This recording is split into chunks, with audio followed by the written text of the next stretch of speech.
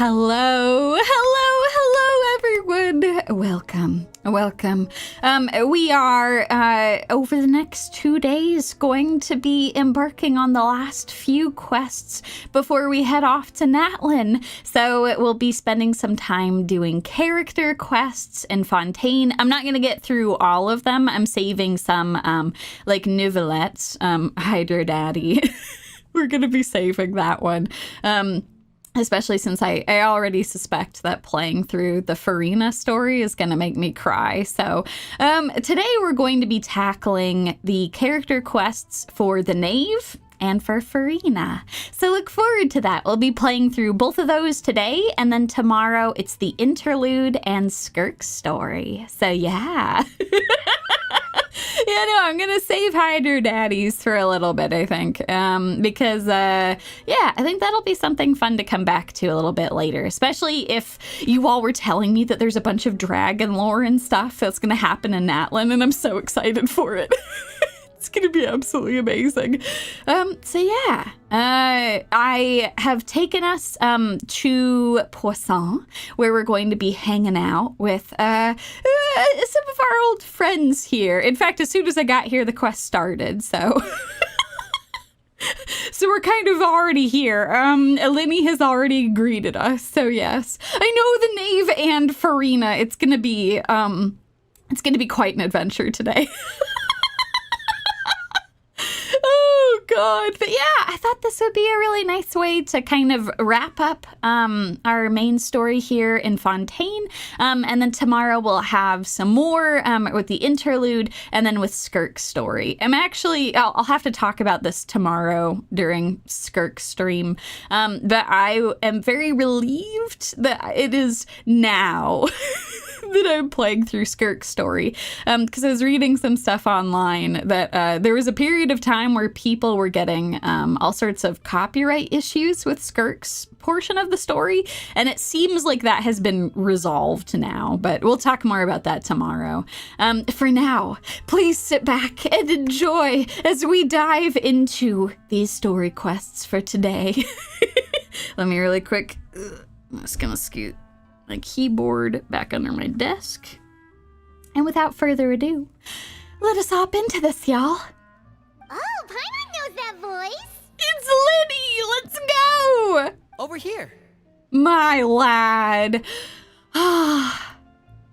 Good to see you. It's been too long. To borrow one of the more popular turns of phrase at the moment, this appears to be quite the fated reunion. Running into you two out of the blue like this has really made my day.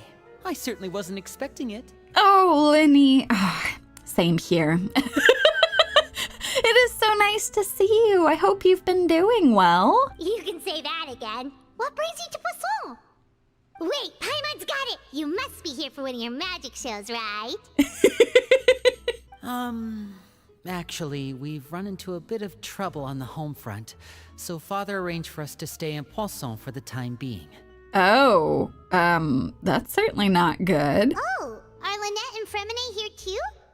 Yep, along with most of the other members of the House of the Hearth. You may have noticed Poisson seems a bit more crowded than usual. Yeah, it's almost I don't know, it's nice. I'm glad that you folks have been getting along so well. So you're saying nearly the entire organization has moved to Poisson? Sounds like you've run into way more than just a bit of trouble. What's really going on? Well...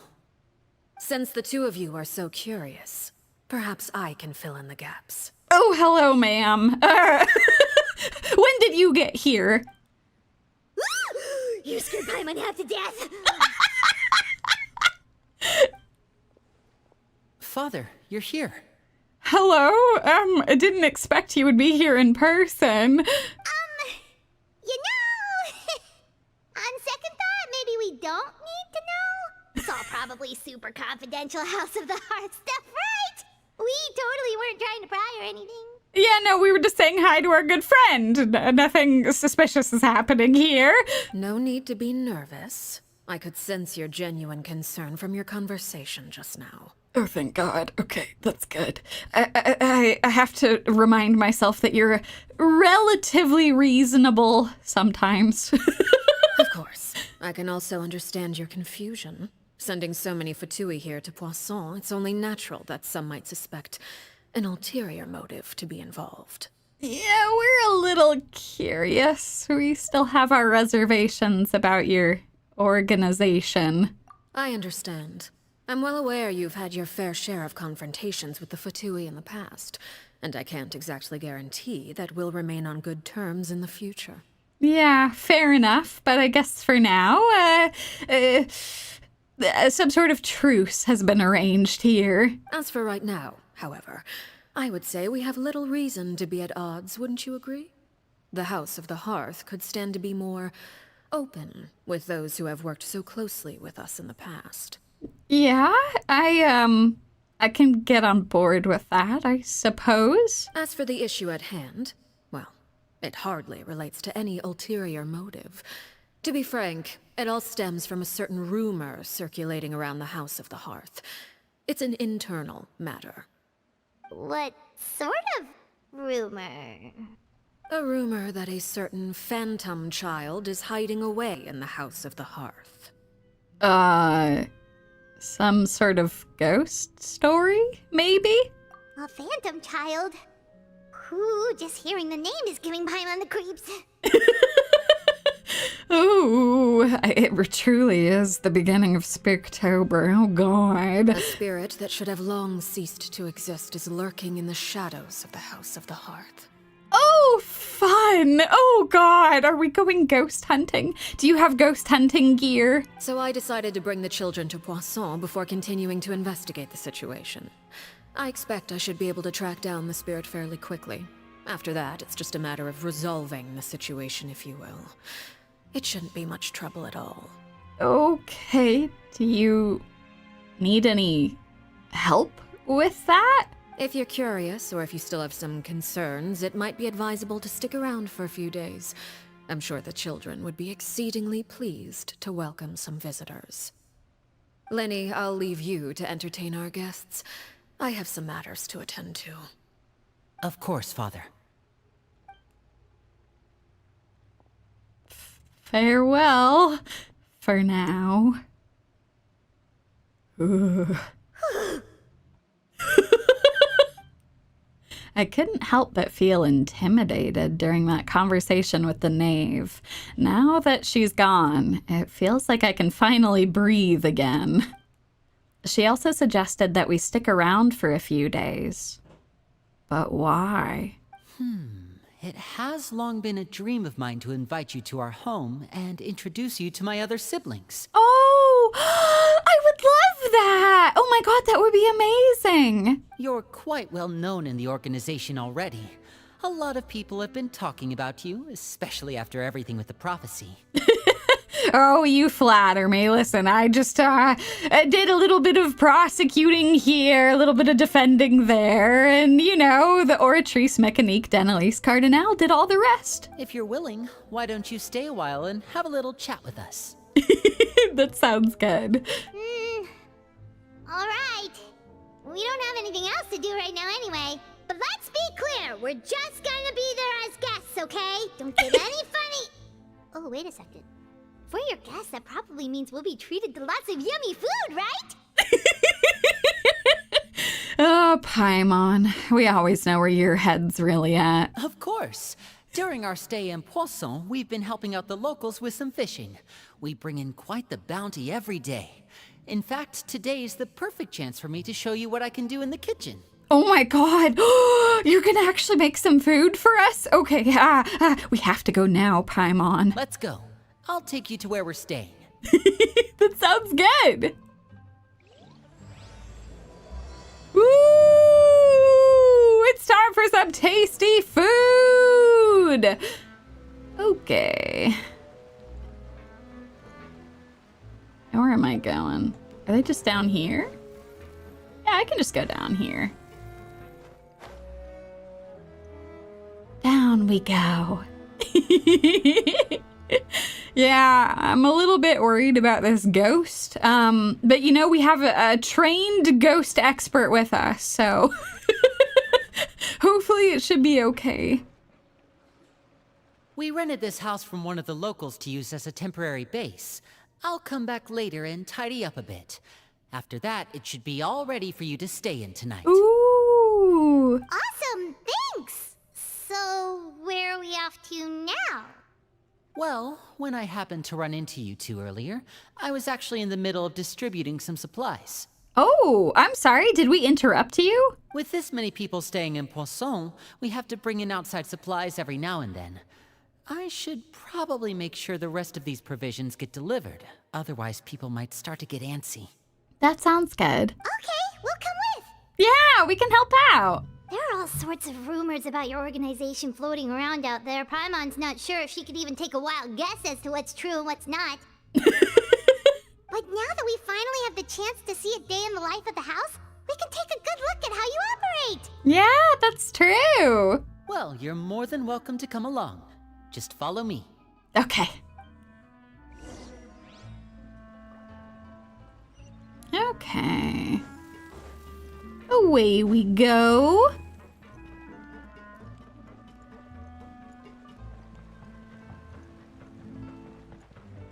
Oh, yeah, no, we do need all of our ghost experts here.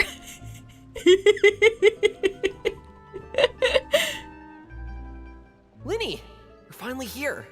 The supplies. I'm assuming you've... Brought them with me? Yep, here you go.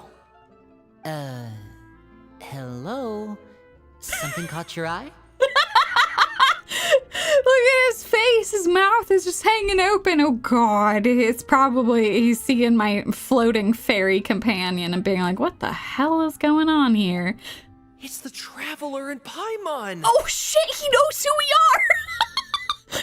Oh, God. A fan? No Ooh. way! Come here, everyone! Hurry! The Traveler and Paimon are here! Oh my God! So many of you. Time, please, don't crowd around them all at once. We don't want to scare off our guests now, do we? Oh, it's alright! Gotta say, Paimon didn't realize we were this famous. Yeah, me either. Of course! Father and Lyney have told us so much about you. Oh. Father told us about how you helped Lyney. According to her, you're a trustworthy friend. And as far as she's concerned, that's pretty much the highest compliment we've ever heard her give. As you can imagine, everyone's been very curious about you. Oh my God. That's extremely high praise. Oh my God, that's true. We defended Lyney and Lynette in court. We helped solve all of these various crises and criminal, all kinds of crazy trials. I heard the Traveler is so strong that she can move a mountain with her bare hands. Well, I don't know if I can move a mountain, but you know, I've been around swinging my sword, doing all kinds of cool magic shit. I heard Paimon eats so much that she can clean out the entire pantry at Hotel de Boer in just 3 days. That is true. Oh, that is 100% true. Wherever you heard that from, that's a very reliable source. Wait a second! That's the rumor you heard about Paimon? Oh, not cool at all! Mine's also a bit of a stretch. Yours is pretty accurate, though. Oh, wait. When guests visit, you're supposed to give them gifts and stuff, right? Oh, you don't have to give me anything. Oh, we don't need something like that. Besides, we don't have anything to give to you. Exactly. Come on, we insist. I can give you some of my new potions. Just pick your poison. And by that, I mean medicine or actual poison. I've got both.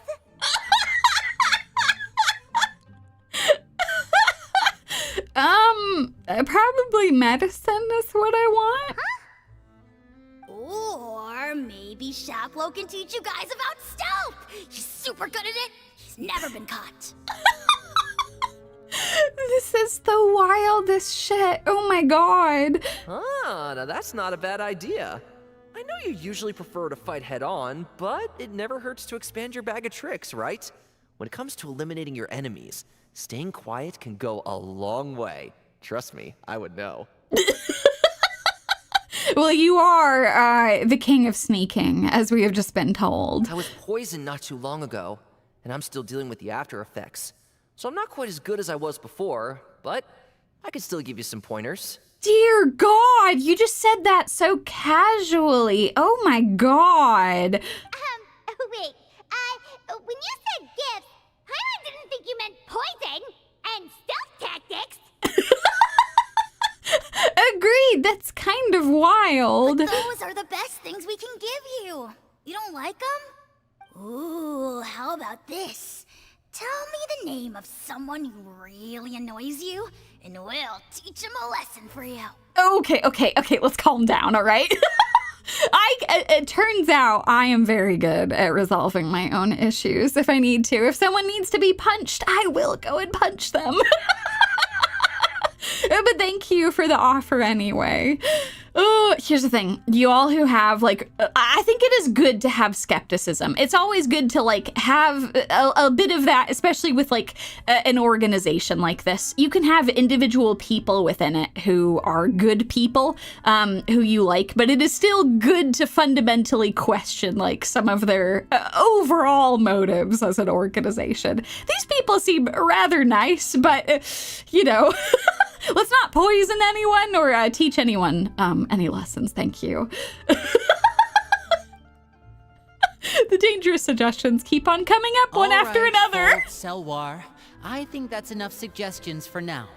When it comes to being a good host, it's the thought that counts. Yes, no, thank you, but also I think we're okay. You don't need a physical gift to make our guests happy. In fact, pestering them with suggestion after suggestion might make them more annoyed than anything. I would say your enthusiasm has certainly gotten across. Yes, thank you. No poisons for me, though, thank you. She is just like Mau Mau. She's like, oh, I even tested them myself. Do you want to see? No, I'm good, small child. Thank you. Really? Absolutely. We definitely feel the love. You all have been very kind. Awesome! It's been so long since we have had guests to play with. If there's anything you need, just let us know. Yeah, especially if it's poison or something. I got all sorts of potions for that.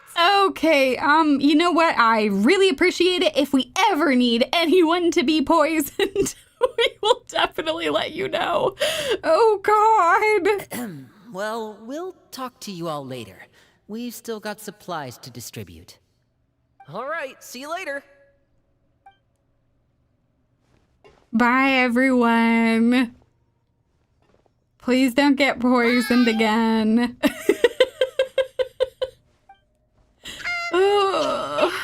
Lyney, about all that poison and stealth tactics talk just now. Yeah, some of those kids were pretty young. This is kind of wild.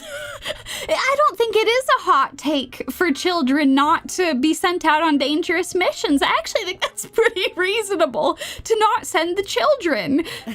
Scared you, did it? That kind of talk comes with being part of the House of the Hearth. Good grief. When Foltz was really young, he strangled all of his family pets, just out of curiosity. He was labeled a dangerous problem child and was abandoned by his family. I'm never looking at that child the same again. Oh, dear God. Elwar has an unnatural obsession with potions. Father has forbidden her from trying all the different concoctions she comes up with, but she still tries to test them in secret. You really have to keep an eye on that one. Oh, dear God. Oh, my opinions of these people has so dramatically changed. Oh, God! They're terrifying! Chapleau is around my age. While I'm mainly responsible for collecting intelligence, he handles surveillance.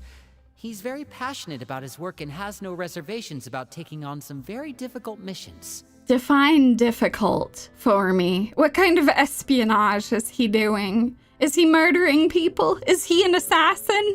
I guess we're really on the front lines here. I let my guard down too low because I'm like, oh, they're all so friendly, you know? There's plenty of good eggs. And here's the thing, I still do appreciate Lyney and Lynette and our wonderful Fremine, but like they are fundamentally working for a very messed up organization. Yeah, what is his kill count? I know you two probably aren't used to that kind of talk, but I can promise you they only had the best of intentions. Things like stealth tactics and developing different poisons, they really mean a lot to them. They were just trying to share the best of what they could offer, that's all.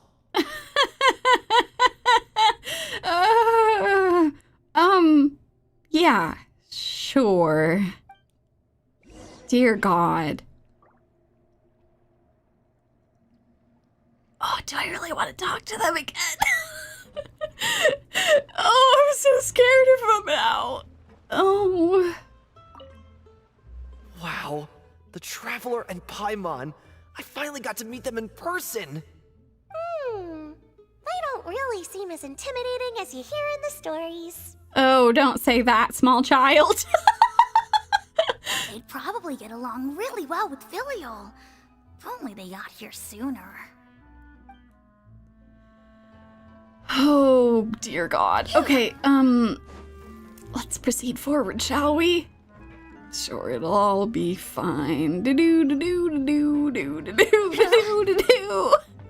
Oh, God. Please be kind to your pets, everyone.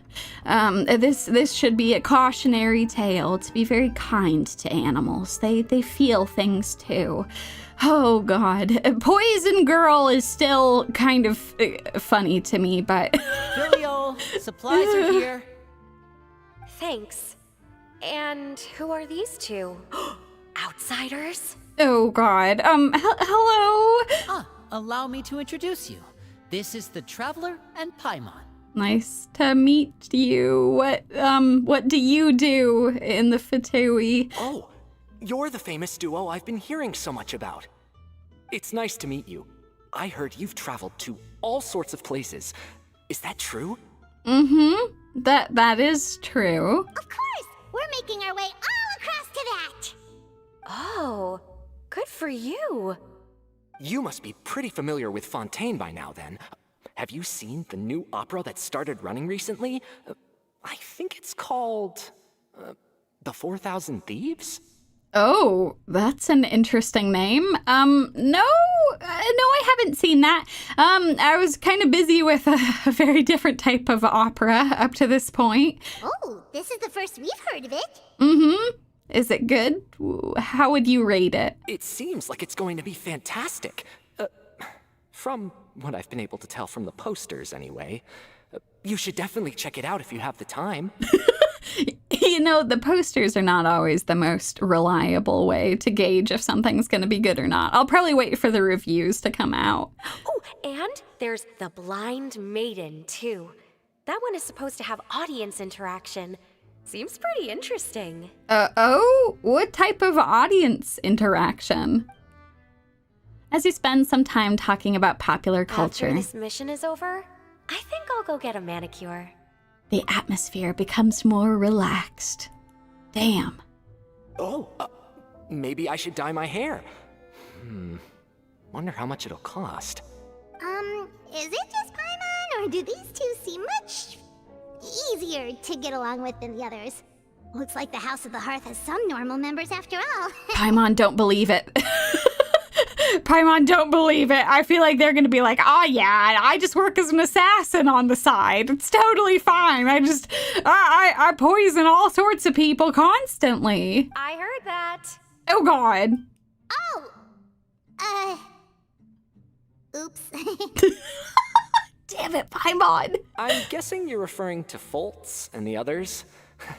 Yeah, we're definitely not all like them. I bet those crazies are practically foaming at the mouth right now. I'm sure they just can't wait to get back to Snezhnaya to carry out the plan. The plan? That's enough, Filial. Hey, Filial, you could talk to me later. You can talk to me later. Tell me about what the plan is. Don't talk about family members behind their back, right? Whatever. Let's go. Guess this is goodbye then. If you ever have some time, we should go see the opera together. You know what? The two of you seem pretty swell. I could take you up on that. Just, if it turns out that you murder a bunch of people on the side, we might need to have a talk at that point. Klee would fit in. Oh no. Klee is just a walking disaster. At least, I don't know, her moral compass seems to be in the right spot. It's not to say that some of these people's moral compasses are completely screwed up, but you know, it's just, the things that get blown up aren't always... Well, actually, is that even true? Klee does just kind of blow stuff up, doesn't she? Oh, God! Oh. Well, that's it for the supplies. We should probably head back as well. Okay, that sounds good. This has been, enlightening, shall we say.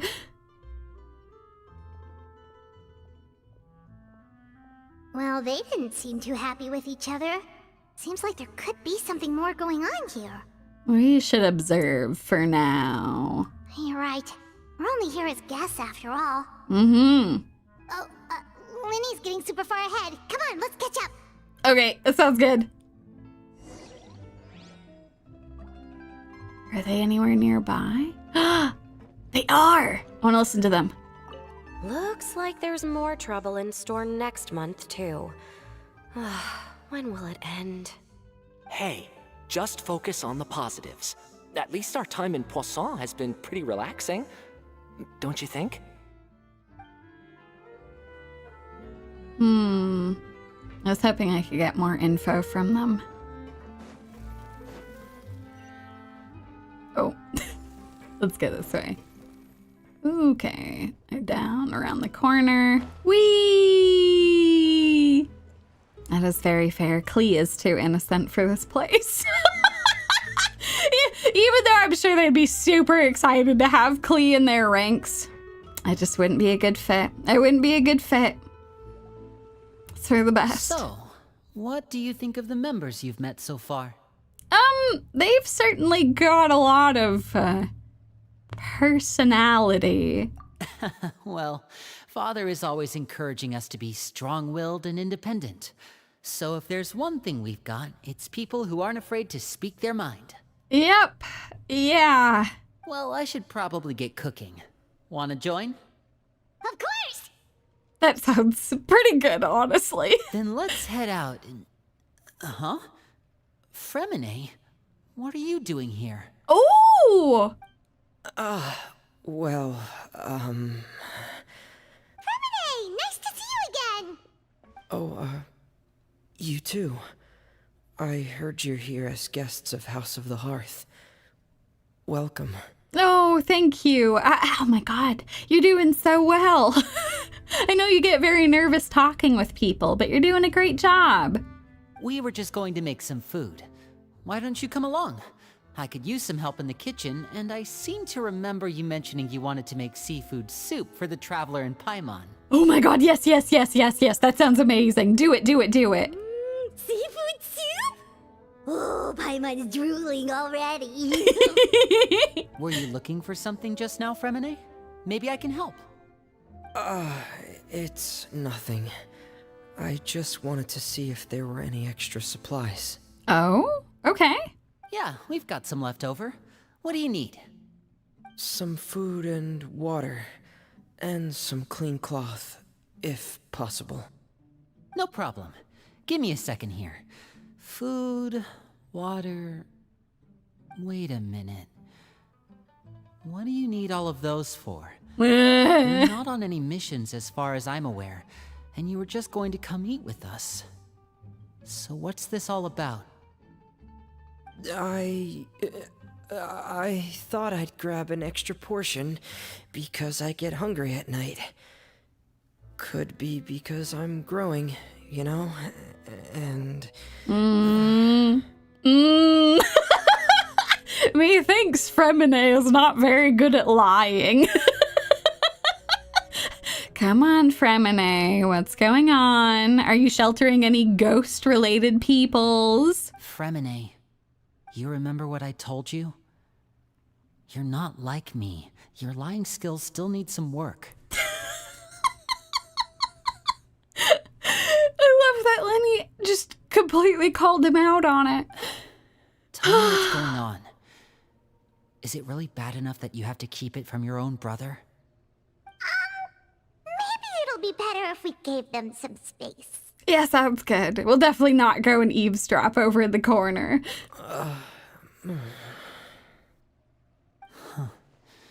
This is the first time I've seen that kind of look on your face.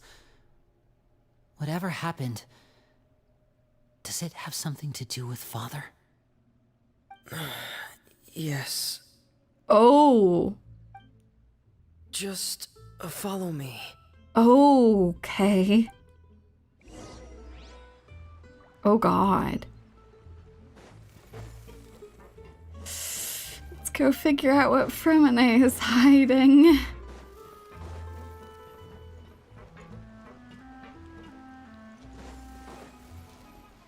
Oh. You're back! Oh, and you've brought some friends with you this time. Oh? Hello, my name's Lyney. I grew up in the House of the Hearth. And you are? Hi, Lyney. I'm also a child of the House of the Hearth, just like you. Oh? You can call me Clairvy. Clairvy? It's nice to meet you. Nice to meet you too. Does that name ring any bells, Lyney? No, not at all. That's not a name we have on our roster, I'm sure of it. What I'm not sure of, though, is how she managed to sneak in. She must be the phantom child Father's been searching for. From the looks of it, I'm guessing you were the one that found her, Fremine.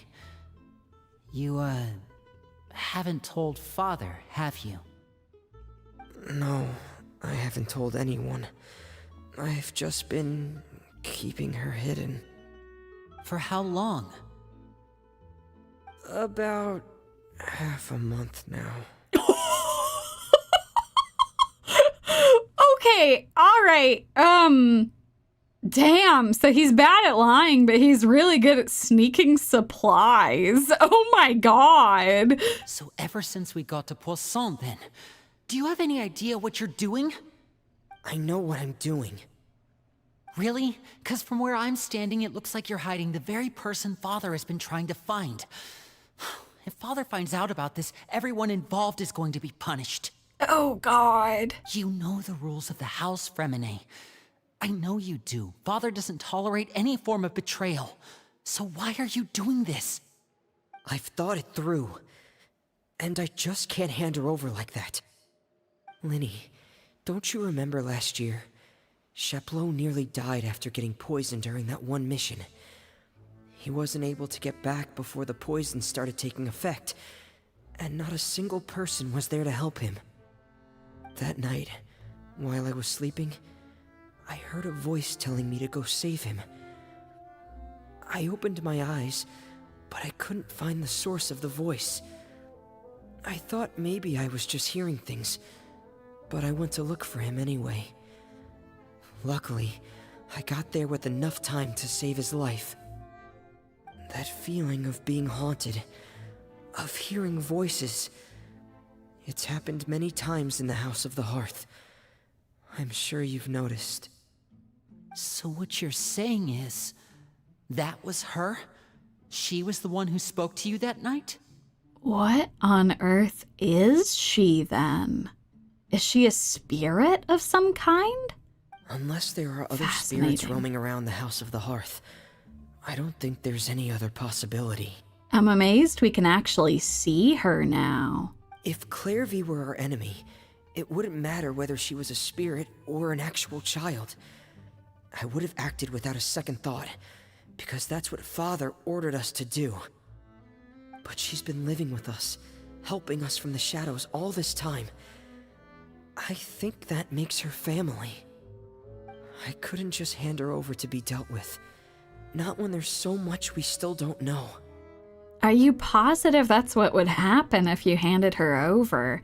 Because if that's the case, then yeah, this is pretty reasonable, but do we even know why the Knave wants her? So what's your plan then? You can't keep her here forever. Someone is bound to find out eventually. I haven't thought that far yet. I don't want to disobey an order from Father, but I also don't want to put Clairvy in danger. Come with me. There are a couple things I'd like to say to you in private. Oh, Jesus. Lyney is going full older brother mode. He's like, oh, okay, we'll figure this out. Come with me. Oh my god. I guess that just leaves us with Clairvy. Those two sure care a lot about each other. Yeah. Well, they got a funny way of showing it.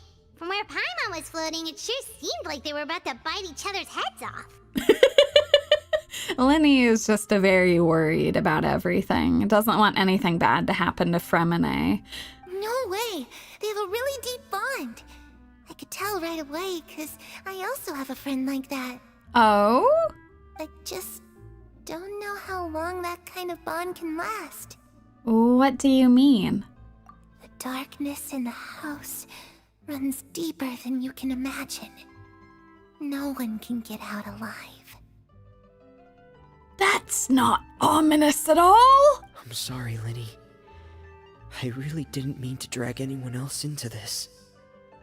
Oh, really? You didn't mean to? 'Cause I, for one, wish you did. Oh, good God. Huh? What do you mean? You know, when we were younger, you didn't call me Lyney. You called me brother, just like Lynette. Oh. We grew up together, the three of us. We were all orphans, all rescued by Father. Of all the siblings in the House of the Hearth, I think our bond was the closest. Later on, when you started calling me Lyney, I wasn't actually surprised. After all, Lynette and I are related by blood. We've had to depend on each other to survive long before we joined the house. Lyney, The darkest and most difficult moments of my life happened before you and I had ever met. I'm sure that's true for you as well. Even so, Fremine, we've stood by each other for all these years now, and to me, that means more than blood. Oh. You and Lynette are the most important people in my life. No one can replace you. So I won't let you face anything alone. Not if I can help it. Oh, looks like things are getting kind of heated between Lyney and Fremine. Maybe we should go check on them. Oh, it's raining. I should put my clothes away. Oh, are you drying some clothes? Oh. Oh, God. Perry? Huh. Looks like she's not here either. What is happening with this spirit child? It's time to eat. Oh. Okay, we'll come back, Clairvy. Hey, you two! Hope we aren't interrupting anything. Like a fight, or... Oh, wait a minute, Fremine. You're not crying, are you? Is everything all right? Oh. everything's fine. Thanks for asking. Well, we're all friends here, right? We've been through so much together, so if there's anything we can do to help, just say the word. It's just a small family dispute. It's not something our guests should trouble themselves with. In fact, it might be better if your stay ended here. Lyney. Sometimes having guests around can come in handy. What are you getting at, Traveler? When guests are around, families are often on their best behavior. And any disputes are less likely to escalate. That's what you're trying to say, isn't it? Exactly. I think it'll be better if we stick around. If anything is going to go down with the strange spirit child, I think it's best if I'm here for it. I just... Thank you. I was really hoping to keep you out of it. But even if I could think of some other reason to turn you away, I'm not sure I could convince you. I know things could turn dangerous, so I promise you this. From now on, I'll protect you like my life depends on it. Oh, Lyney! Oh, God. That is very kind of you, but you know that I would do the same. You know that I've got all of your backs. I don't want to, like, toot my own horn too much, but I do feel like I am probably the strongest combatant gathered here, so... If you need anything, I've got you. Me too. Oh! Well, back to the matter at hand then. If we don't plan on handing Clairvy over to Father, then our only other option is to solve the mystery of her identity before Father is able to track her down. That sounds good to me. That means finding out where she came from and what she's doing here. Then we can send her on her merry way and pretend like none of this ever happened. I've tried that already. Oh, yeah, it's true. It's been a couple weeks. And? And... nothing. I tried taking her somewhere really far away, but... after some time, she just reappeared. Oh, God. She even came with us all the way to Poisson. It seems like wherever the house is, she follows. I don't know much about spirits. Do you two have any ideas? Let's see here. Paimon remembers hearing something like, if you fulfill a spirit's last wish before they die, they'll let go of whatever's keeping them here and return to the ley lines. Yeah, I mean, that seems pretty logical to me. Oh, it's just that Paimon doesn't really remember where she heard that, so it's not guaranteed to work or anything.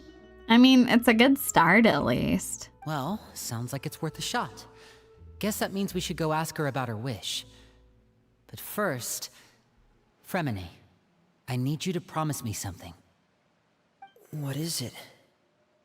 I need you to promise me that this will stay between the two of us. We're the masterminds behind this whole thing. No one else gets involved. Can you do that for me? Of course. I promise. Oh. All right. Then let's seal the promise just like when we were kids. Fist bump on 3. Ready?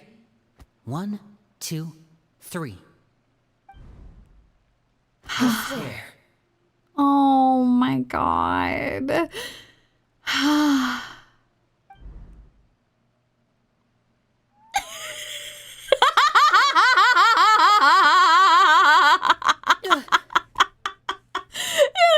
Extra hand there. I was gonna say that didn't look like my hand.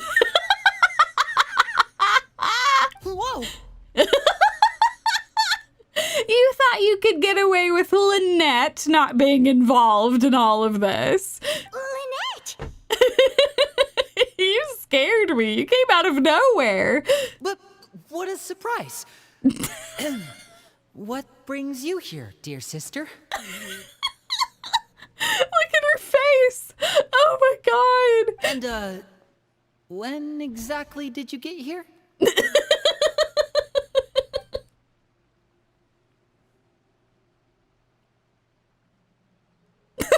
You're an idiot, brother. Oh God. And you too, Fremine. I think she heard Three, the whole Trevor. thing. Oh You God. 4, Paimon. No, but I didn't agree to conspire against anybody. Wait, what did we do? We were just here. We were observers. I've seen Clairvy around the House of the Hearth before.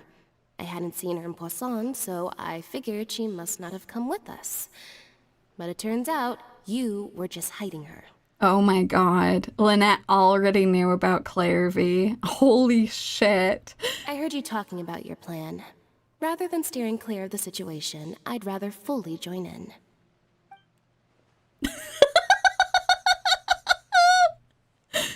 If you don't agree, I'll have no choice but to report everything back to Father. Simple as that. Well, guess she's kind of got our hands tied. All right, well. You're not giving us much wiggle room here, Lynette. Well, I guess we're all in this together then. After we talk to Clairvy, we'll figure out our next move. The whole gang's together now. Let's do this. There's no time to lose. Let's go. Oh, God. I do love their little family. This trio. God damn. Okay, Clairvy. I'm full. Thank you for bringing me this food, you guys. You're very welcome, spirit child. She said she's full, but the food doesn't look like it's even been touched. Oh, Paimon, she's a spirit. She can't actually eat. That's right. Based on what I've been able to observe, it doesn't seem like Clairvy can interact with the physical world at all. Still, when she's presented with food, she'll always linger around it for a good little while. Maybe, in her mind, she really is eating those things. Oh. Does she know that she has already passed away? I've tried to ask her, but she didn't answer. My guess is that she's just as confused as we are. Or maybe she couldn't understand the question at all. Clairvy, if you've got some time, I'd like to ask you a few questions. Sure. Oh, another new friend. Hi, I'm Clairvy. Oh. Hello. Why is Lynette the best? Clairvy, how did you join the House of the Hearth? Huh? Isn't it the same for everybody? The Knave brings you here and then you can't leave. Oh, God. It's pretty accurate. It's just that your name, it's not on the roster. And I've never seen you before. The roster? Oh, I get it now. I think there might be some things you don't know about this place. The people in charge, they're not as nice as they look. They say they keep a roster, but it's not complete. There are a lot of people who aren't on it, and never will be. Wait. Clairvy, were you never on the roster? In this house, some people are family, and other people are just test subjects. Those kinds of people aren't ever going to get a place on the roster, unless it's the roster of people who've been executed. Oh, dear God. Wait, does that mean the Knave... She... Is there anyone that can vouch for you? Perry. She's my best friend. She's the only one I trust in this place. Have either of you heard of that name before? No. Me neither. Oh, God, this is looking worse and worse by the minute. Clairvy, Perry. Neither of those names are on the roster. But it seems like she's telling the truth. Either that, or this kid's already got a bag of tricks bigger than mine. Maybe we should try a different approach. Clairvy, do you have a wish? A wish? It can be anything you want. Just imagine. It's your birthday, you're blowing out the candles, and your wish is...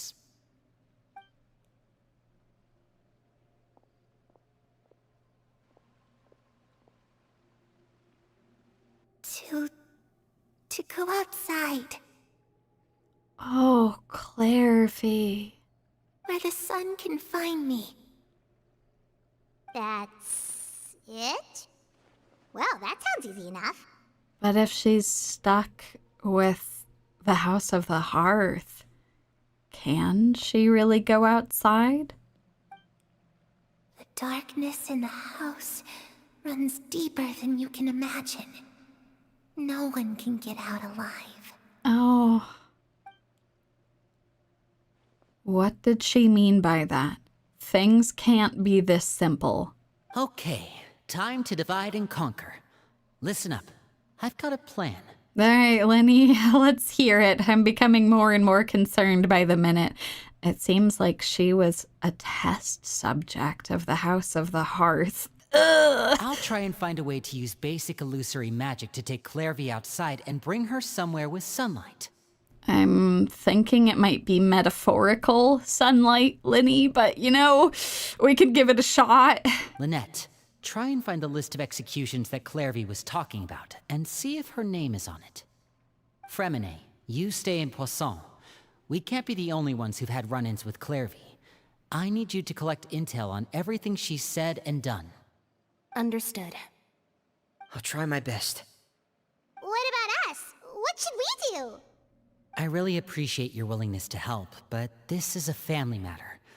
I don't want to drag you in too deep. It's too risky. Let me think. Since Father considers you to be guests, maybe you could stick by her side for a little while. You don't need to do anything except keep up some nice, casual conversation. I can do that. I can make sure that no one does anything weird, like trying to exercise her or whatever. Ah, Paimon gets it. You want us to distract her. How should we contact you? I'll give you a magic bird. If Father suspects something, all you need to do is release it when she's not looking, and it'll alert me that something's wrong. Oh, wait. Oh, God. Wait. I'm sorry. I misunderstood. You want me to go hang out with the Knave? You want me to go hang out with the Knave? Oh, God. I thought I got to hang out with the ghost girl. Of course, that's only as a last resort. If Father doesn't seem to notice us, there's no need to make contact. We'll reconvene here tonight after all's said and done. Oh, I am the scariest part of this mission. If the worst case scenario happens and we're discovered, just tell Father everything. We're not going to let our guests get punished for our own actions. That's where we draw the line. Lyney, be careful. You too. Okay, this is where we part. Father should be at the beach nearby. Bye, everyone. Be safe, please. I really hope this goes well. No, it has to go well. That's the only way this can get resolved. Oh, God. Clairvy, I'd like to take you somewhere. Is that okay with you? Sure. Where are we going? Gonna try to go outside. Oh, God. Okay, let's go outside to the beach. Yeah, it's gonna be easy. It's gonna be fine. Okay, I'm gonna go fly down from here. Fly down from the mountaintop. Have a nice view while we're going down. Whee! Oh, God. Okay, gotta act natural. Can't be looking scared. With the wind. It's just gonna be fine. It's all gonna be fine. Fine, just fine. Just gonna go hang out with the Knave. It's all gonna be all right. I see her there. Oh my God, is that child? I'll land right on top of him. No! It's the Knave and child. What the hell are you doing here? Did you get your vision back? Thank you for your help. Sorry for laughing when you got yeeted, I guess. Am I really that sorry? That's true. A weird-looking squid would be. With a mustache, too, would be good. Then we could... Ah, man, if only I could get the mustache to work on my own model. I'm still working on that. I want to have a matching mustache with Paimon. Hey, aren't you supposed to be in Snezhnaya recuperating? What are you still doing in Fontaine? Oh, it's you two. I didn't expect to run into you here.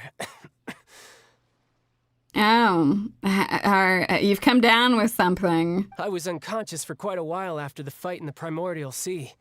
After I woke up, I realized I was being taken back to Snezhnaya, and well... Did you run away? I couldn't have that now, could I? Not when I've still got unfinished business here in Fontaine. Oh my god. So, I mustered up all my strength and made the journey back on my own. You are insane. They were transporting you back to recuperate, and now you're here. Don't mind me, I'm just gonna cough up blood here in the corner. I'm fine. Good grief. What sort of unfinished business are we talking here? It has to do with Skirk, my master. I really wanted to meet up with her, but by the time I got back, she had already left. Oh, well, yeah, she did kind of seem like she was in a hurry. I don't know, I'm definitely not planning on seeing her tomorrow or anything. I still have so many questions for her. Without any other leads, all I could do was ask the Knave to help me track her down. She must have left behind some traces from her time in Fontaine. Oh, okay, so have you found any clues? Unfortunately, no. While the House of the Hearth is adept at collecting all manner of intelligence, certain existences can still manage to escape our purview. I see. That's an amazing name. We'll say hi to her tomorrow for you, tartar sauce.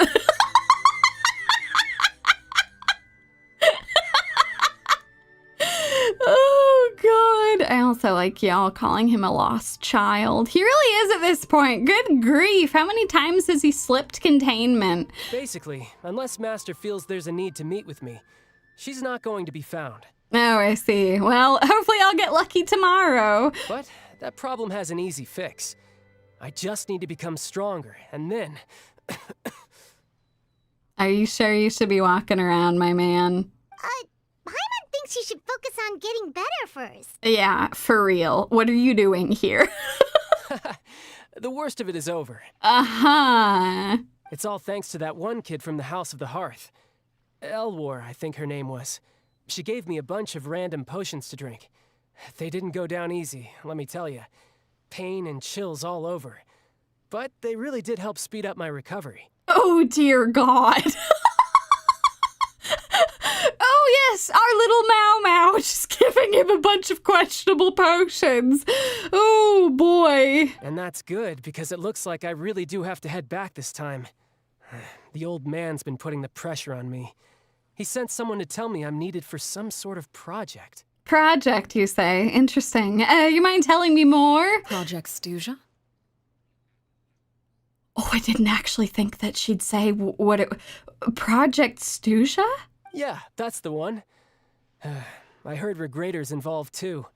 I'm not looking forward to having to listen to all his monologuing, that's for sure. Hey, maybe you could think of a way for me to stay in Fontaine for a little longer. That might be asking a bit much. Helping Lyney and the others brush up on their fighting skills would be far more interesting. If you and I could spar, that would be even better. I've been waiting for a chance to see you go all out. Oh my God, child, you were coughing up blood in a corner. Let's not fight the Knave. And what a sweet little daydream that is. But I also have a role to play in all this. I'll be leaving Fontaine shortly as well.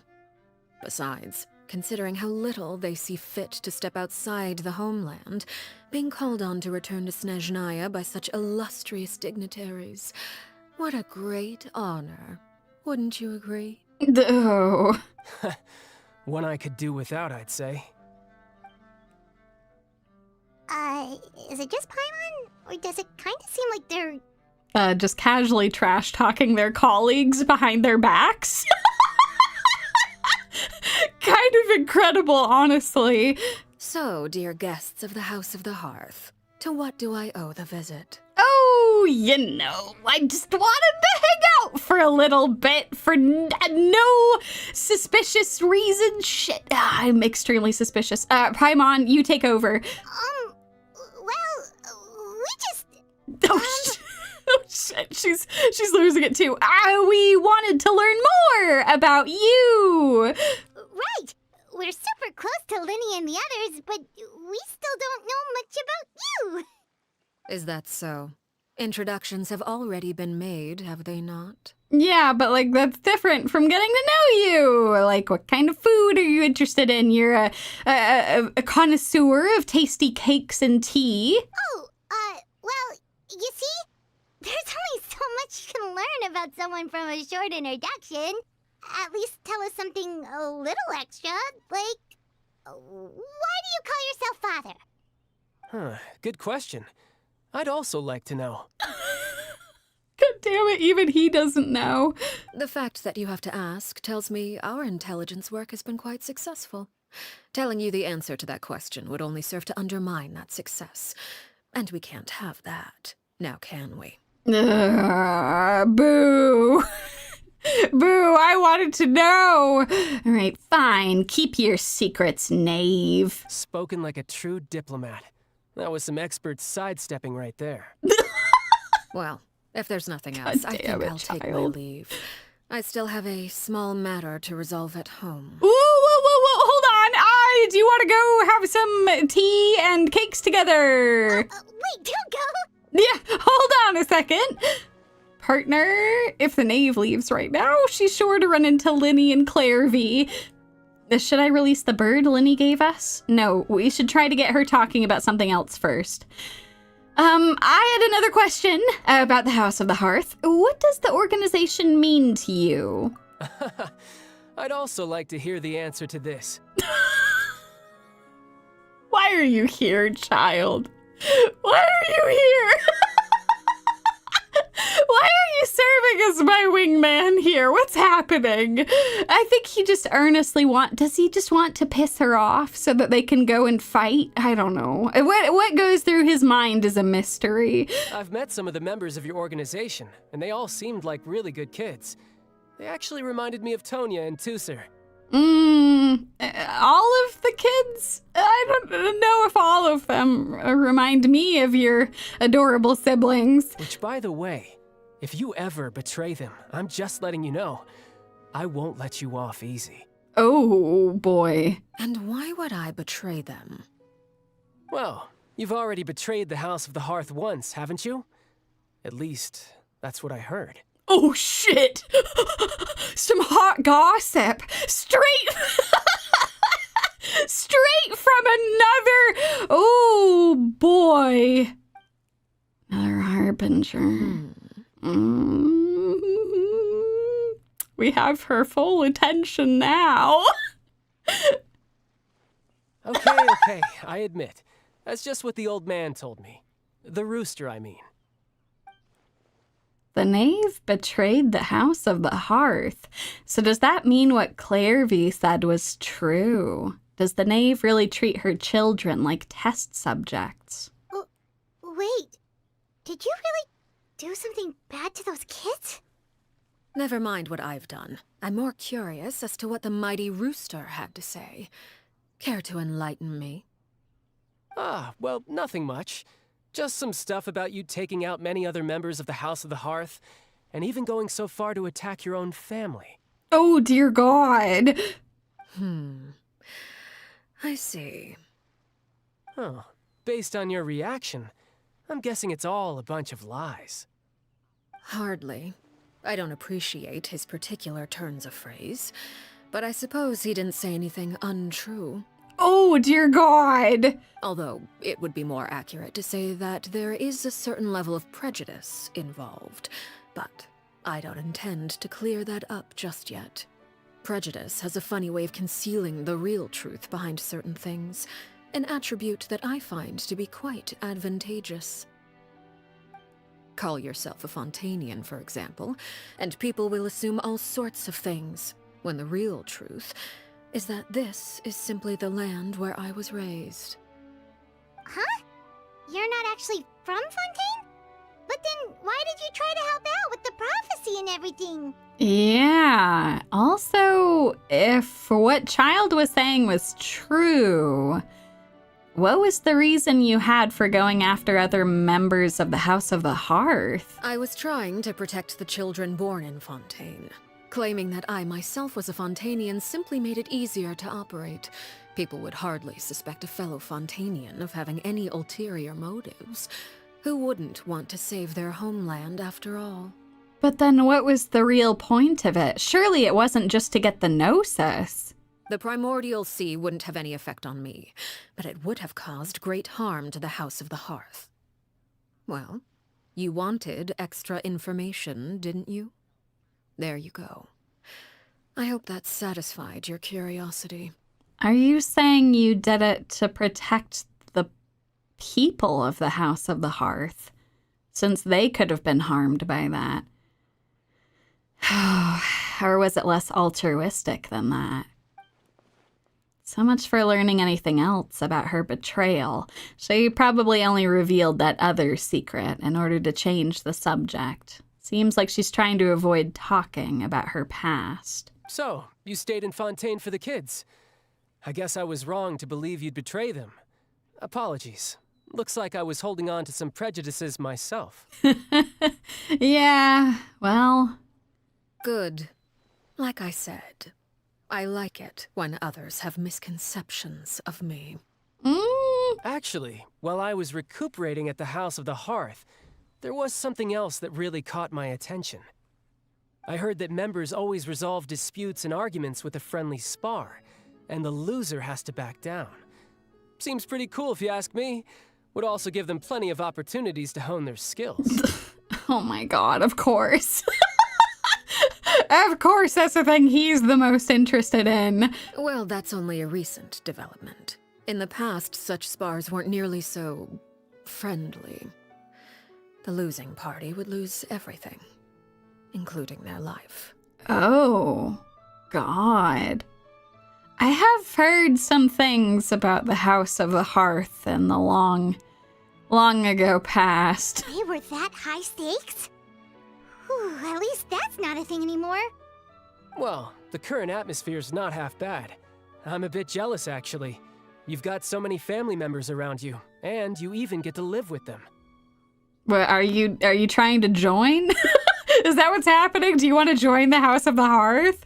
Having a lot of family around means dealing with a considerable amount of bickering and scheming. Once Tonya and Tusser enter their rebellious phase, I'm sure you'll understand. Just imagine. Tusser becomes obsessed with plucking out strands from the rooster's mustache, or Tonya decides to dye her hair 42 different colors. He's shell-shocked. Yeah, they're very adorable now. They'll still be adorable as they grow up, but you know, they'll undergo some rebellious phases. Okay. I get the picture. Child begins to share story after story about his siblings. It's the type of conversation that would usually leave you falling asleep, but you find yourself grateful to Child for buying you some more time. Oh, God, I guess that's fair. He was dropped into the abyss as a teen, and now he just wants to punch just all the time. Hold on, let me play this again. Well, would you look at the time? I should probably get going. Traveler, Paimon, I'm not sure where our paths will cross next, but the next time we run into each other, we should definitely try and find some time to spar. Okay, we'll see about that. Why don't you stop dying in front of me and please go back to Snezhnaya? Again, maybe this is a conversation we can have when you look less like you're gonna keel over. Yeah, what Paimon said. All right. Well, thanks for everything, Arlecchino. I was mispronouncing that. I was thinking about that a lot because the way that her name is spelled, it's kind of like zucchini. Zucchini has 2 C's in there. Arlecchino. No thanks necessary. You also played a part in obtaining the Gnosis. I would say we can call ourselves even. I like the sound of that. Well, I'm off. See you all some other time. All right, see you, Child. Don't let the door hit you on the way out. We should probably get going too. Do you want to head back with us? Oh? You want me to leave so soon? What? no! Why would we want to do that? Oh, well, you see, We're so bad at this, Paimon. I'm rather enjoying the evening breeze. If you don't mind, I think I'll stick around for a bit. I have some things to think about. Okay. Oh, God. Is that good for us if she stays here? I don't know. Arlecchino. Indeed. Apologies for not attending to you like a proper host. Please forgive this slight. I do hope you'll have a pleasant stay. Thank you, I think. Oh. we managed to keep her distracted until nightfall. Good thing Child was there to keep the conversation going. You don't think she suspected anything, do you?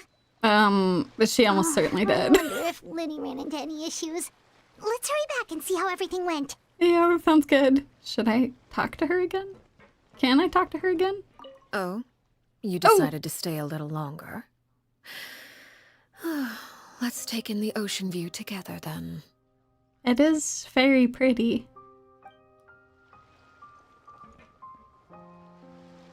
Oh, this music, too. Okay, I don't want to disturb you anymore, so, I'm going to leave now. Admire the beautiful scenery from here. Okay. Back to Poisson we go. Huh? Go! Phew! Actually, I think it'd be faster if I just went this way. Oh, hi, cat! Hello. Hello, friend. I must get going to... No, I think I'll stay. Yes, indeed. Oh, God. Oh, good. They're all gathered around. Wait, is that good? I hope that's good. Lyney, how did everything go? Well, long story short, we ran into a small issue. Clairvy can't go into the sunlight. Wait, what do you mean? Everything was fine at first. She followed me up to the surface just like I told her. But as I led her out of the shadows and into the sunlight, she vanished. Oh, that's not good. I turned around and there she was, standing at the edge of the shadows, silently watching me. Huh. Maybe she's afraid of sunlight, or... No, it wouldn't be her wish if that were the case. It's almost like she's cursed somehow. Well, we could always try pushing her into it. Well, it is a valiant idea, Paimon. I'm not really sure pushing will work on a non-corporeal being. Oh, true. I've pretty much tried it all already. Nothing worked. Eventually, the sun went down, so all I could do was bring her back here. How did it go with you, Lynette? Good. I've got the list. It's Oh. right here. Nice. Really? Well, what are we waiting for? Let's take a look. Oh boy. Okay. Oh, that's a lot of pages. Oh, it's gonna take forever to get through it all. We can each take a section. Here. Okay, let's do this. La Pouillade, L'Endroit, Chambel, Horaire. Horaire, L'Endroit, La Poyade, Jambel. Okay. Oh, yikes. That Horaire guy has a huge scar on his face. He's kinda giving Paimon the creeps. You know, I wouldn't necessarily judge someone by having a gigantic scar. I'm more concerned about how many people are in this booklet. Ah, I've met him before. The scar is from an injury he received during a mission. I still remember him joking with me about it. He said any future lover would take one look at him and then lose all interest. Oh. Did he say anything else? Well, I asked if there was someone he was interested in. He said no, and that's where our conversation ended. It was only later that I learned he really did have someone he liked. He risked everything to escape so he could be with her, but it didn't work. One day, Father asked to see him, and, well, I never saw him again after that. Oh, God. Wait, so that means the Knave, she... It may seem cruel, but it's just one of the rules of the house. Betrayal is not to be taken lightly. We know too many secrets to come and go as we please. So, if you do try to leave, you pay with your life. Oh, God. A solemn atmosphere descends over the group. Her name's... As you look through the list of names. However, Clairvy's name does not seem to be among them. Her name's not here, huh? Well, that's not too surprising. It doesn't seem like this list is complete. It only contains records dating back around 5 years. Let's shift our attention then. Fremine, were you able to find anything out? Fremine. Sorry. I was thinking about something. Oh? Yeah, that's kind of terrifying. This is only the last 5 years. I managed to talk to quite a few people, but I couldn't help but notice that the atmosphere in the house was a little... strange. Strange. Yeah, I mean, I know there have been arguments in the past, times when people haven't gotten along. Pauleau and Filial are a good example of that. Oh, those are two of the people that we met while delivering supplies. Paimon can see how they might not get along. They had very different vibes, and their, interests seem to be pretty different as well. Yeah, to put it mildly. That's to be expected, actually. Father brought us all here, shared her knowledge with us, taught us how to fight.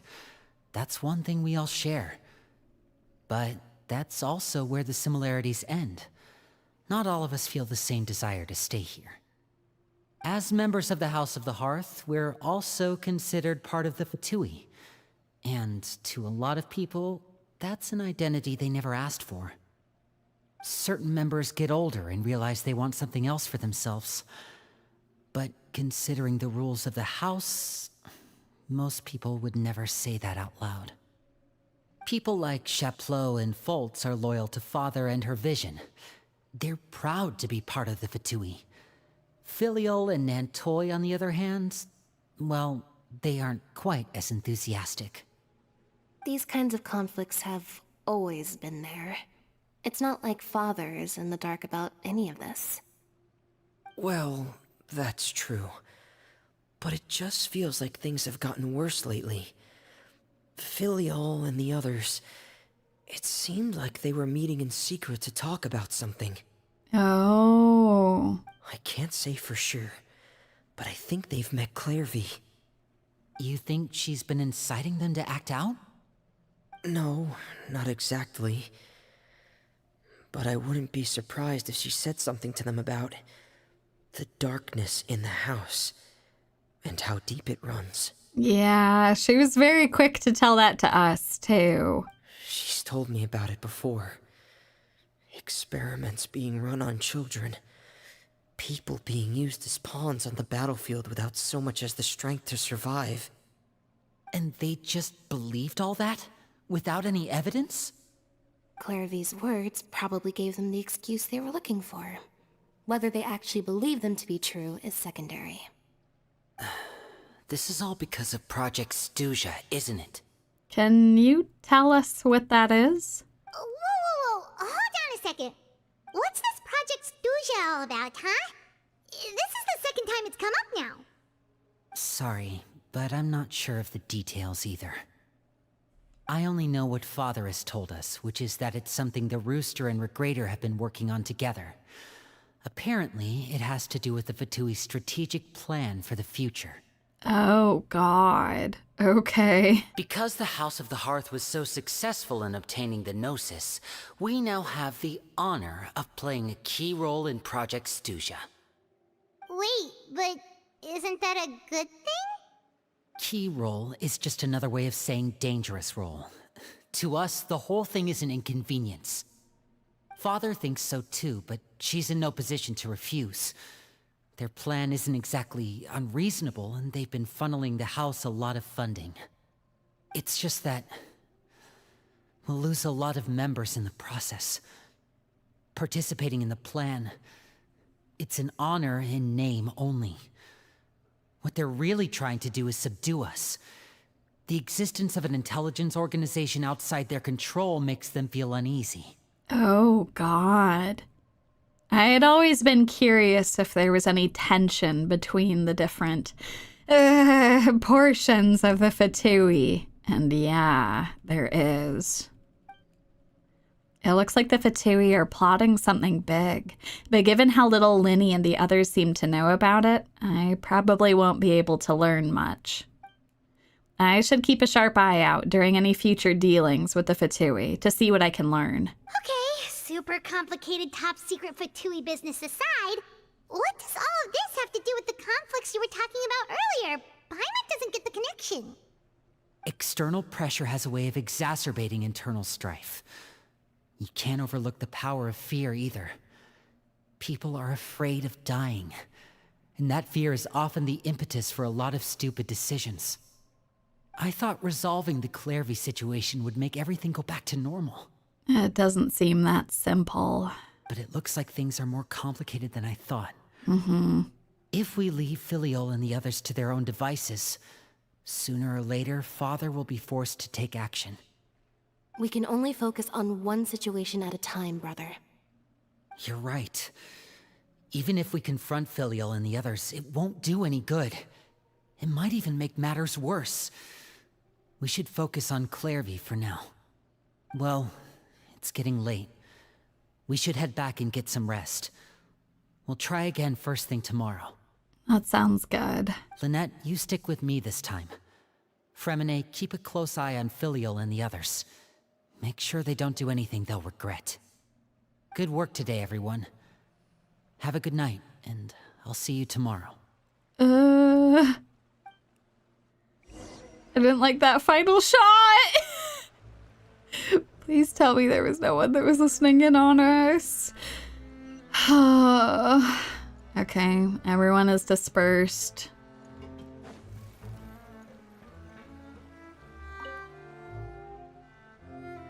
Your mind races with all sorts of thoughts. You try to rest, unsuccessfully. To an early night, but she can't sleep at all. Yeah, no, there's too much to think about, Paimon. Hey, you don't think the Knave will be too angry with Lyney and everyone if she finds out about all this, do you? I really hope not, but I'm very concerned right now. She's even scary when she smiles. If she were to actually get angry... Ooh, you have to protect Paimon if that happens, okay, Traveler? Yeah, don't worry. You can just hide behind me. Trust his effort, Traveler. Look over there. Oh, she's on the move. Clairvy, what's she doing over there? Quick, let's catch up with her before anyone sees. Okay, sounds good.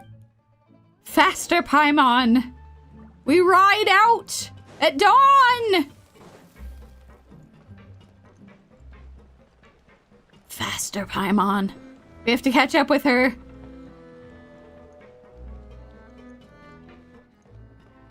What is she up to? Over there. Oh, good doggo. Bye, doggo.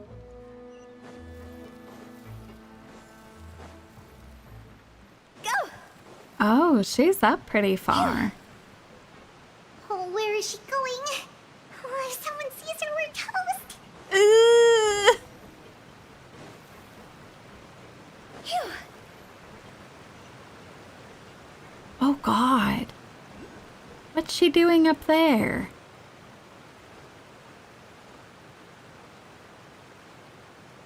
Almost there, almost there, almost there, almost there. She stopped!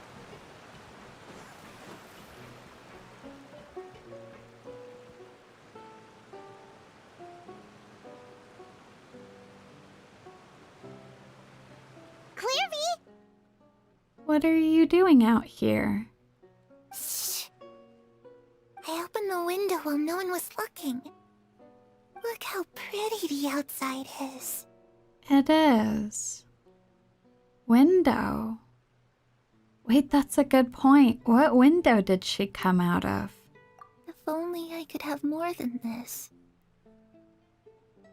You probably think I'm being silly, huh? All this hopeless resisting. It's better to dream of what I could have than try to make it a reality, right? Oh, Clairvy. Please, help us get on the same page here, Clairvy. We need you to tell us what you know. Can you do that? Oh, indeed. We really want to help you. Sure. Although, after you hear all this, I think you might regret that decision. That's for me to decide. Tell me anyway. Everyone in this family is nothing more than a tool. Something to be used and exploited. We're all expendable. Including me. As long as you're useful, you get to stick around. Lose your value, and you're handed over to the doctor, experimented on, and given a fate worse than death. I've seen it happen again and again, and I've had enough. Oh, Clairvy. You're saying the Knave did all that? It's just, that doesn't seem like something she would do. She's scary and all, but it seems like even she has lines she wouldn't cross. I knew you wouldn't believe me. Everyone thinks she's a good person. They all think of her like a real mother. Wait, what did you say? Mother? That's not what she's called. But she doesn't deserve that title. She's disgraced it and tarnished it. And if I had things my way, I'd never see her again. Clairvy? Are we talking about the same person? If only Perry were here, she'd understand. Perry. There's that name again. Yeah. Also, Paimon's getting a strange feeling. It almost feels like she's not really here with us. Paimon can't tell if she's actually talking to us or if she's mistaken us for someone else. I'm not sure either. I'm starting to think she might not even be from this era. She is a spirit. It could be anything. Well, in any case, it seems like she really needs someone to talk to. We should keep her company for a little longer. That sounds good. She looks so young. But it seems like she's been through a lot. Yeah, Paimon. It's getting windy. I should close the window. Ooh, look at the moon. Isn't it pretty? Hey, wanna hear a secret? I heard that if you look up at the night sky in Snezhnaya, you can see the aurora. It's supposed to be super pretty. Even prettier than the moon tonight. Oh, the aurora is very pretty. I'd love to see it. Perry and I promised each other that once we're older, we're gonna go see it together. But I can't find her. I'm worried she's also been... No, that wouldn't happen to her. She's special. Mother likes her a lot. Oh. I should really go talk to Mother, but we just fought. She doesn't want to see me, and I'm too scared to face her. What should I do? Oh, Clairvy.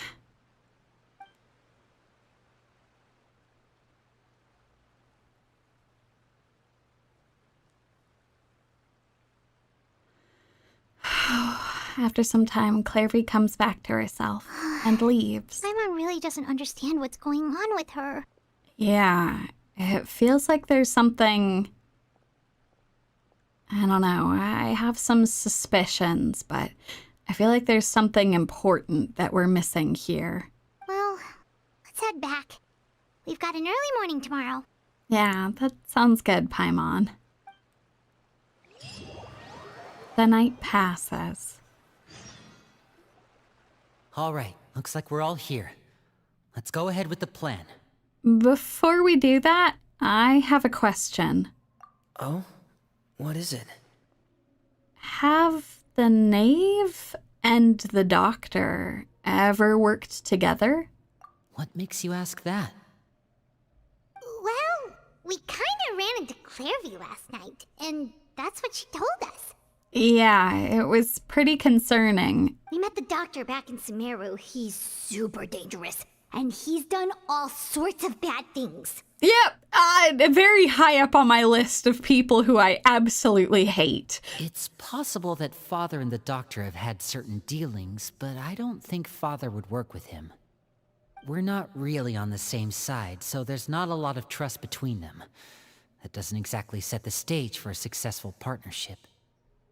I did hear, though, that when Father first became a Harbinger, the Doctor offered to work with the House of the Hearth. Father rejected most of his proposals, except for one. It had to do with some sort of secret experiment. Oh. Secret experiment? Could that be what Clairvy was talking about? I don't know. She kept mentioning Mother, which was really weird. I don't think so. I don't know any details about the experiment itself, but I do know it's an entirely independent operation. The Doctor only proposed a direction for the research. That was the extent of his involvement. I still don't think that counts as working together. The details of the experiment are confidential, but complete records are kept on all participants. That doesn't seem to be the case with the situation Clairvy referred to. Yeah.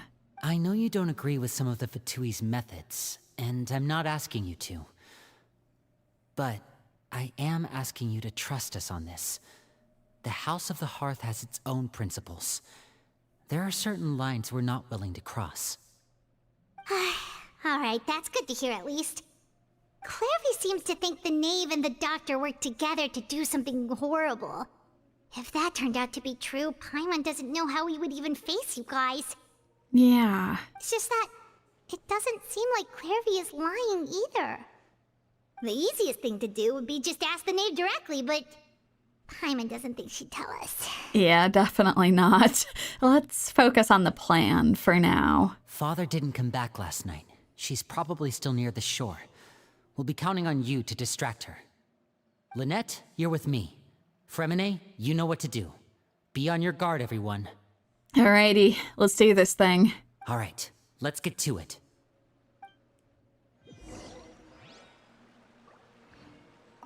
Where are we going today? Let's try somewhere further away this time. Okay. I have to go look for the Knave. Actually, probably would be faster if I went here and then just went up. Okay.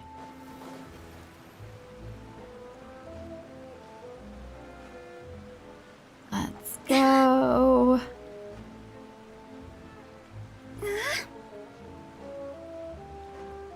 Perfect. Okay.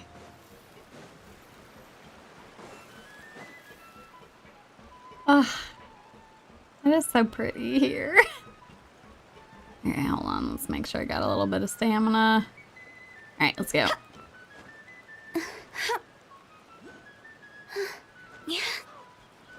Excellent work, Hu Tao. Alright.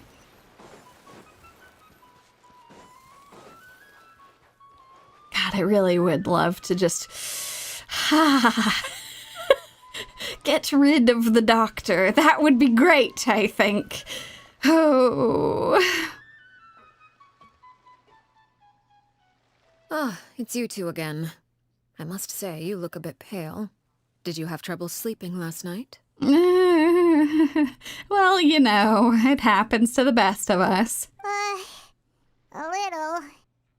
Perhaps if you had less on your mind, you'd be able to absolve yourself of such troubles. Well, I don't know if that's the most possible, but I appreciate it. It is good to try and relieve some stress before you try to go to sleep. So what are you planning to do now? Catch up on some sleep? Or should I give you some time to rack your brain for a topic to discuss before I ask any questions? Oh, no, she knows. Oh, no. Although I must profess to being curious. Without child here, how do you plan on distracting me? Us? Distract you? A good one. But no, we were just here for a chat. Yep. Looks like you could have used some extra time to think. No matter. If you don't have any other plans, why don't you accompany me somewhere? Okay. Oh, God, she knows. Don't worry. I'll be sure to steer clear of any scheming children. No, she knows everything. Okay, the way she's saying this, though, is making me feel a little better. Okay. The ocean breeze is sure nice today. So, you, know everything, then. Children always think they can hide things from the grown-ups. But nothing gets past me. Least of all, a little scheming. I think I'll let them have at it for a little longer. I can be very patient. Well, I'll leave you to think things over. If you're so inclined, meet me outside the Palais Mermonia. Okay. Oh, God. Good things come to children who do as they're told. So I do hope you decide to tag along. If only for your friends' sakes. What should we do? She clearly knows about everything we've been doing, and Paimon doesn't think it'd be a stretch to say she was threatening us just now. Yeah, we should release the pigeon that Lyney gave us.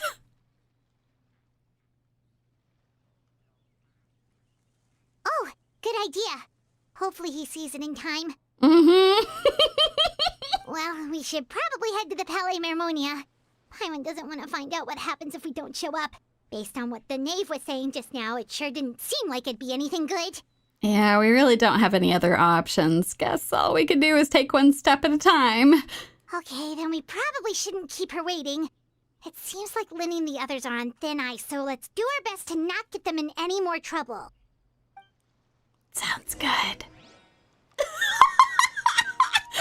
It probably is a good chance tactical escape to Mondstadt. Oh, God. Well, oh, God, she would track us down there, wouldn't she? Okay. Away we go. Oh, God. Seeing as we still have some time before my meeting, we might as well enjoy some pleasant conversation while we wait. Okay, that sounds good. I'm glad to see you get along with my children. Being surrounded by good companions is necessary for a child's development. You're very welcome, I think. You're not planning on doing anything to them, are you? I assume you're referring to Lyney, Lynette, and Fremine. Oh, God, she knows everything. She was listening in. Although, there's that situation with Filial and Nentoy as well. It appears quite a few people have been acting out lately. Oh, God. No matter. I'm not one to discriminate. All those who betray the house meet the same fate. There are no exceptions. Does that mean you're going to kill them? Paimon! Oh, are you here to beg for their lives? I'm sorry to disappoint, but the rules of the house change for no one. In my organization, everyone is responsible for their own actions. But don't you care about them at all? They really respect you. They even call you father. You must feel something for them. Any organization in which feelings come before principles is one destined for ruin. The House of the Hearth is hardly an exception. You could say our principles are more stringent than most. Perhaps I can offer you this consolation at least. As our guests, you two will not be held accountable along with them. That isn't really what I care about. There's really no other way to solve this issue.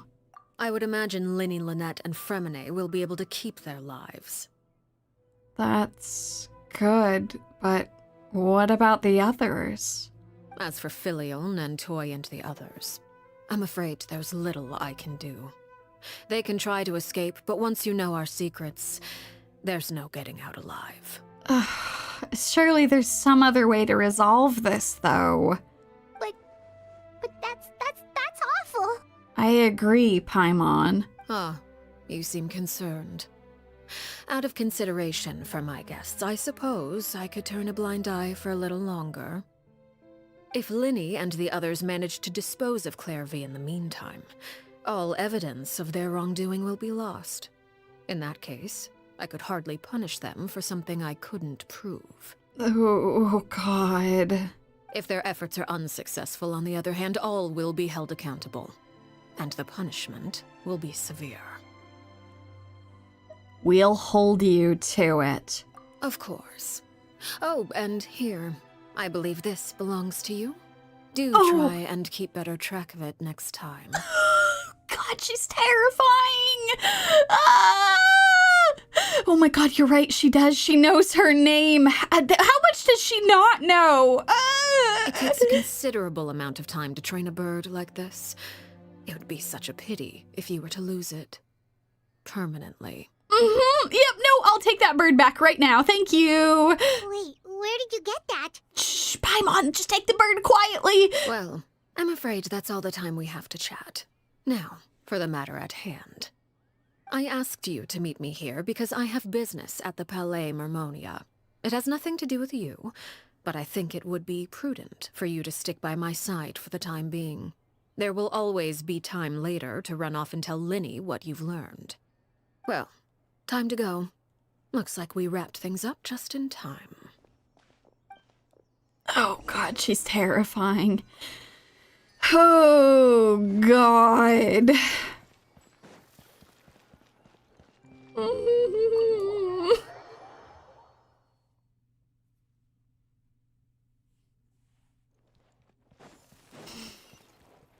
Oh wait. Are we going? Oh no, this is why we're here. Hydro Daddy.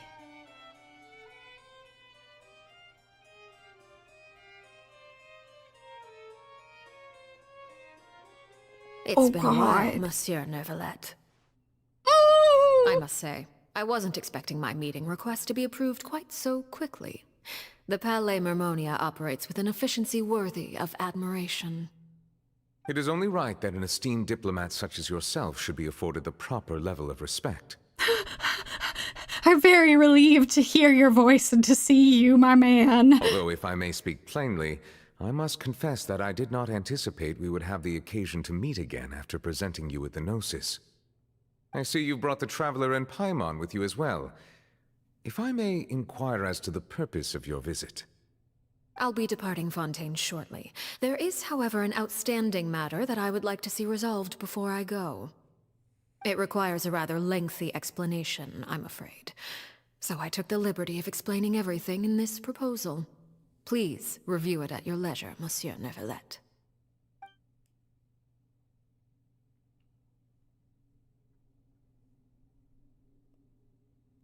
The tension, man.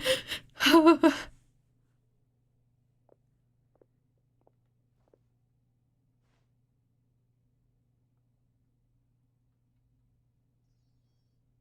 God.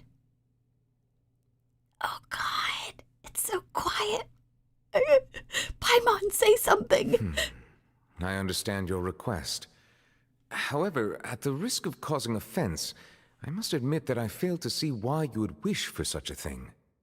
I heard you have a certain fondness for water tasting, Monsieur Neuvillette, so allow me to use water as an analogy. Water tasting instead of wine tasting or anything like it. Oh, God.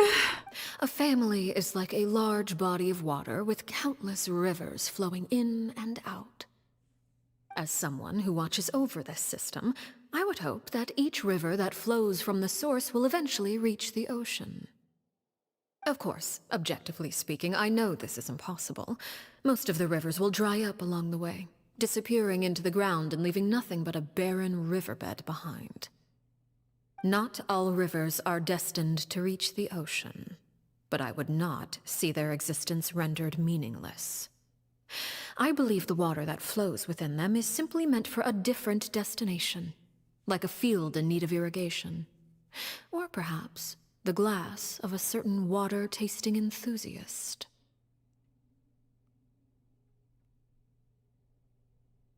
Is she saying what I think she's saying? Did you get any of that, Traveler? Kind of. It's almost like she's trying... I'm gonna see what Neuvillette says. Your words paint an optimistic picture indeed.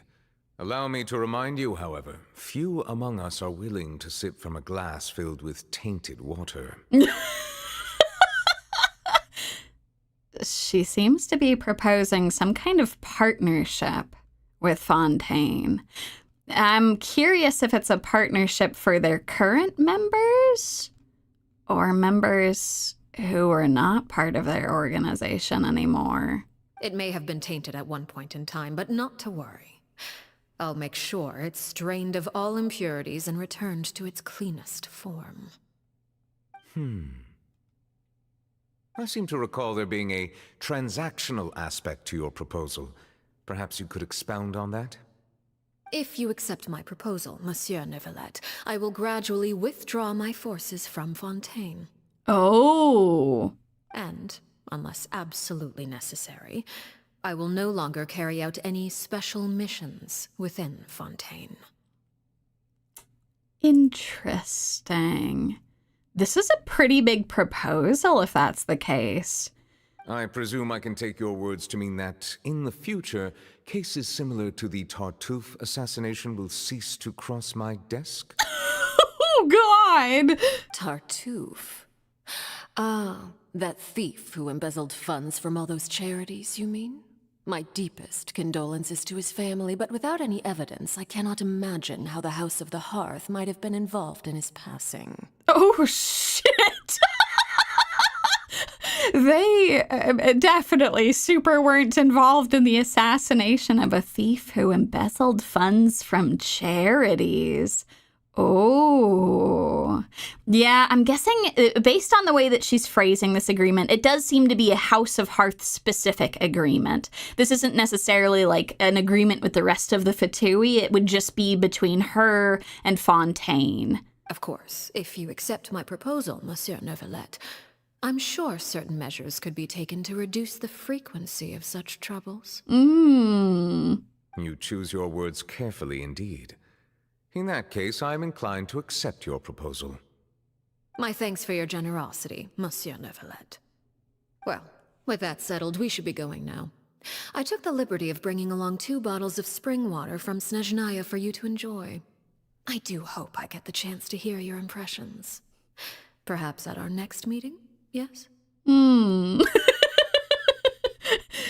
I am fascinated how that water tastes now. I hope that he enjoys it. Indeed. I trust you would not overlook your commitment in the meantime.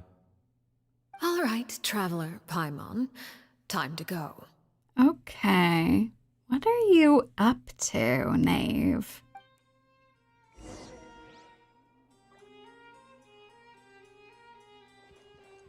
My man, he's still there. I can still talk to him.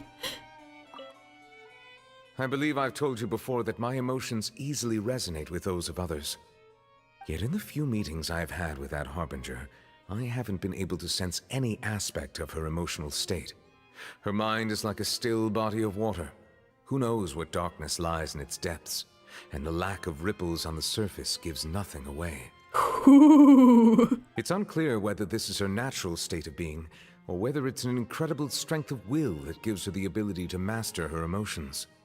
Either scenario, however, suggests she is a very dangerous individual. Yep! Yep, that's pretty accurate. I do not expect an explanation as to why you two are by her side. Whatever your reasoning, I would only advise you to take caution. Oh, thank you, Hydro Daddy. I appreciate it. I will take good care. Thank you. Bye for now. Alright. Let's go outside. I'll leave this for now. So,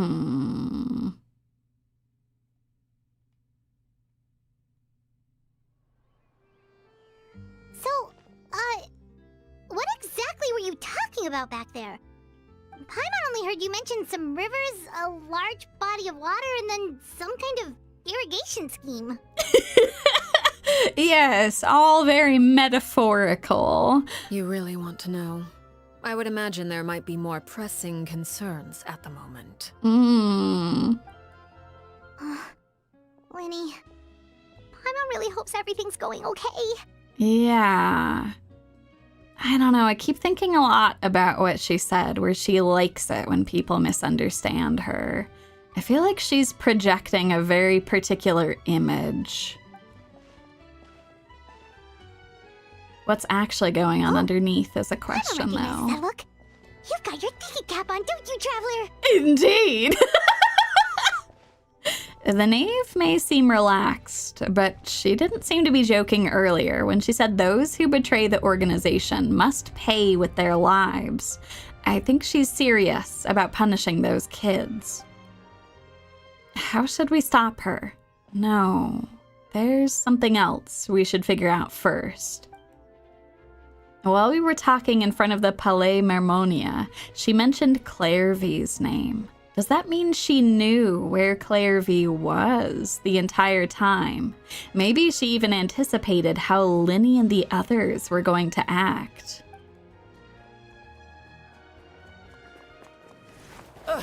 Oh, God. Oh, shoot. Are you alright?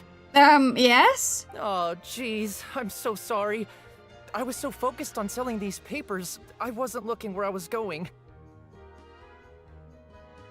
My bad. I also wasn't paying attention. Well, let me make it up to you at least. Here, take this paper. On the house. Okay. Interestingly familiar person. He kind of looks familiar for some reason. Maybe it's that scar across his face. Oh, you don't have to give us anything. Please, I want to. It's not like I'm short on supply. All the extras will be useless come tomorrow anyway. It's my fault, really. I was just trying to bring home some extra mora for the family, but I bit off more than I can chew. I haven't had many takers today, so I'm still swimming in papers. Oh, that's fine. I'm happy to grab one from you. What's going on here? Nothing much. I just ran into your friend here on accident. I should probably get going, actually, so... Huh. Hold on. Of course, I'm happy to compensate you with mora, it's just... I don't have any on me at the moment. I'll take 3 papers. Here. Your payment. Oh my god. This woman. Oh! Thank you for your patronage. May the Archons bless you with good fortune. Mm. If only I had the chance to run into such generous customers every day. I should probably just take on a smaller inventory though, right? I'm getting married soon, so sometimes it's hard to not get ahead of myself. Anyway, I should head out. Goodbye! Oh my god. Knave. Arlecchino. Methinks you've been... Perhaps the people who are dissatisfied with their service are not actually dying after all, methinks. Well, Bye, now that my affairs are newsboy. settled, we should take the boat back to Poisson. We've even acquired some light reading to enjoy along the way. Indeed, thank you for that. Actually, why don't we stick around for a little longer? Paimon. Paimon just realized how hungry she is. She can't head back to Poisson on an empty stomach. It looks like Paimon is trying to buy us more time. If we head back now, I doubt Lyney and the others will have made any progress. What should we do? It appears you two are under the impression that delaying our return will somehow alter the situation in your favor. I'm sorry to ruin your fantasy, but your efforts are meaningless. Are they though? Are they though? That being said, I could be persuaded to give Lyney some extra time. I just have one condition. If you agree to my request, I'll even answer some of your questions. You're quite curious about Clairvy, are you not? And my relationship to her? Yes, extremely. Wait, why are you being so generous all of a sudden? You're not gonna ask us to do something bad, are you? You overestimate yourself. You don't have the talent for bad things. No, that's kind of a compliment. I guess I appreciate that. Thank you. Then what can you possibly... The most important consideration in a negotiation is that both sides receive something they want. Demands and threats only get you so far. Your condition. Let's hear it. Wonderful. Here it is. When the time comes, make the choice that you deem most appropriate in the situation, and lend your help to the House of the Hearth. Interesting. Okay, sounds normal enough. But what do you mean, when the time comes? When is that supposed to be? That is for you to decide. We accept your condition. Then we have a deal. Follow me.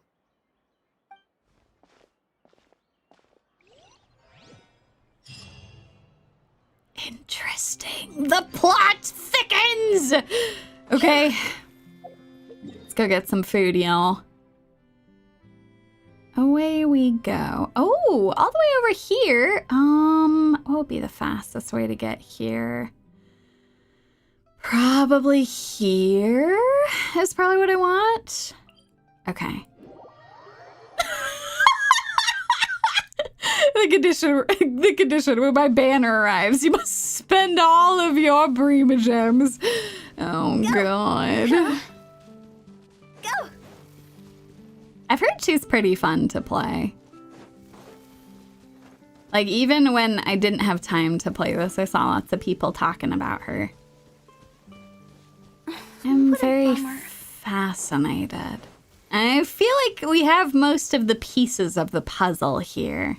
I just kind of want to hear her put them together. Phew. Oh, even when it's raining, it's so pretty.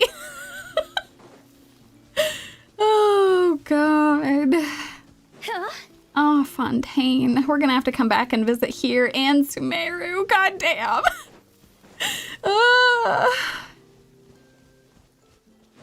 Phew. All right. Huh?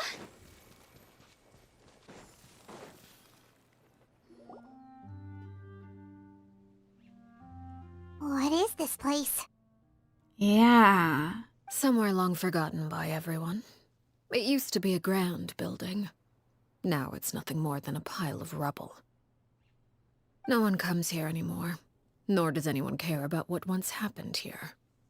Although, this place does have something to do with the story I'm about to tell you.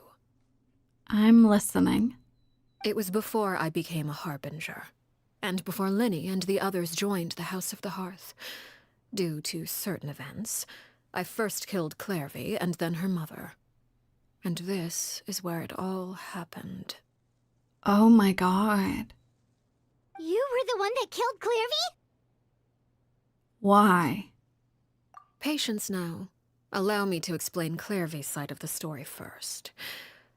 I'll start from the beginning.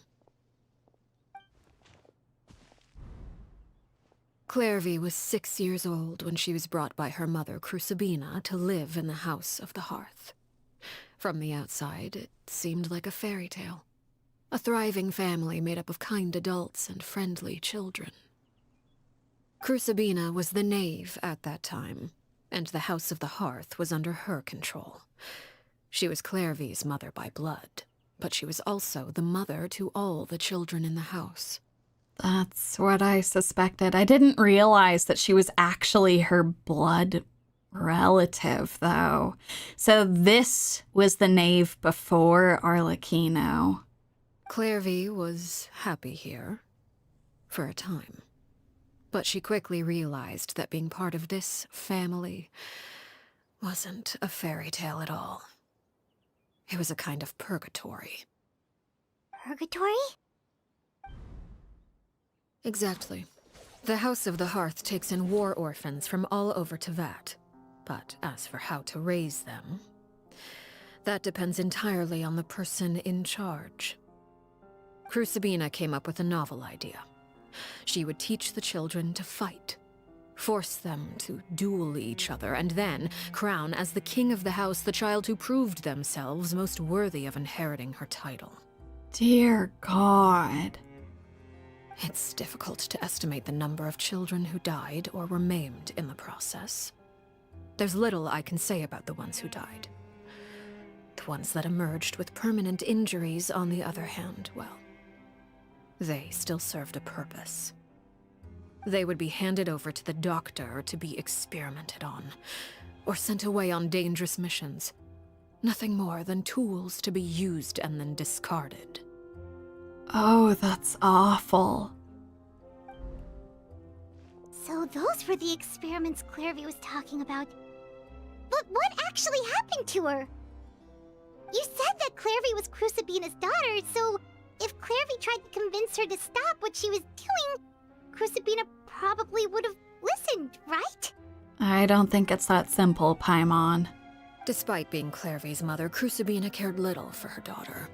She forced Clairvy to join the House of the Hearth only as a means to demonstrate her own impartiality as a mother, to prove that she treated all her children equally. Oh, God. Clairvy did try to convince her mother to change her ways, but it was to no avail. After her efforts failed, the only other option was to rise up and try to fight back. Unfortunately, the other children had already been thoroughly indoctrinated into the illusion of happiness Crucibina had created. Of course, there was one exception. Someone Clairvy's age who knew the truth about the House of the Hearth. Her name was Peruere. Perry. Wait, the friend that Clairvy mentioned? Friend, huh? I suppose we can call her that for now. Clairvy was a cheerful and passionate person with a tenacious spirit. Peruere, on the other hand, was rather cold-blooded. Oh my God. Even back then, her eyes were like that. Her cold-blooded nature allowed her to see through Crucibina's facade. Yet, it was also this cold-bloodedness that prevented her from acting against it. At least at first. While Clairvy longed for freedom, Peruere was convinced that, amid all the fighting and violence, she would make it until the end. Despite their differences, the two became fast friends, united by their knowledge of the truth. Clairvy told Peruere that she hoped to create a real family, where no one would be killed or sacrificed. Oh, and even in this flashback, she's opening the window to look up at the moon. There may have been a certain naivete to her ideas, but Clairvy proved her determination many times over. She tried countless times to run away, ask for help, or expose the truth. But her efforts only earned her beating after beating. The only thing that kept her going was her strength of will. Even with her body racked with pain, she would still stand on her tiptoes and open the window at night. She and Peruere would look out at the moon together, a fierce longing for freedom shining in her eyes. But one day that light simply vanished. Oh no. What happened? Her hopelessness resulted from a culmination of things. 10 years had passed. 10 years worth of failure after failure. She and Perouer weren't children anymore, but finding any chance to escape still seemed as hopeless as ever. It was during this time that Perouer suggested a new plan. If escaping was out of the question, why not take down the very person sitting on top of this throne of lies? Mother herself. Ooh. Clairvy rejected that proposal.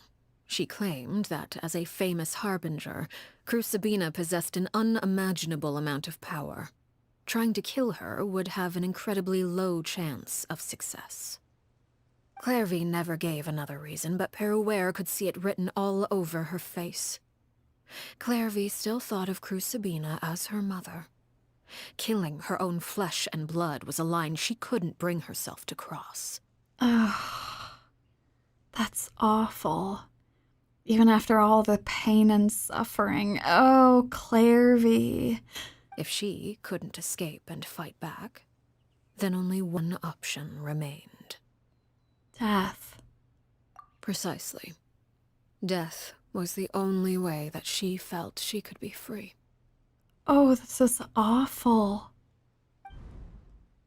It happened during a duel.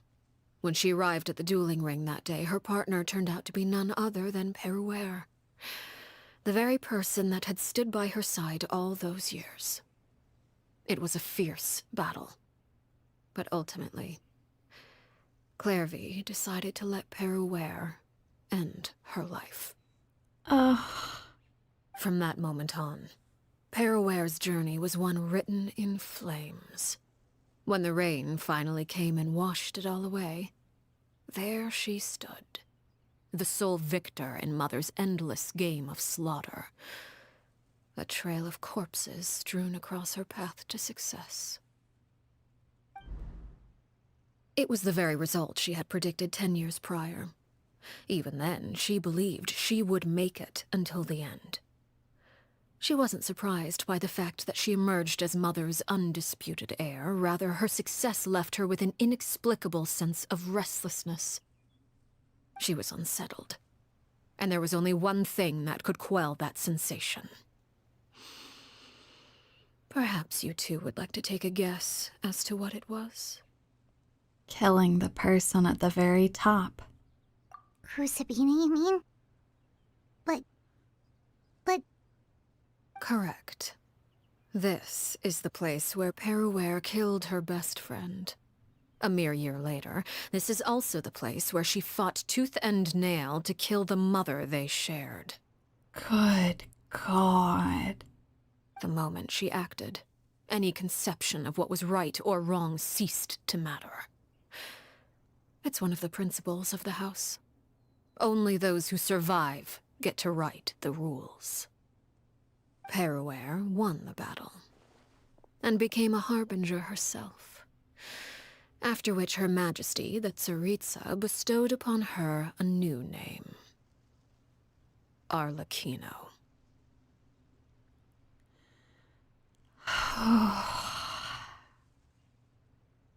No wonder you don't want to be called Mother.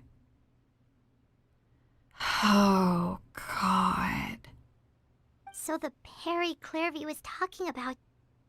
It was you all along. You're Perouer. Arlecchino is just a name you got later. This was your story, just as much as it was Clairvy's. I left that name behind long ago. I must say, hearing it now does bring back memories. After I defeated Crucibina, the moniker of Mother died with her. I chose to forego the title she called herself, and even chose to give up my own name. I rebuilt the House of the Hearth under a new identity. Not only as Arlecchino, but as father. I completely understand now.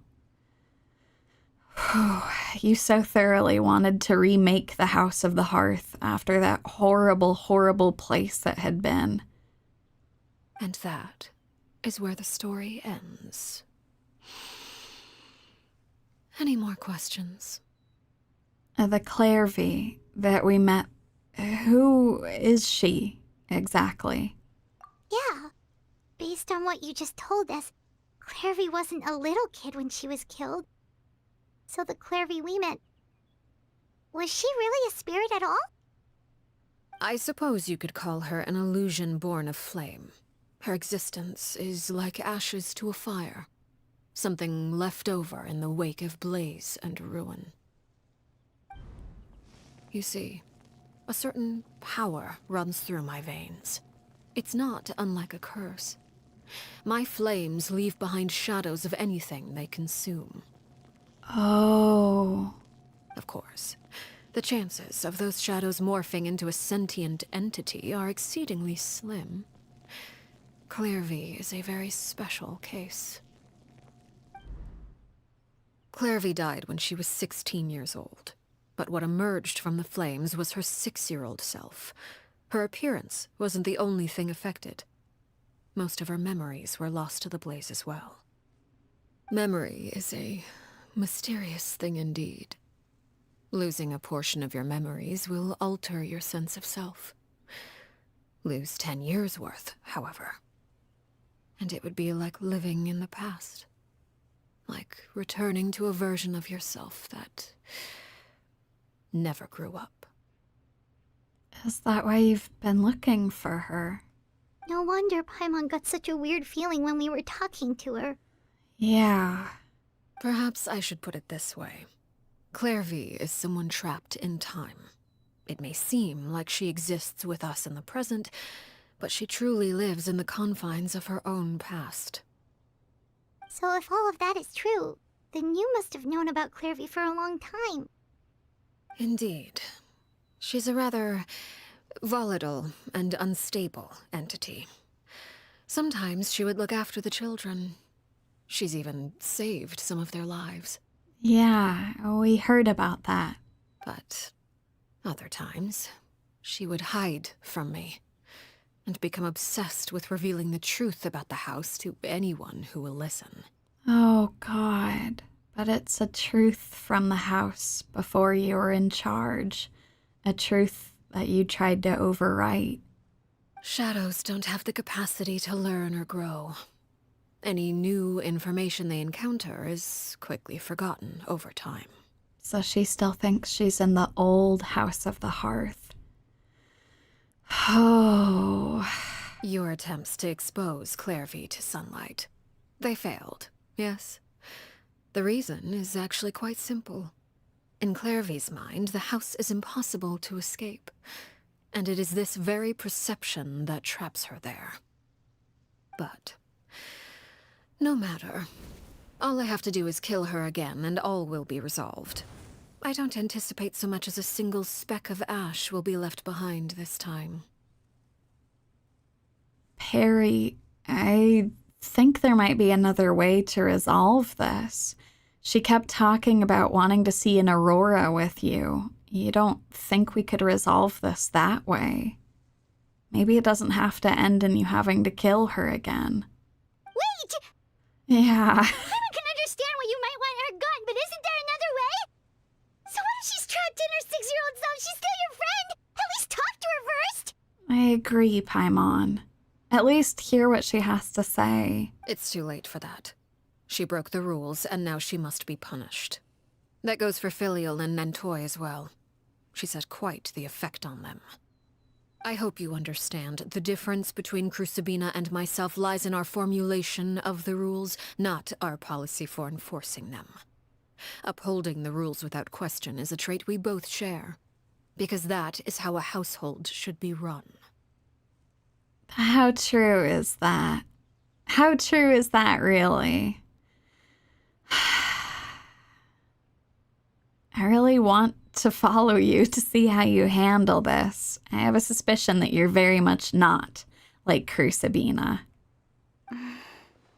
After all, you refuse to be called mother. Is this really what you want to do?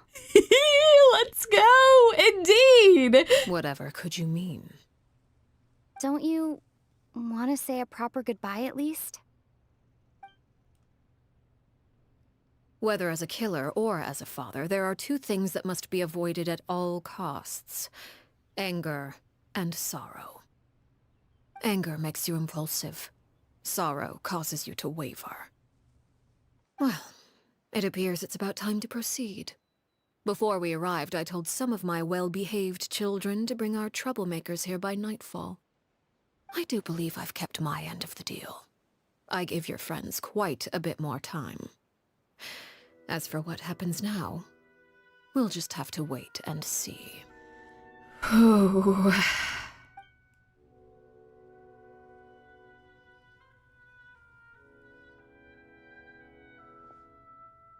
Here they are, Father. You gonna execute him? Seeing something like that would actually be a first for me. Faults? Shush. Shush, child. Lyney! Clarevy. I'm sorry. I heard about how you helped buy us more time, but I still failed.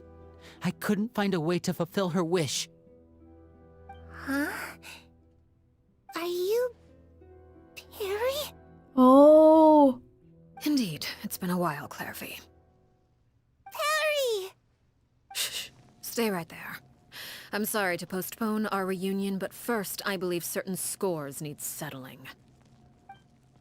Oh, God. Father, let me explain. Out of my way. Father! You chose to conceal a threat to the house, and for that, you must be punished. Overall, however, I suppose your wrongdoing is hardly the most egregious of the bunch, so I'll deal with your punishments later. As for right now, the more pressing concerns are the traitors among us. By traitors? Do you mean us? Father, let me explain. We didn't mean to... Fultz, why don't you share what you heard? Yes, Father. Secret Midnight Meeting number 3. Participants, Filial, Nantoy, Sato, Toddy. Nantoy clearly said, if only Father wasn't the one who took us in. Sato added, I'm sick of this life. I just want to live as a normal person. Filial was the worst of them all. She called us crazies and said a bunch of mean things about Father. I did not! You're lying! Fultz is trying to frame us. It's not like I'm the only one who heard those things. After that, you and Toddy and a bunch of other people started talking about Clarevy. You were using all those things Clarevy brought up as an excuse to question Father. Oh, God. We're birds locked in a cage. The only way out is to destroy it. That's what you said, wasn't it? You little. You just want me gone, don't you? What did I ever do to you, huh? And you, Chapleau, have you forgotten who stood by your sickbed, watched over you, and changed your dressings? Come on, let's hear it then. What's your reason for all this?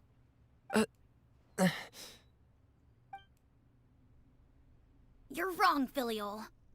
We don't want you to die. You're our family. Liar.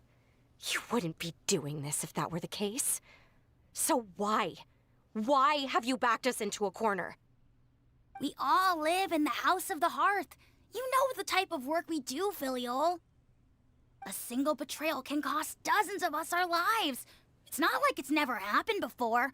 That kind of thing is hard to forget. That's why the House of the Hearth cannot tolerate any form of betrayal.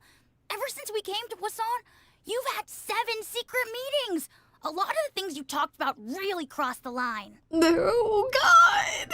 You've been spying on us for half a month? Wait a second. Now that I think about it, the move to Poisson was just a way to make it easier to spy on us, wasn't it? Because we were all in one place. You've had this planned all along. Filial, Nantoy, I'm sorry. I owe you both my life. I owe Clarevy too. If it weren't for all your help after I got poisoned, I wouldn't be standing here today. If this were any other situation, I would do anything to repay that kindness, even if it cost me my life. But rules are rules. I'm sorry. My hands are tied. Why?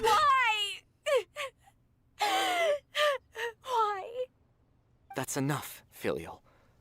We made a mistake, and we should own up to it. We broke the rules, plain and simple. And now we have to face the consequences. I'm sorry, Chaplot. Fultz.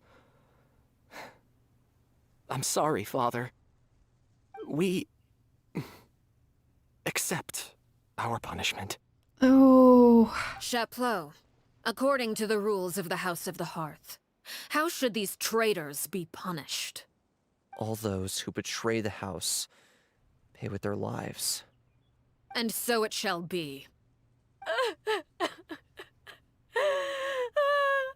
Oh.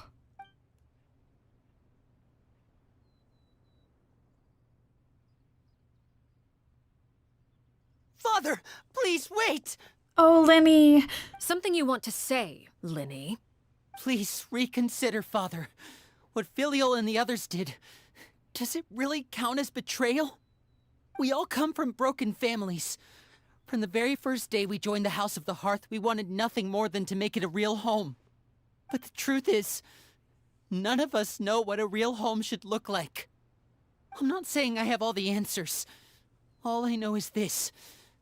Killing Filial and the others may uphold the rules, but doing so will only bring us further away from being a real family than we've ever been.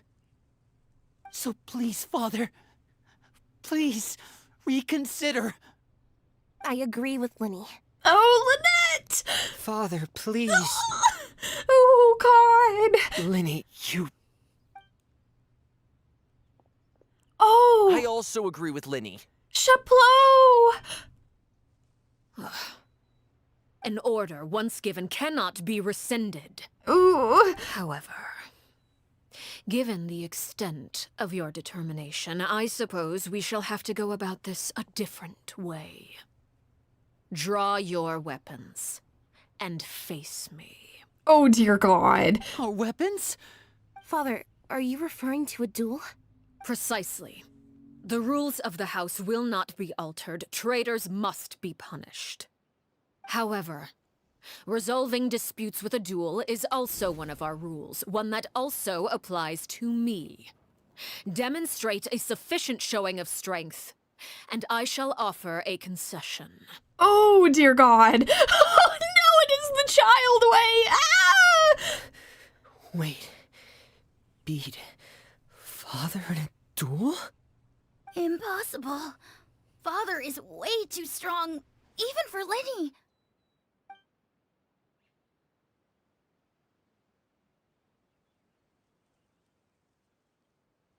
Oh, Lyney.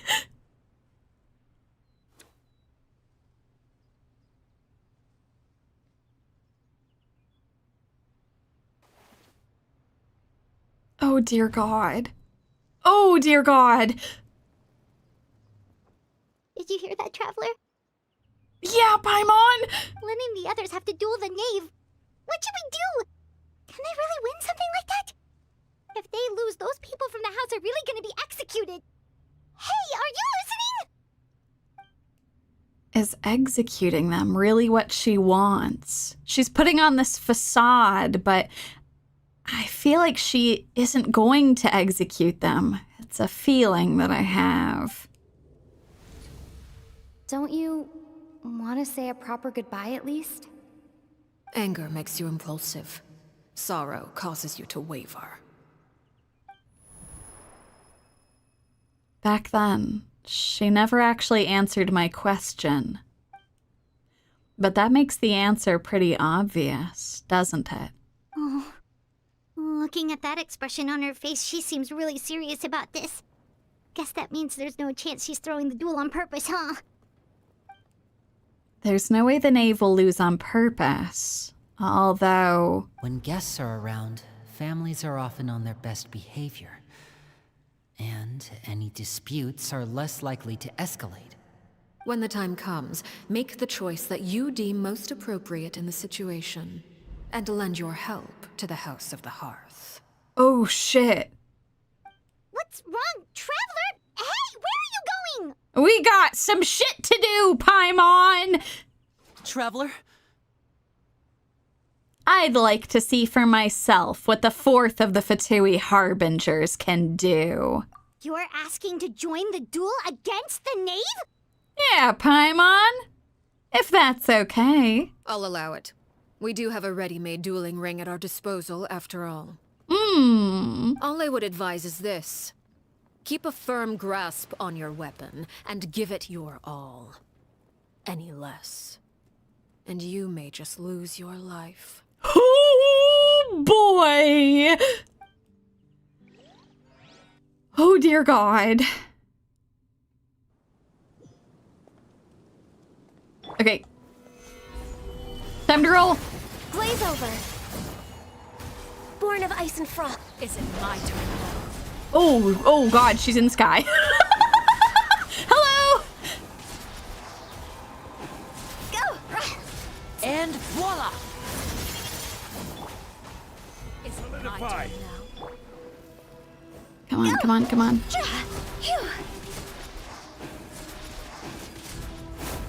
Closer now. Oh my God! She's got a beefy health bar. With these rising flames. Come here. Let's go. Is it my turn now? Holy shit.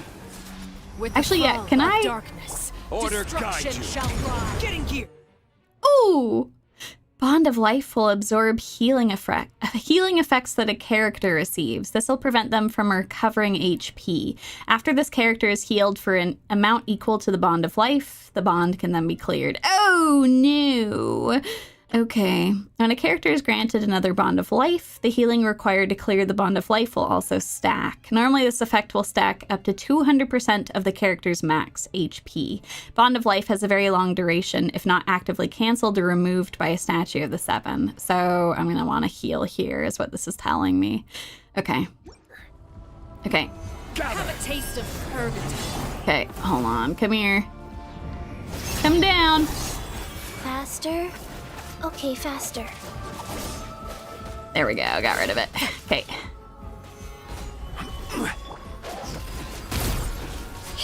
Watch out for Father's movements!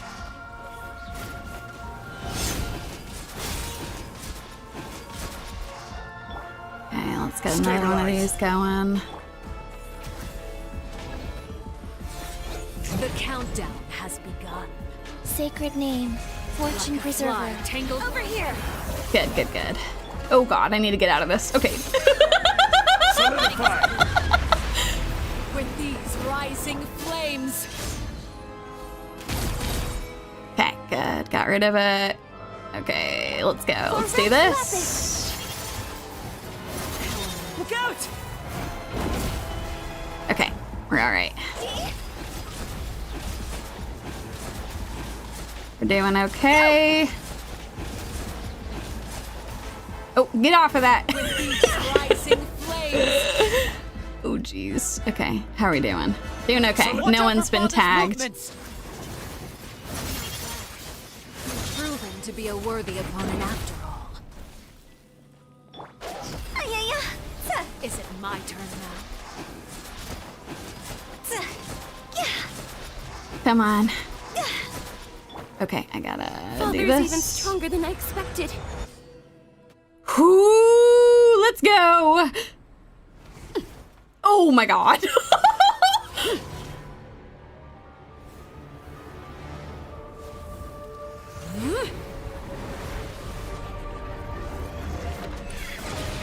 Oh, dear God. Oh my God. Good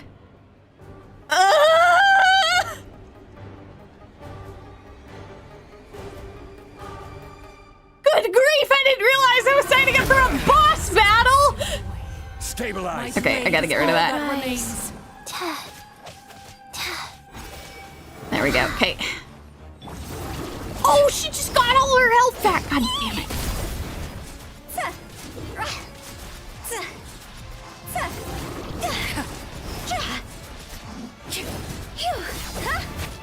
Win it!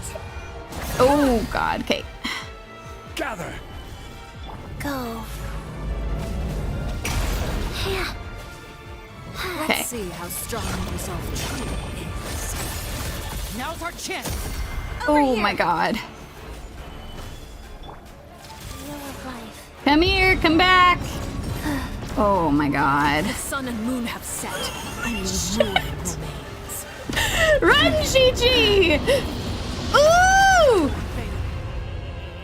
Watch out for Father's movements! Look out!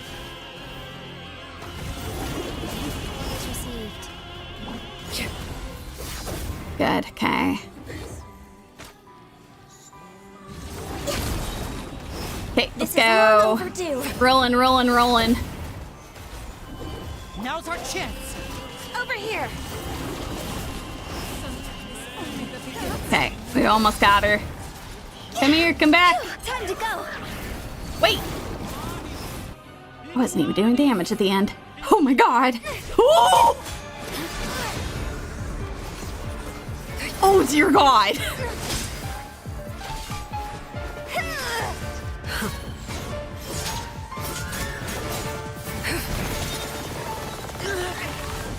Oh! Fremine! You should know better than to crowd in one place. No, no, no, no, no, no, no, no, no, no, no, no, no, no, no, no.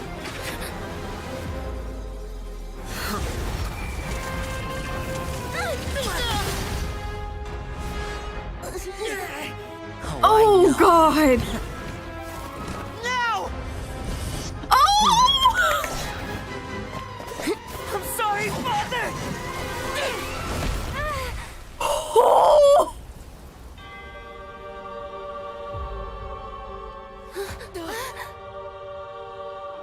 Sorry for what? This pitiful excuse for an attack. Oh god!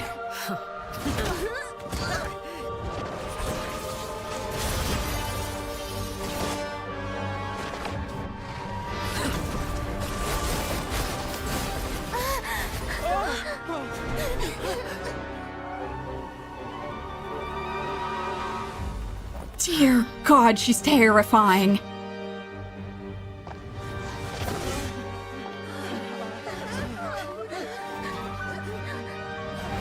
Father, no! Come on, Traveler! Made it out, did you? You're stronger than I expected.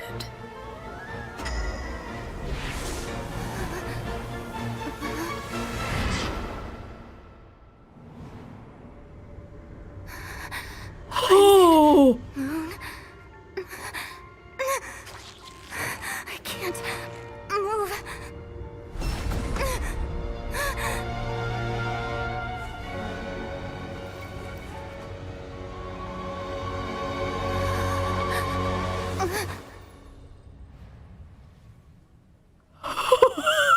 Still, not strong enough to beat me.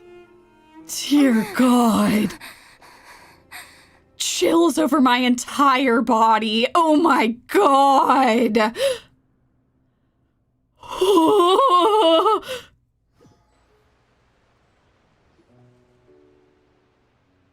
Is it over? Dear God. I believe we can end things here. It's not often that we get to enjoy the company of guests, after all. We wouldn't want things to get too out of hand. God. Oh God, Lyney, are you okay? Brother, are you all right? Lyney, given that I am the victor of this duel, as agreed, the punishment stands. No! I never thought things would end like this. However, everyone involved in the duel demonstrated a remarkable level of strength and determination. In light of this, I'm prepared to change the method of execution. Elwar, the bottled flames I gave you for safekeeping. Do you still have them? Yes? I wasn't sure what they were for, but I've kept them super safe. I didn't lose a single one. Oh. Wonderful. Then, in just a moment, I'll have you administer them. Bottled flames? Indeed. They're the product of a secret experiment. Under certain special circumstances, flames can be extracted from my person and preserved. Is this the special experiment she agreed to do with the doctor? No longer going to be funneling test subjects, but actually using her own flames. But for what purpose? Once ingested, searing pain will spread across every inch of your body. No harm will come to you physically, but your memories will be burned away. That's why the man with the scar in town, he was intimidated by her, but he didn't know who she was. If you can withstand the pain, when you awake, you'll have forgotten everything you know about the House of the Hearth, and will be expelled from the organization. In other words, administering this concoction will kill the version of you that grew up in the house, and give you a new identity. Oh my god. God damn it! This woman was planning on doing this the entire time, but she just couldn't help herself. She had to pretend like it was our test of resolve or whatever while scaring the absolute shit out of us. Oh my god. Good grief. She is just aura farming over here. My god. So that means the young man that I thought looked familiar, the one selling newspapers outside the Palais Mermonia, he must have been the same Hore we saw on the list of executions. He wasn't killed at all. Oh my Memory god. is a mysterious thing indeed. Losing a portion of your memories will alter your sense of self. Unbelievable. I had been wondering what experiment she had been... What was the secret thing that she had been on board with working with someone as abhorrent as the doctor? Because clearly, I mean, I don't think she's a very big fan of him. Based on how things went down when she was growing up. But to actually use a part of her strange abilities to burn away someone's memories... That is actually the safest way for people to leave the organization in one piece. If my understanding of the Knave is right, she really thinks of this as killing them. The Hore that lived in the House of the Hearth is dead. The one that remains is simply a normal person living out his life with his beloved. Even so, it's much better than actually ending their lives. So, you're just letting us go, Father? You misunderstand. Memories are extremely important. Once consumed by flame, the version of you standing before me will die, and our secrets will die with you.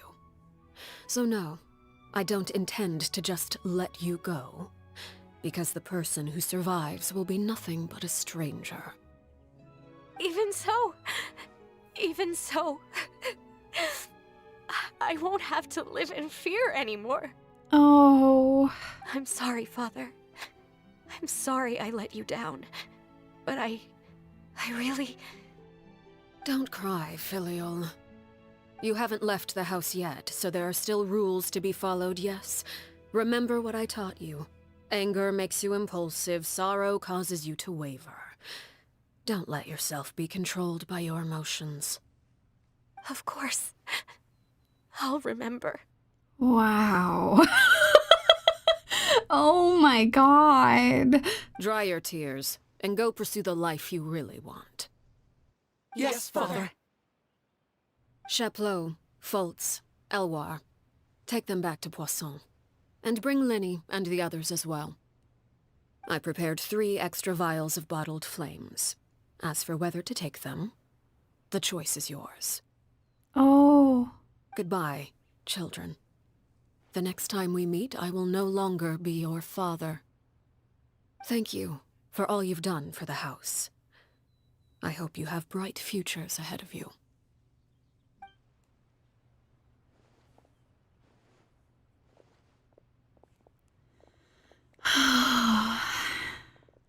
Father. Let's go. God damn.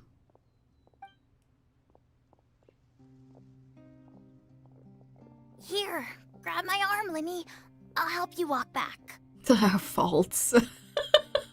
Thank you.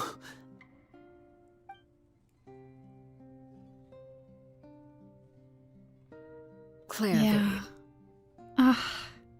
It does confirm the suspicion I had. I mean, everything is kind of pointed to Arlecchino truly cares for the people who are part of the House of the Hearth.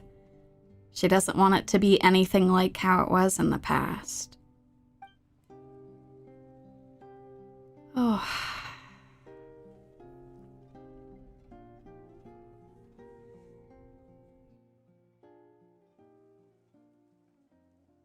Can we talk now? I've been waiting for a super long time. You really are Perry, aren't you? I haven't seen you in so long. How come you're all grown up? Oh, Claire V. Wait, did I somehow travel to the future on accident? Or am I dreaming? What a long dream. Neither. You died, Claire V. That's what happened. You could have at least sugarcoated it a little. Look, she's that speechless. Oh, Paimon. Comedy relief right when you need it. To be fair though, Paimon, if this really is Claire V's younger self, I would say she's probably had enough lies. It's better just to tell her the truth. Oh. Okay then. Huh? That's it? You accepted it just like that? Yep. If that's what Perry says happened, then I believe her. Perry wouldn't lie to me. Oh. Plus, I don't really need to know why I'm like this. I'm more curious about what happens in the future. If you're a Harbinger now, Perry, that means Mother is gone, isn't she? Yeah. Can you tell me about it? I want to know what happened to her. And to me. You never stopped trying to defy fate. At first, no one believed you. You could only vent your frustrations to the moon. In fact, you often sought comfort in the night sky. You wanted to see the aurora, so one night we promised each other we would go to Snezhnaya to see it together. Later on, you tried to run away, but you were brought back each time. Mother spared your life, but it wasn't out of kindness. Instead, she decided to make an example of you by slowly torturing you over time. Oh. That way, the other children would know what happens to traitors. Dear God. Still, you never gave up. Mother hoped that through ruthless duel after ruthless duel, she would be able to crown an ultimate victor among the children she raised. But you called on everyone to unite, to fight to a draw in order to reduce casualties. Your efforts may have only delayed the inevitable, but still. You gave them hope. You tried everything you could think of, but every attempt ended in failure. Still, you never turned your sword on Crucibina, and you never turned it on me. On that gloomy day, you told me, "For the last 16 years of my life, I've done everything I can to fight for freedom. But now, I realize that the only freedom I truly possess is the freedom to choose to die." I never imagined I would say something like that. I must have been feeling really worn down. But somehow, I still think I understand. According to Mother's plan, only one of us was going to make it until the end. And I always hoped that person would be you. Oh. If I could do it all over again, I still don't think I would make a different choice. Even when I first met you, I knew you'd be able to do what I couldn't. Is that so? Even now, I'm not sure I truly understand what kind of freedom you were trying to pursue. But as the head of the House of the Hearth, and as the children's father, I've tried to give them the most basic of freedoms. The freedom to choose their own fate. It's something I discussed with the Iudex of Fontaine. The children who want to leave the house will have their memories wiped clean of all secrets pertaining to the organization. In return, they will be allowed to live a normal life in Fontaine without being prosecuted for their past. Damn. I suspected it was something like that. And he agreed. Wow. Of course, I won't simply hand freedom to them on a silver platter. They have to fight for it and prove themselves worthy of it. Only freedom that is earned has true value. I guess that's the best way for her to suss out true traitors versus people who just want to choose a different life. That's more than enough. That's exactly the kind of life I was fighting for. You know, Perry, I think you're a pretty amazing king, and a really great father, too. I'm really happy that you're the one who took over the house. I guess I do have one regret, though. I still haven't seen the outside world. Well, it just so happens that our dear guests over here have been to many nations and traveled to countless places. Perhaps they would be willing to tell you what the outside world is like. Really? Yeah, of course. Of course! We've traveled all over the place. We've got so many stories, we could probably talk your ears off for 3 days straight!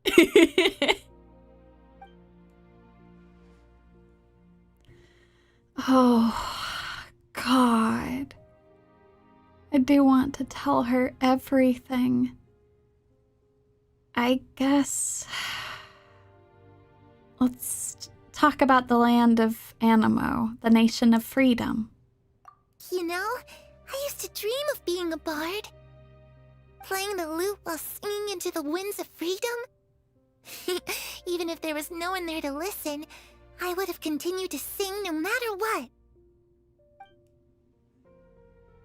Talk about the land of Geo, the nation of contracts. Ah, that's where Mora comes from. I never knew that before. If I had some Mora, I would buy 3 new dresses. One for me, one for Perry, and one for Mother. It's just too bad Perry doesn't like wearing dresses. And Mother, well, she probably wouldn't accept something like that either. I guess I'd just have to keep them all for me then. I could wear a different one every day. Yeah, Clarevy. You definitely could.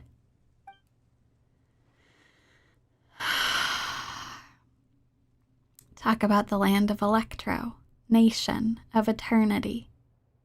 Those yokai you mentioned, what do they look like? I once saw a drawing of this one guy with horns on his head and a super scary face. Are there any yokai like that? They are. They're very friendly, though. Oh, sounds like you're talking about an Oni. Yep, we've met one, and let Paimon tell you, they're not nearly as scary as they look. Yeah, in fact, they're very, very kind, wonderful people. Just like anyone else. Although some of them might have some predispositions towards beetle battling. Talk about the land of Dendro, nation of wisdom. I was always too afraid to skip Mother's fighting lessons. But at the academia, I bet you could do all sorts of secret things in class. Things that have nothing to do with studying. I'm just kidding. Being able to study whatever you want without having to fear for your life actually sounds pretty great. Yeah, kiddo.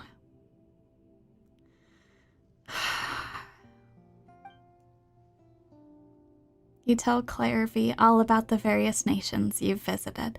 The situation was super dangerous. Lyney and Lynette were accused of committing a crime, and they were going to have to stand trial at the Opera Epicles. Yeah, no, our time in Fontaine has been pretty crazy. Oh no, that must have been hard for all of you. What happened next? Don't worry, we were able to turn the situation around super quickly. All thanks to Detective Paimon, of course. Oh, what a beautiful mustache. It's so glorious. How'd you do that? Come on, tell me.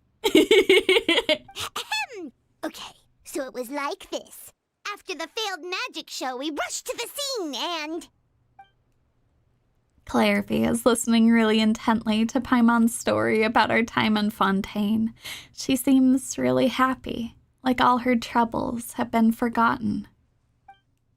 Maybe this is the first time she's ever been able to truly relax, but I'm not sure how long this moment can last. Shadows don't have the capacity to learn or grow. Any new information they encounter is quickly forgotten over time. As time passes, she'll probably forget everything we've told her and go back to being that scared little girl who could only hide in the shadows.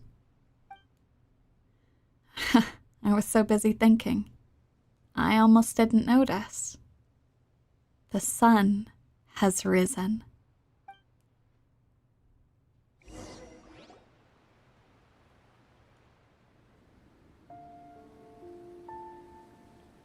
Claire V, you've worked tirelessly from the shadows to overthrow the House of the Hearth.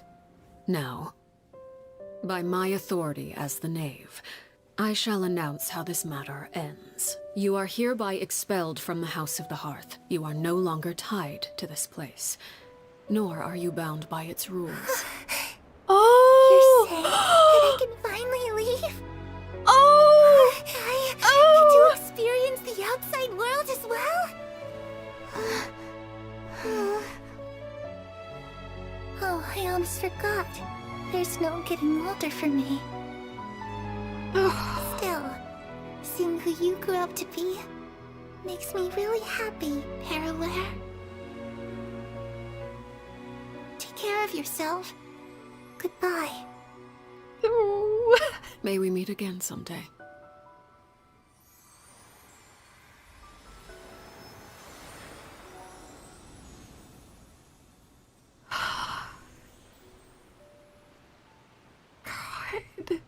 Claire V. See you tomorrow, Claire V. She left so soon. Paimon didn't even get to finish her story. Yeah. I also have certain sentiments left unsaid. I wanted to tell her that the aurora I saw in Snezhnaya was just as beautiful as the ones in the pictures. Oh. But a shadow's memories reset at dawn. Had we delayed any longer, we wouldn't have had the time to say goodbye. Whatever regrets may linger, let them be lost to the coming of a new day.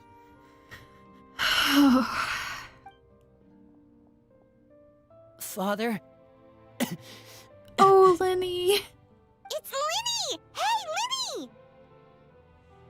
My lad. What is he doing back here? Let's go check it out. That sounds good. Oh.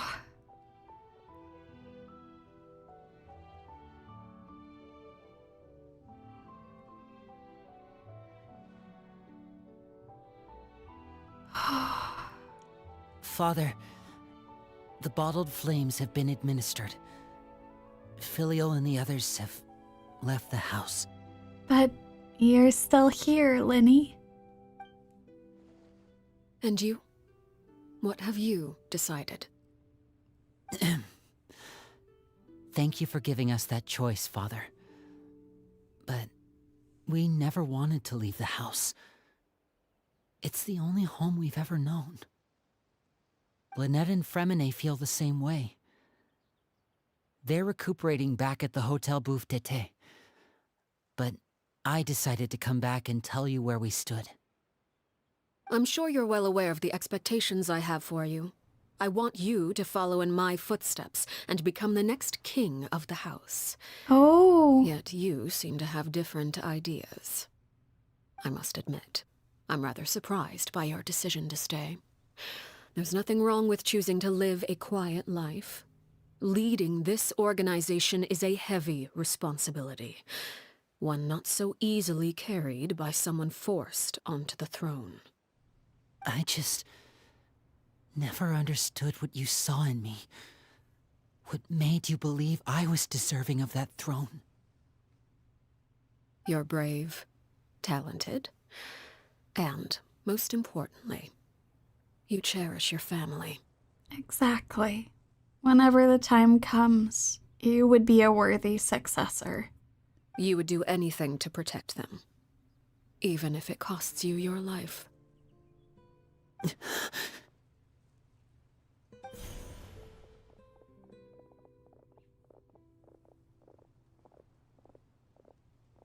Speaking up back there was so brave of you, Lyney. It's all thanks to you that we were able to convince Father to back down. You're a hero, Lyney. Hero? Father is the real hero. Had Father gone all out during the duel, there's no way I would have walked away with my life. She must have had it all planned from the beginning, from the very moment she suggested a duel. Yeah, you've got the right idea, Lyney. That being said, she was testing you all. And you all did pass with flying colors. I'm not deserving of that title. I'm not strong enough or smart enough. You're wrong. In my opinion, all you need to be deserving of the throne is conviction and the necessary strength to act on it. We may have different ideas of what it means to be a family, but you can hardly be said to lack conviction. What you truly lack is strength. For someone of your talent, though, that's something that will come with time. Even without that strength, you still chose to face me in a duel, even though the odds were stacked against you. That capacity to honor your convictions is what I truly see in you. Oh. Father.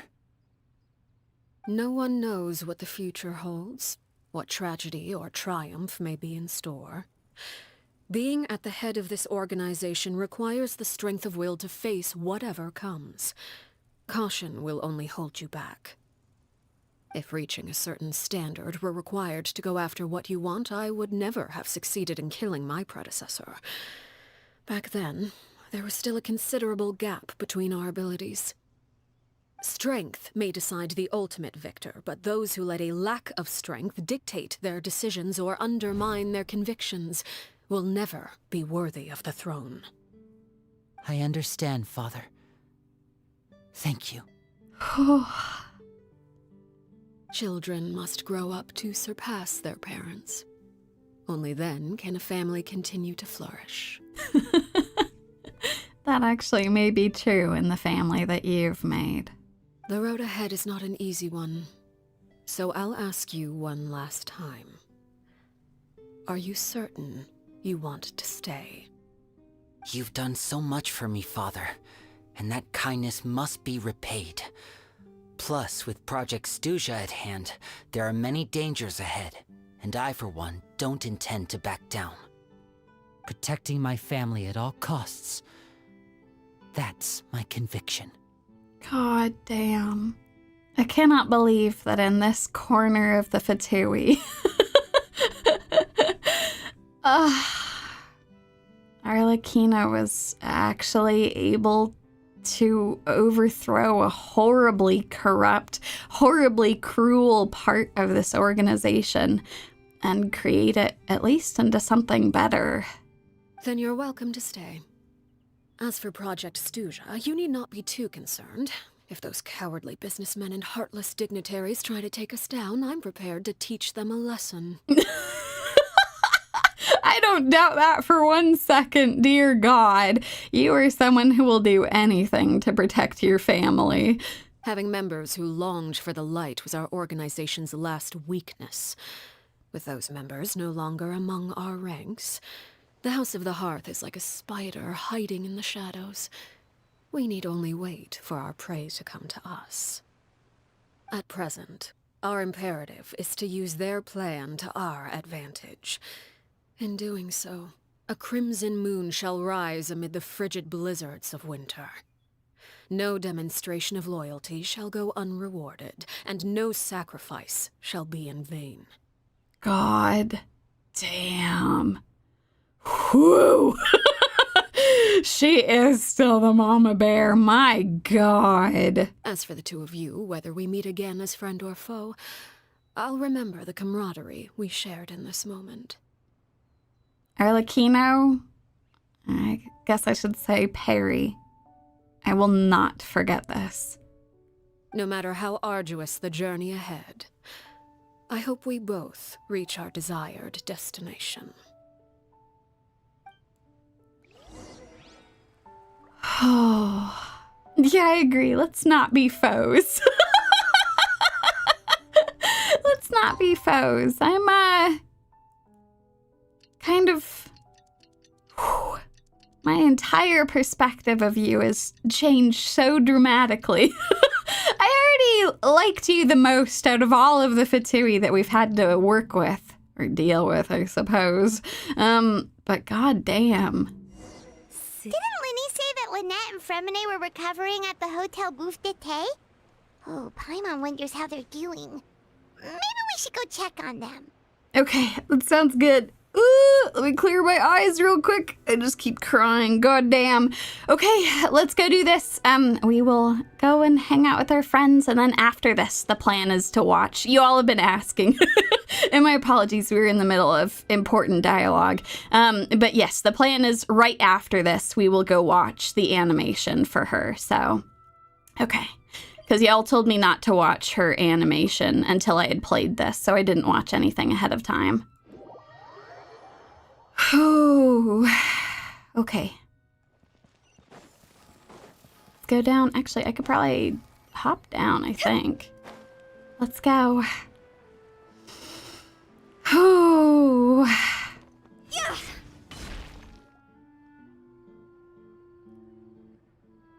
Lynette, Fremine, how are you feeling? Much better. Whew, what a relief. What about you? Are you feeling all right? Don't mind all of the tear stains on my face. There's no need to worry. I'm right as rain. I knew you'd come out unscathed. Us, on the other hand, well, we've been bedridden for 2 days. Oh. I couldn't even turn over. Oh no, I'm so sorry. Oh no. Oh, and I wanted to ask, is Claire V gone? Yeah, she is. Lyney and the other members have left Poisson and returned to the House of the Hearth. According to him, there haven't been any more sightings of a spirit roaming the house. Her wish has been fulfilled. We bid her farewell under a blanket of sunlight. I see. I'm glad. Father came to check up on us 2 days ago and told us about what happened with Crucibina and Claire V. Actually, I've met Crucibina before. Wait, really? Wait, what? You've met the former Knave? Crucibina died a year after Claire V. It was during the year between their deaths that I joined the House of the Hearth. Oh, God. Crucibina had an extremely cruel and radical way of doing things. While she was alive, the atmosphere in the house was suffocating.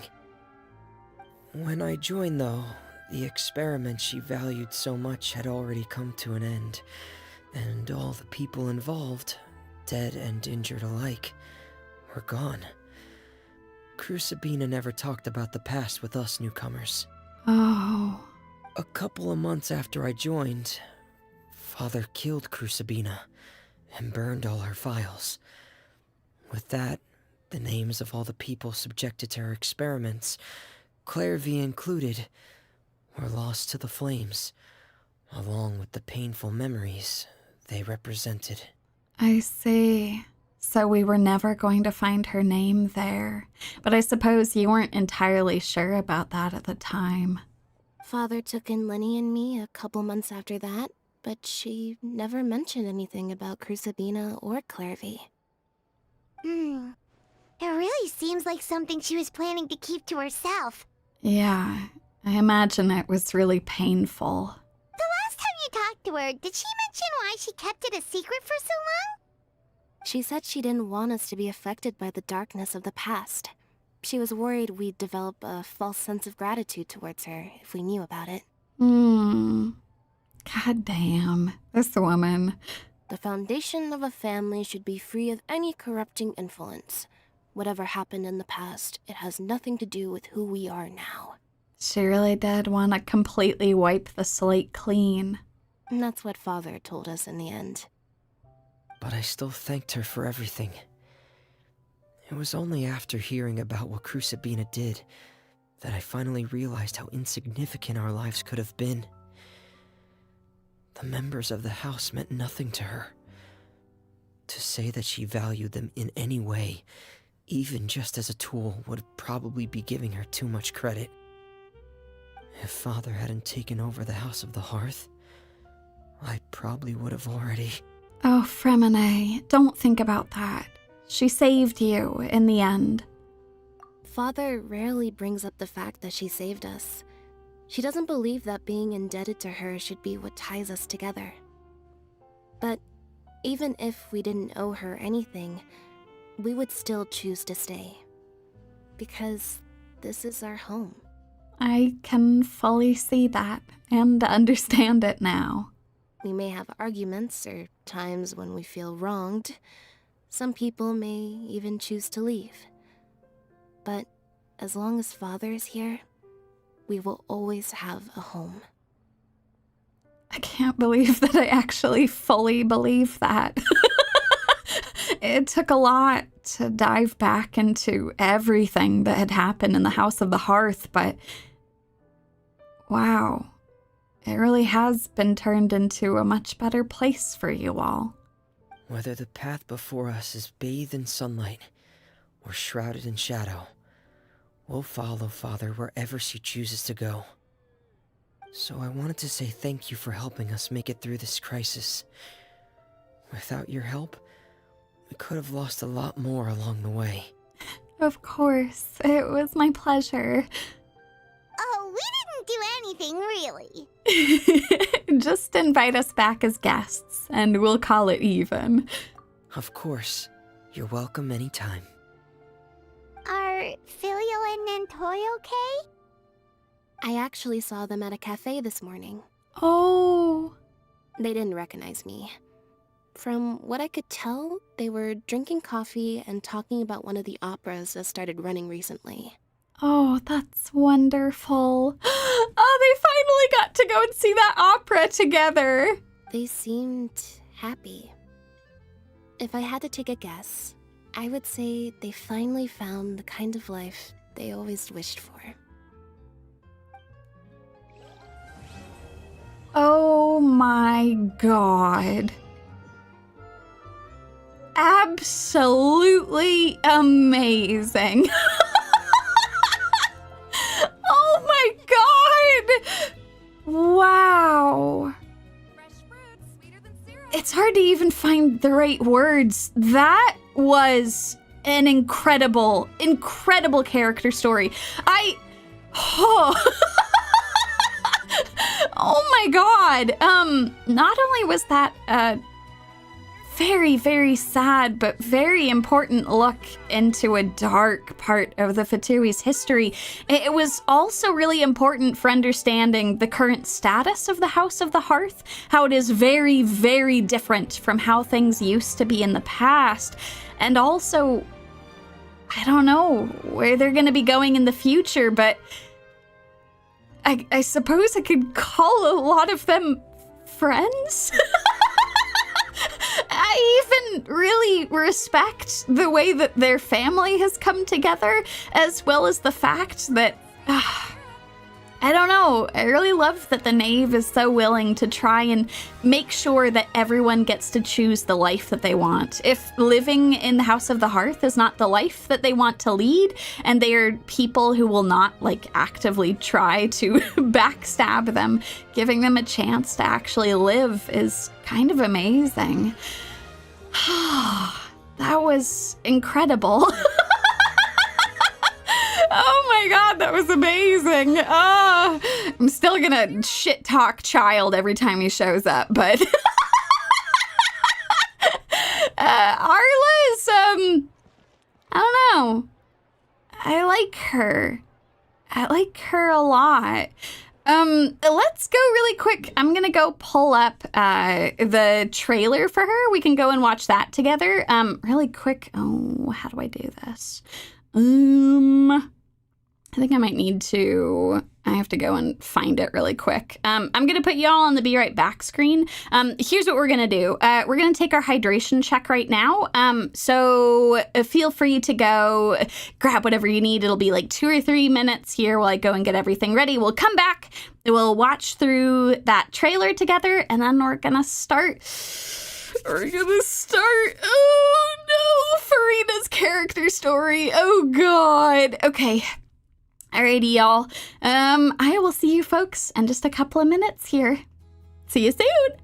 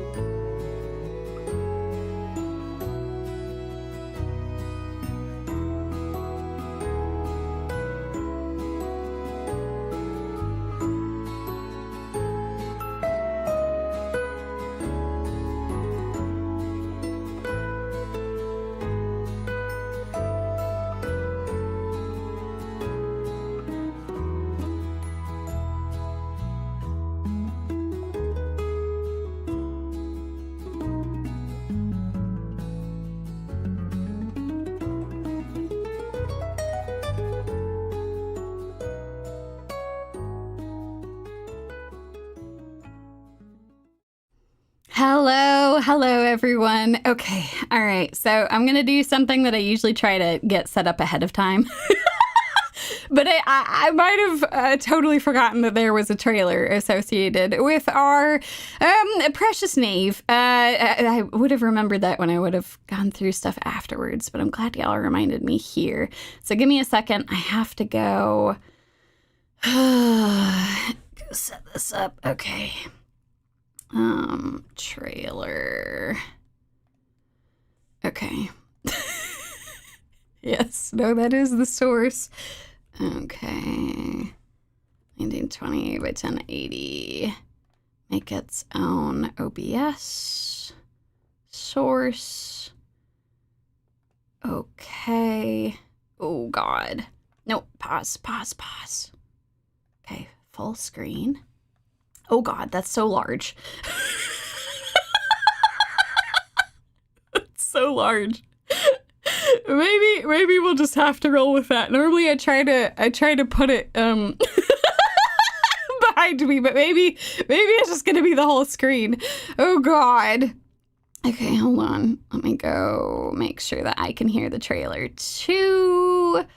When it goes trailer like this. I can make it smaller. Just give me a second. Yeah, I'll get to see behind the scenes how this works. I have to like put it in between. There we go. Let's put it right there. And then like that. Okay, perfect.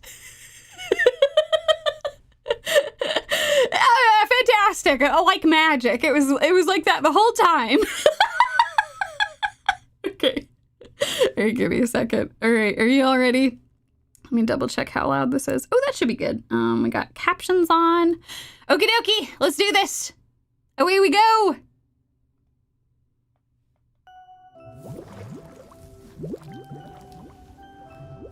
You were born into this world all alone.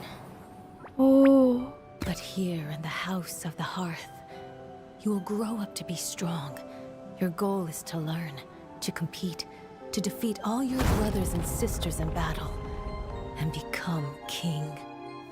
Oh. Where's Perware? Didn't she want to hear the story? Excuse me, Mother. She's doing a funeral for her spider.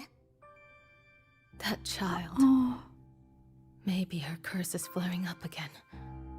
Clairvy, see to her. Oh, okay.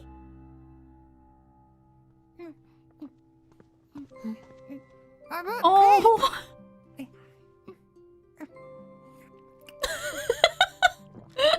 You want some? Sure. You must know spiders don't eat cake. Oh, yeah, I know. The birds soar from their cage. Sunbeams filter through the foliage. Flames grow with immortal courage. Oh, this music. You won't be chained by fate.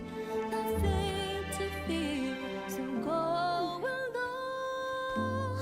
Oh. Do mothers usually argue with their daughters?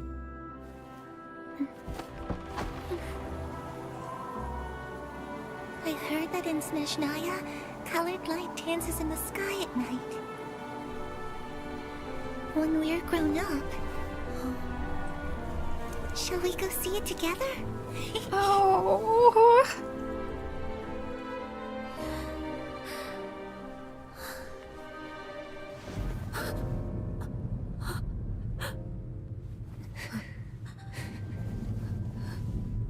You will be a great king.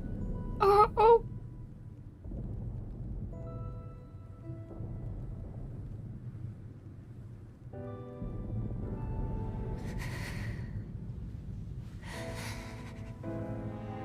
I'm sorry. Thank you.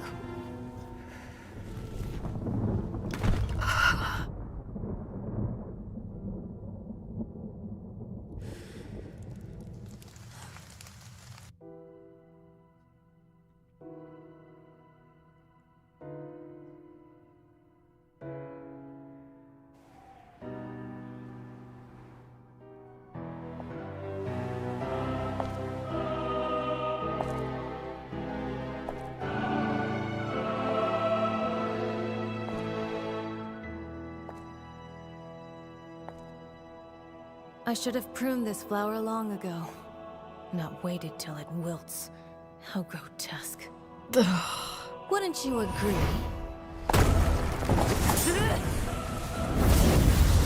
Oh. Oh!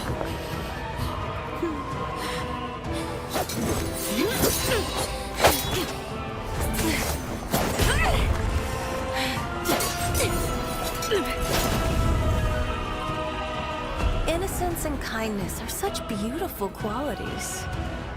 Sadly, they're all so useless!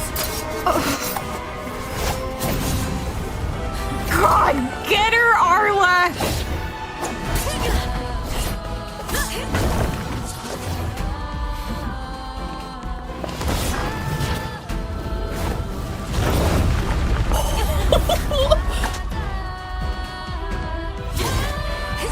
A bird tied down will never fly the nest. You are no exception.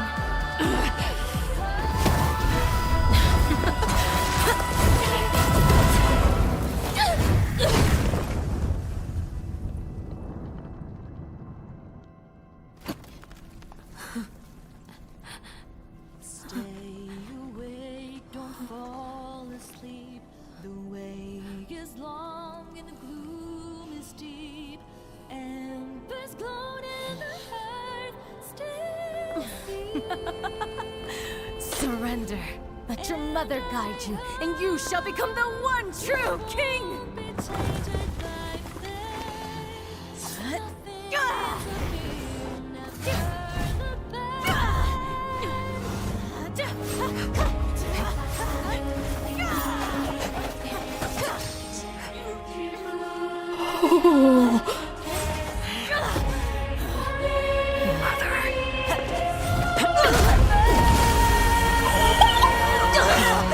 My answer.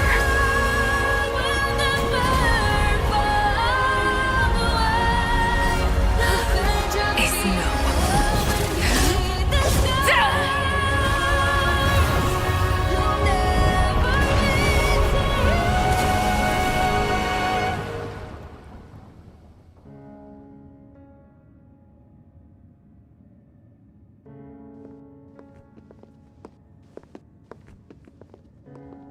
She killed the Harbinger? Shh.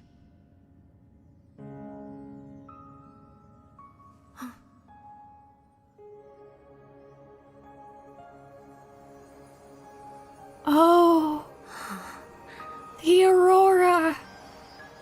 Her Majesty the Tsaritsa has decreed as follows. I hereby pardon your crimes and bestow upon you a new name.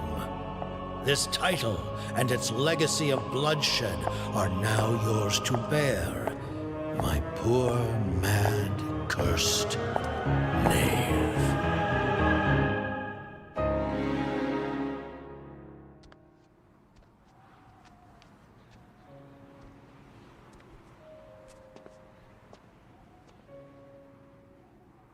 Come with me. I will raise you as my child, like a strict and unfeeling father.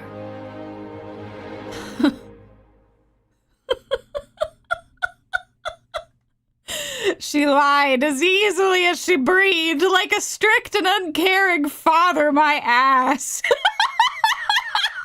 She cares for those kids so much, god damn. Oh my god, I'm a mess. I'm a mess. Oh my god.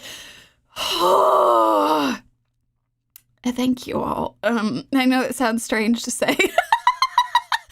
But thank you all for encouraging me to play through this now. Holy shit. Oh my god. Oh god. Okay, all right. Okay, hold on. All right, let's clear that. Oh my god. Indeed, that's such a good point. Mother pretended to care, but didn't. Meanwhile, father pretends to be unfeeling, but cares deeply for them. Oh, God. Good God. Whew. Man, y'all were telling me I'm probably going to be crying through the Furina story, too. Holy shit. Oh, my God. Well, I guess my plan is we're going to play through the story for Furina, and then my plan is on my own. I'm going to look through some of the teasers, as well as some of y'all were reminding me of some lore videos that I haven't watched yet. Like, I definitely haven't watched the trailer that goes over the Harbingers, so I'll be sure to watch through that myself. But yeah, oh God. Oh my God, no! Furinas will mess you up. You can't say this. You can't say this. Look at me. Look at where I already am. Oh my God. Oh, I am so happy. I am so happy that I've been able to play Genshin with you all. I mean, goddamn, I tried to do it last year and then just life kind of got in the way, but now I actually have the time to play through it, so... Oh God. Don't say that. How could you say this? How could they say this? That it's worse than this. Okay. Okay, hold on. Give me a second. I'm gonna blow my nose and clear off my face, and then we're gonna hop into this. Oh, God.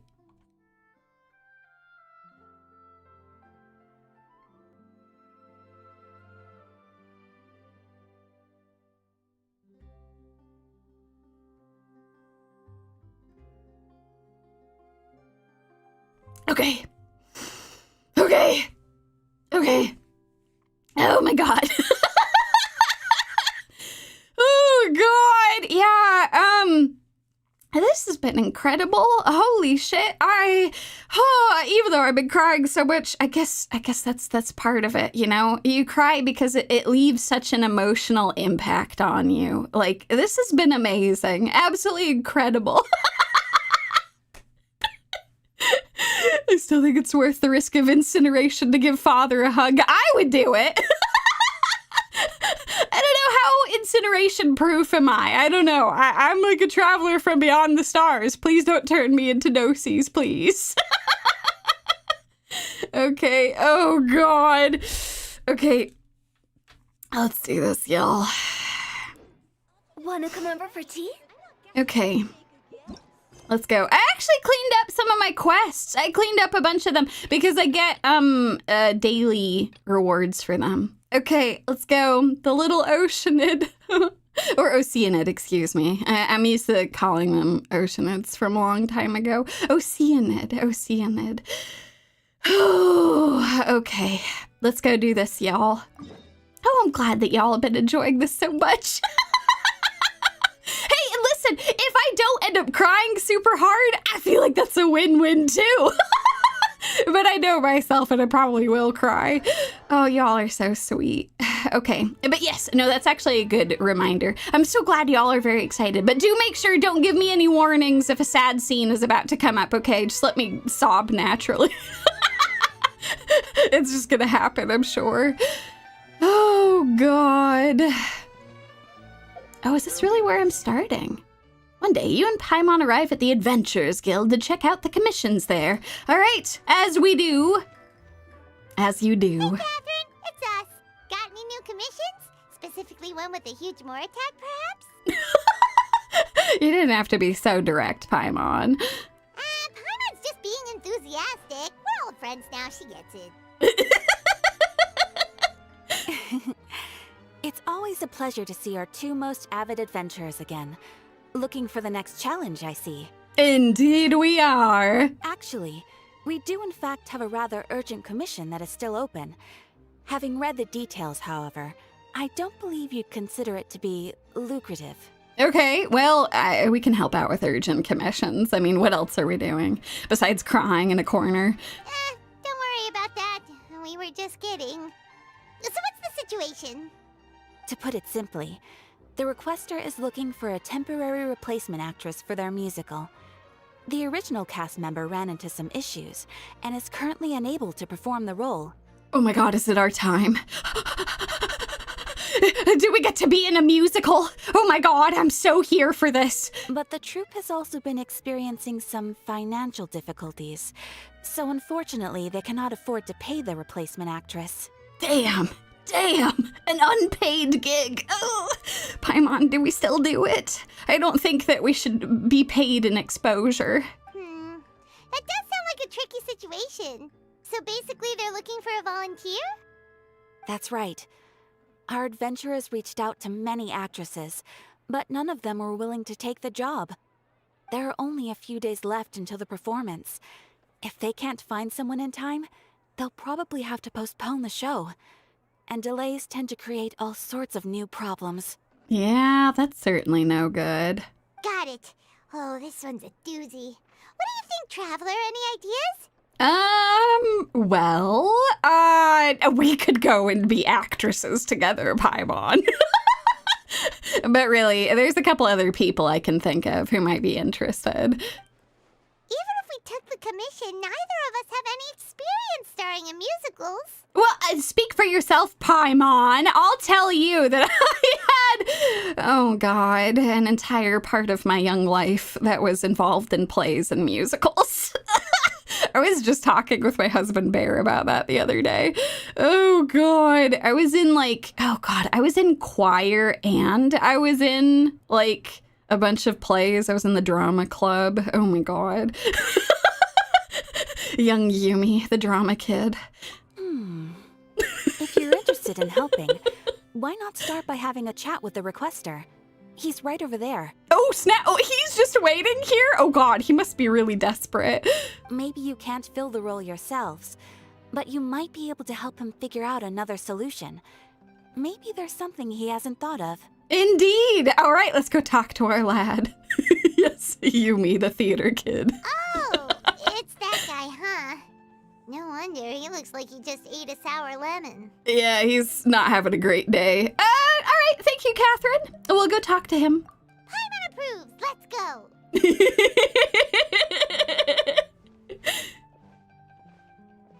Hello there, are you the guy looking for a new actress? Wait, I know you two. Are you really willing to act in my musical?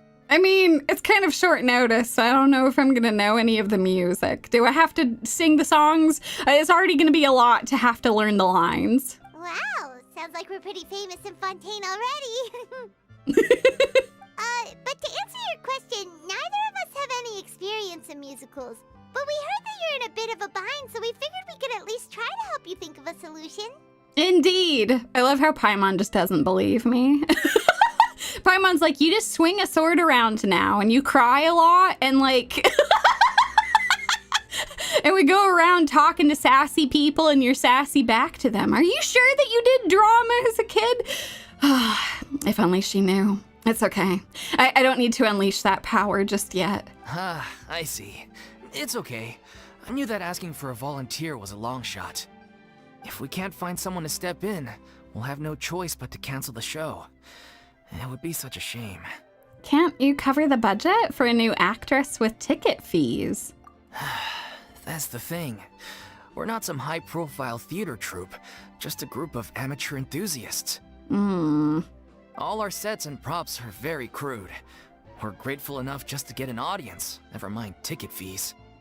I guess that's fair. It's not a lot of money to work with. If we had a way to make this profitable, things might have turned out differently.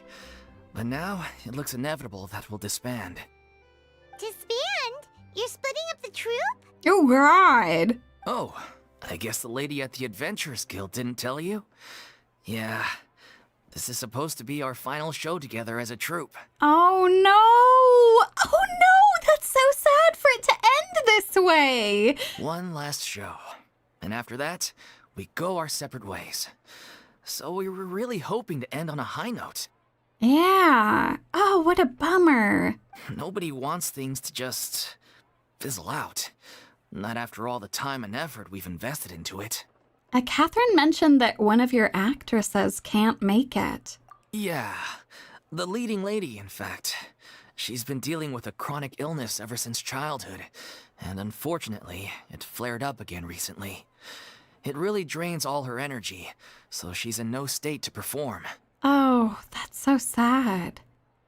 At least we know it's not Elazar, thank God. The show just won't be the same without her. But for everyone else's sake, I still hope we can find a way to hold the performance on schedule. Yeah, chronic illnesses can be so rough to deal with. Oh, that's so devastating for her. God, I really want to make this performance work. Got it. We have a clearer picture now.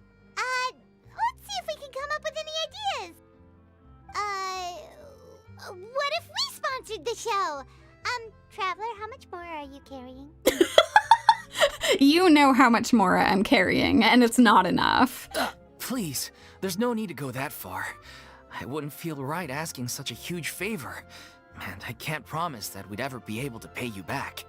Mora isn't the biggest problem. How do we find someone who's a good fit for the role? Good point. If the actress just goes through the motions for the Mora, that's not exactly rescuing the show. Yeah, no kidding. We should find someone who will put on the best performance possible. Oh, wait! What about... you know who? Great minds think alike, Paimon. I was just thinking that myself. We know someone who is a very good actress, but I just don't know if she'll be willing to go up on the stage again. That's how you know we're the best of partners. Anyway, she should have all the free time in the world right now. Yeah, but this is a pretty big, very specific favor we're going to be asking. I don't know if she's going to want to join us. She's really good at performing, and she was once super popular with the crowd. Performing in a musical should be a piece of cake for her. Who are you thinking of? Sounds like someone famous. We're thinking of Furina. Her? You're... That was a joke, right? Nope. Paimon doesn't actually know if she's performed on stage before, but Paimon's pretty confident that she'd be really good at it. You're not wrong there. She has actually performed in a number of big-name shows before. They were one of the reasons she was so popular. But even if she's no longer the Hydro Archon, it's not like she's suddenly a commoner. She's still an idol to many people in Fontaine, including myself. I just think Lady Furina might feel a bit out of place in an amateur troupe like ours. You want the show to go ahead, don't you? Are you prepared to do whatever it takes? Well, yes, but... Fair enough. I mean, if she was actually willing to, then of course I'd be honored to have Lady Furina star in our show. I'm sure the rest of the troupe would be delighted too. I'm sure everyone in our troupe has probably dreamt of performing on stage with her one day. Oh, now I really want to make this happen, but I'm worried she's not gonna want to. Of course, it all depends on whether she's interested. She might consider this opportunity beneath her. No point in stressing about that. We'll only know if we ask her. And besides, things are different now. There's no reason for her to be all high and mighty anymore. Let's go. It'll be good to check in on her anyway. Thank you for your help.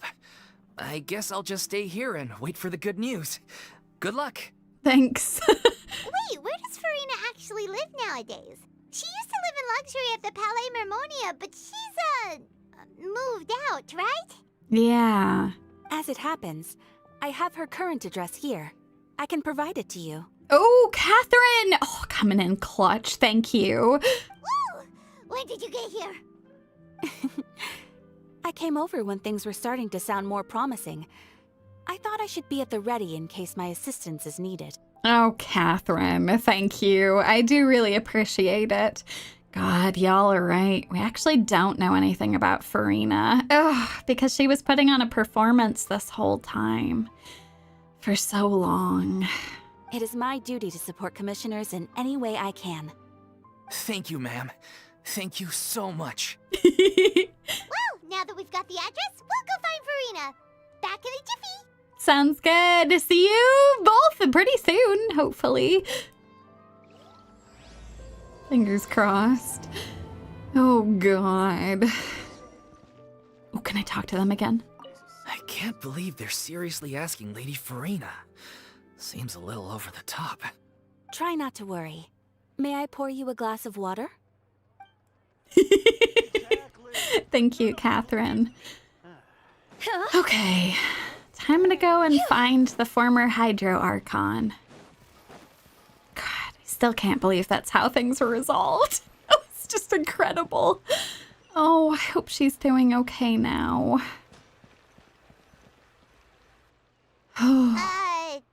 Did Catherine really give us the right address? She lives here? Yeah. Not that there's anything wrong with this place. It's just, a bit of a step down from the Palais Marmonia. To be fair, I really think that she wants to just live as a normal person now. Oh, no, Alex Cole, that's true. Imagine you want your privacy. Some robot tells everyone your address and phone number. Oh, God. Catherine was just trying to help us, but alas. No, it's common courtesy to make sure the homeowner isn't in earshot when you're denigrating their abode. Oh, Furina. Oh, she sounds so tired. Okay, when did popping out of thin air become all the rage? First Catherine and now you? I was just out on a shopping trip. I ran out of macaroni, so I went to grab a few more bags. Oh. I used to have a much wider range of choices when it came to food. But now I'm finding that simple, traditional home cooking can be quite delicious too. Don't you get sick of macaroni every day? Not at all. As long as you have different kinds of sauces in, you can have macaroni and tomato sauce one week, macaroni and bolognese the next. Oh, sounds like you're really struggling to cope. Is it because you have to do all your own cooking now? How rude. Questioning my cooking skills. The audacity. Hey, it's okay. I'm pretty shit at cooking too. We could learn together if you want. It's not like I have a very eventful life these days. Actually, I barely leave the house. So I don't see how it's unusual that my meals are a little simpler now too. Besides, I'm sure I could master dishes like la lettre faucilor or blubber profiteroles in no time, if I felt so inclined. Oh, God. Ah, there it is. You don't know how to cook. Paimon, you don't gotta call her out like that. Listen. Okay, actually, I can't say that. I called her out like that just a minute ago. God, you all are so right. Furina's VA is spectacular. I have been so impressed over the last, all the stories that we have been playing through together. I have been so blown away by the performances. God damn. But she is really just absolutely phenomenal. Not yet, maybe, but... Anyway, what are you even doing here? I do hope you didn't come here just to ogle at my fall from grace. What? No, of course not. Let me first be clear that I'm not taking guests at this time. So if you're just here to clown around, then please be on your way. Shoo! Sorry! We're sorry! Please don't be mad! Paimon was just showing concern for your well-being. Yeah, exactly! What the Traveler said! Paimon wasn't trying to make fun of you. Hang on a sec, you weren't exactly holding back either. That's not important right now. Don't call me out, Paimon. We actually came here to ask you for your help. My help? Well, maybe you're forgetting that I'm no longer the mighty Hydro Archon. I don't even have a vision, you know. Oh. Don't worry, it's nothing that serious. It's just very specific, and you're the one with the power to help. If it's not you, then no one. You're the only person for the job. Oh? Well, if that's the case, then fine. I'll spare you the lecture about your attitude just now. So tell me, what specifically makes this matter so specific? You tell Furina about the troupe's plans for its final performance. I see. I knew you couldn't have come all this way just to amuse yourselves at my expense. We would never do that, Furina. After all, I was once the brightest star in all of Fontaine, well-versed in all the various performing arts. A mere musical is well within my capabilities. But do you really want to do that? Be on stage in front of everyone again? But given the present circumstances, I'm afraid I must regretfully decline your casting request. That's what I suspected. How come? It sounds like this would be a breeze for you. Oh, Paimon. True, but I have made a decision to retire from the stage. Although I am no longer required to play the role of the Hydro Archon, the time I spent inhabiting that character has left an indelible mark on me. Centuries of pretending to be a different person changes you completely. I'm not the same person I once was. Of course, that can't be undone now. It's too late, and I have no intention of reinventing myself all over again. But at least I can say that I no longer desire to play any new roles. So that's how you really feel. Paimon can understand, but this is just a one-off part to fill in for someone who's sick. Surely that's okay. It could be your final performance. Whether it's a one-off or not, it's a boundary that I've committed to no longer cross. That's very fair. If I make an exception to the rule now, I'm just leaving a back door for myself, which would be the same as not having a boundary in the first place. So I'm not going to perform, and that is that. Okay, guess there's no convincing you. Well, is there anything else we can do to help out the troupe? Otherwise, they'll just have to disband without any fanfare. Do you know any other actors who might be interested in the role? Nope. Short and to the point, okay. I've never been great at maintaining relationships. Besides, anyone I've ever worked with probably couldn't wait to get rid of me. Oh, Furina. Since I'm just an ordinary person now, they'll probably just laugh in my face if I go asking them for help. You really shouldn't assume the worst of people. True, but I mean, could you even blame them? I show up out of the blue, begging and groveling for their help with a show they won't even get paid for? Oh, no way. I'm dying from embarrassment just thinking about it. Nope, not happening. Oh. Well, is there anything else we can do? This performance really means a lot to the guy we're working for. Have I not made myself clear? You're barking up the wrong tree. I don't want this job, nor do I know of anyone else who would. Sorry. I didn't mean for that to sound so harsh. I wish I could help, really. But if I thought I had the answer to this problem, I would have said so by now. It's all right, Furina. Paimon just wanted to make sure we tried everything. Oh, everyone in the troupe will be so disappointed. It's okay, Paimon. Let's try to come up with a plan B. Yeah, I guess that's all we can do now. All right, then. We'll see you around, Furina. Toodaloo to you, too. I'm going home to take a rest now.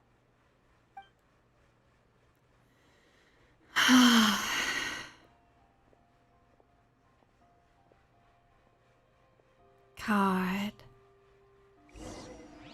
Yeah, it is extremely understandable. Like, even before we'd shown up, I was already worried. We have to respect Furina's decision. Yeah. Maybe the thought of performing brings up too many painful memories now. Exactly, Paimon. I'm glad you understand. Yeah, exactly. That poor girl does need therapy. Ugh. Huh? Ooh. What's going on? Are they arguing? That's besides the point. I'll ask you again. Why did you start looking for a replacement without my consent? When did I tell you I'm going to take a step back? Oh, dear God. Oh, no. She still wants to perform. You didn't need to say it. We've known each other for how long now? We know the signs. But you never tell us about your illness, even when it's clearly flaring up. She really wants to be part of this final performance, though. And that gives you the right to make a decision on my behalf? Shortly after you left, the troupe's lead actress came to the Adventurers Guild. She believes that she's healthy enough to perform. I see. Excuse me, but can you both take a moment to discuss something else for now? The adventurer assigned to your commission has returned. Sorry, I was just dealing with a little misunderstanding. So, how did your conversation with Furina go? I don't think now is the time, my man, but she said no. Sadly, it's a no from her. We tried to persuade her, but she wasn't having it. She doesn't want to play the role for personal reasons. I see. Well, circumstances have changed a little, so maybe that's not such bad news after all. You see, our leading lady has just informed me that she's well enough to make it to the show after all. Staging the musical with the full original cast was always the dream, of course. Oh, right! Sounds like everything worked itself out then. Imagine if we had managed to convince Furina to join, only for her to find out she's no longer needed. That would have been awful. Yeah, she'd be livid. We'd get the scolding of a lifetime. Jeez, is Lady Furina really so harsh with people? Oh, Only joking, calm down. So, guess we can consider this case closed now, huh? Despite the fact that we failed to complete the commission, we were still racking our brains for ideas on the way back here. Look, there's no point arguing with you about this anymore.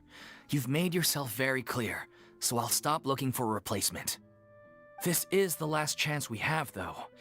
If your illness flares up again, there won't be time to find anyone to replace you. So, are you absolutely sure you'll be able to handle it? The whole team is putting everything they have into this final performance. We have to make sure it goes ahead. Yes, I'm completely confident. I've been taking a new medication from the doctor, and it's working brilliantly. I'll definitely be able to tough it out until the performance day. Oh, God. This game is now giving me, like, the doctor, and I'm immediately like, where? Where? Let me punch him. And I'm like, oh no, it's not capital doctor. We're okay. We're fine. We're safe. I share everyone's desire to commemorate all our years as a troupe with a proper farewell show. So the last thing I want is to be left out. Yeah, no kidding. She really wants to be involved with this. And if she's actually got some good medication now, it might be possible. Every one of us thinks of this troupe as their home, myself included. You're right. I'm sorry. I let myself get too worried about the show. I should have asked for your permission first. All's well that ends well. Sounds like the show will go on. Paimon, wait here a second. Sure. Oh! A little eavesdropper. Hey, how did you... I was just passing by because I realized I forgot a couple of items on my shopping list. Oh, no, did you? Well. All right, I'm coming. No need to drag me.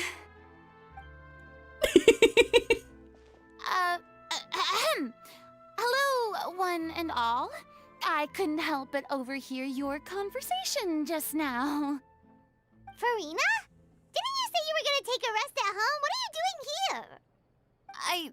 I was just ever so slightly concerned about the situation you mentioned. Yes, a teensy bit concerned, that's all. I see. When you came to talk with me earlier, I jumped right to explaining my position and said some strongly worded things. Hey, Furina, it's okay. I understand where you were coming from. And all before I even had a full grasp of the situation. Anyway, I just feel a bit bad about how it went down. I'm sorry, Paimon. Oh, Furina. Oh, it's totally fine. Paimon didn't take any of that personally. Yeah, why didn't you just show yourself? You really have a knack for asking the most uncomfortable questions, don't you? I'm sorry, it's my job. I'm sorry. I felt very sheepish. having had a change of heart after flatly refusing you. And then, to make matters worse, you caught me. But in any case, it sounds like the issue has already been resolved. Yeah, at least for now. Yeah. When they said they were gonna ask for your help, I almost had a heart attack. I mean, how could we be worthy of having Lady Furina star in our show? There's no need to think like that. And no need to keep addressing me as lady. Just Furina is fine. I was wondering, if this troupe is so important to all of you, why does it have to disband? If the difficulties are purely financial, then there must be a solution. You could put the shows on pause while you look for a sponsor, for instance. Everyone seems so devoted to the troupe. I'm sure if you keep chipping away, you'll find a way through. Oh my god, that was what she was so worried about. Oh, that's so sweet of her. Seeing that people who actually really love acting want to continue doing it. We all want to believe that, but some things are just beyond our control. Everything's been going downhill ever since we lost our director. She was the heart and soul of our troupe. She kept us going. Her name was Aurelie, and she was the founder as well as the artistic director of our troupe. And tragically, she was a victim in the serial disappearances case. Oh, that's awful. What? That's actually how I recognized these two. It was all thanks to their efforts that the true culprit was brought to justice. That's true, but oh, I'm so sorry. But still, no sentence can bring our director back to us. She was a loyal fan of your performances, Miss Furina. They were what first inspired her to get into musical theater. She rallied many people around her who were destitute or had lost their sense of purpose in life, and convinced them to join her troupe. She wrote her own scripts, acted on stage, and mentored each and every one of us. Oh my god. People loved our performances back then. We seemed to be going from strength to strength. Things were really looking up for us. And then disaster struck. Yeah. After that, the entire troupe fell into disarray. None of us know anything about script writing, let alone how to handle the business side of things. We've been doing the best we can, but despite our efforts, things are slowly but surely falling apart. It's agonizing, but ultimately, we'd rather end things now on our own terms than stick it out to the bitter end and watch all our dreams turn to dust. God. Oh. That's so sad. What a terrible waste. A gifted artist from humble beginnings who achieved so much and no doubt had much more to give. And then her life was so cruelly taken. I suppose it's fair to say then that this final show, besides being your farewell to the stage, is also your final gift for her? Yes, exactly. We all miss her terribly. Well, good thing I followed the traveler here. After hearing this tragic tale, I can no longer stand by and do nothing. Oh? Furina? Furina? I know what you're thinking, but I by no means plan to cross the boundary I've set for myself. Besides, they're no longer looking for a replacement anyway. I can, however, provide some artistic guidance from the vantage point of a highly experienced audience member. Furina! Oh my god. But only if you feel this is something that would help, of course. Oh, most definitely. We'll take any guidance that you can give. We unfortunately don't have any budget for a consultant, though. Will that be a problem? I don't need any compensation. All I'd ask in return, if you're willing, is that you tell me some more about the life and work of your late director. Oh, Furina! Something I've begun to realize since my departure from the Opera Epiclese is that there's a lot you don't see when you observe everything from on high. The law only judges criminal behavior and does not weigh human emotion. The court's verdict can settle the question of criminal liability, but what about all the unresolved emotions of the parties involved? What happens to them? A verdict can bring emotional catharsis. They come pouring out and flow away into infinity. An interesting answer. But if you ask me, I think all emotion shall ultimately return home to the heart and slowly settle with the passage of time. Take, par exemple, how this troupe pines for their late director. Things such as this I have never witnessed before, and so I should like to observe, perchance to understand. Oh. Huh. Still a fan of your old dramatic monologues then, huh? Paimon, shush you! It was a very touching monologue about wanting to understand what it means to be human, to actually live as one of the people. You just want to get back in on the action, don't you?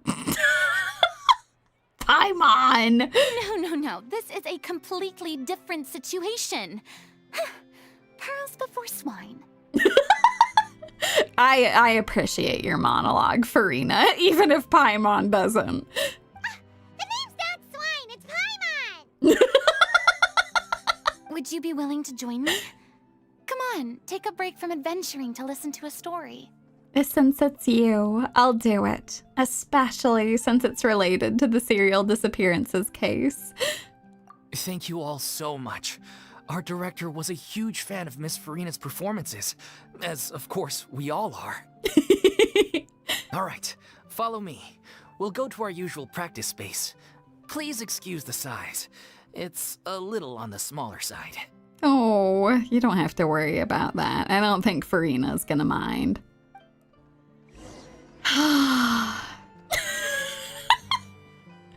Paimon is obtaining a new nickname.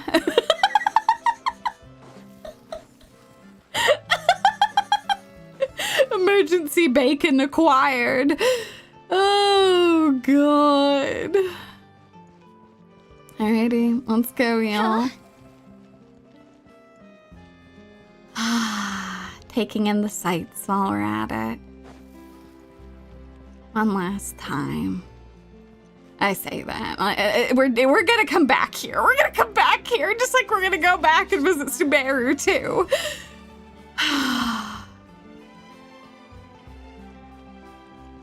Alrighty. Here we are.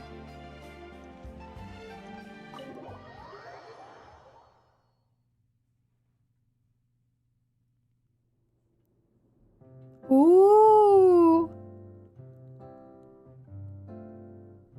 Huh? Lady Furina? Oh god, yeah, the rest of the troupe hasn't been briefed yet. What's Lady Furina doing here? Hello all. Allow me to explain.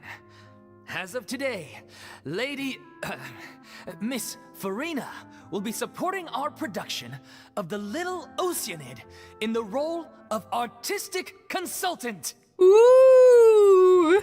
These two over here are the ones that made it possible. They kindly reached out to Miss Furina on our behalf.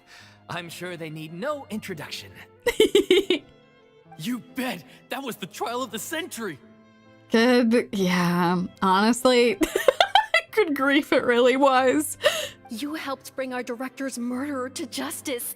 We can't thank you enough. Oh, please don't mention it. We're just here to join in on the fun. Exactly. So, you were saying The Little Oceanid? Yeah, that's the name of our final show. It's an unfinished script left behind by our director. One of our greatest regrets is that she never got to complete it. So, if we can bring it to the stage and make it a successful show, we can all take some solace in that. Wait, but if it's not finished, then... Finding an actress was the least of your problems. Yeah, we've been battling issues on every front, trying to realize this dream. Anyway, let me give you a quick summary of what the story's all about. Okay. The protagonist of the story is a young Oceanid who transforms herself into human form, despite the protests of her family. She longed to live just like any other human. And sure enough, she found friendship and even love. Everything seemed perfect. But one day, her true identity was exposed, and her world came crashing down around her. So far, so good. A classic tale. What happened after that? That's one of the issues we've been trying to deal with. Unfortunately, this was as far as the director got with her script. Oh no. We need a proper ending so we can bring this musical to the stage. But people have different opinions on which direction to take it in. We still haven't decided between a happy ending or a true-to-life tragedy. By true to life, you mean the director's sudden disappearance? Yeah, like they say, truth is stranger than fiction. But then there's the question of whether we really want to use the stage to pass our raw pain onto the audience. Exactly. A lot of the time, people come to watch a show just hoping for some light entertainment. We have to consider their emotional stake in this, not just our own. Yeah. And one last thing. We're still waiting on confirmation from 2 of our main actors. The first is Pauleau, who plays the protagonist's lover. He's locked himself away to focus on writing an ending for the script. But the deadline's passed, and we still haven't heard from him. Oh god. Okay, so we need to track him down. The other is Villemont, who plays the main antagonist. He took the director's death pretty hard.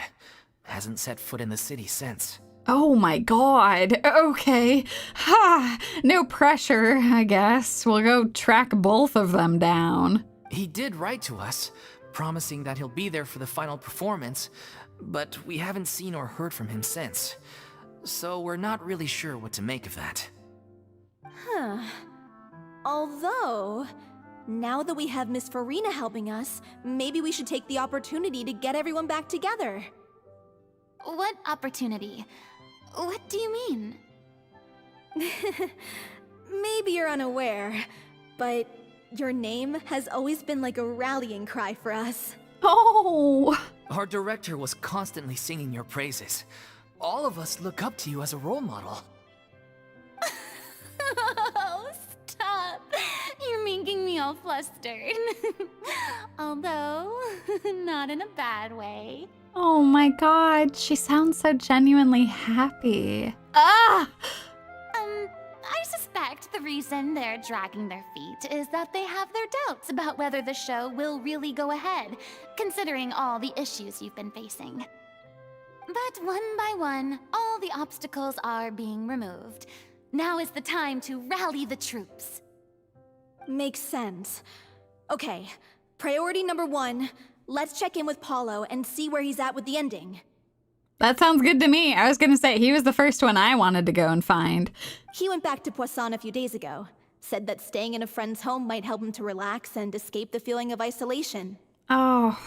I thought the last thing his friend would want right now would be to take visitors, given that Poisson was flooded not too long ago. But I guess it's the opposite. A friend in need and all that. Yeah, maybe he could use some company. Poisson. Oh, Furina. Is something wrong? Nothing. I suppose my presence will be indispensable if we are to restore his faith in the show. So, allons-y. To Poisson! Oh. Oh, can I talk to him? Pressure's on now. We gotta make sure we're fully prepared.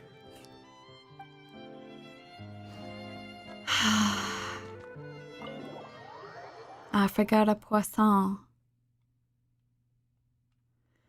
Oh boy. I'm glad we're going with Furina. Oh.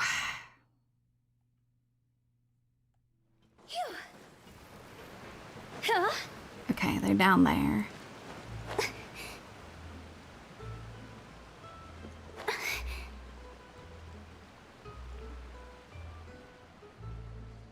Down we go.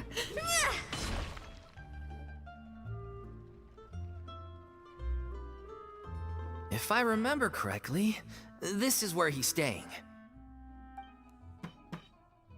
Who is it? Oh. It's me. Is the script ready? You came all the way here for that? Alright. Forget that for now. Just come on out. We've got some great news. Nice try. Look, just give me some time, okay? I'm just wrapping up this last part of the script. I'll be out once I'm done. Oh, God. Okay, then. Looking forward to your masterpiece. So, as expected, he's missed the deadline. The ending is one of the most important parts of the show. Even once he's done, it isn't final until we've all had the chance to read through and make sure we agree on it. Someone told me they'd just seen you in Poisson. I assumed it was a case of mistaken identity, but sure enough, here you are. And Furina, too. Oh, Navia, my girl! Oh, I could hug you. I was wondering if we might run into her. Oh, Furina. So, you're here for Pauleau? Looks like he could be a while, so feel free to take a stroll around town in the meantime. I've made all the arrangements already. Navia, you are absolutely incredible. Oh, God. This is not an interaction I anticipated them having. Oh, it's okay. We can just wait here. Thank you for being so considerate, Miss Navia. That sounds wonderful. We'll take that stroll.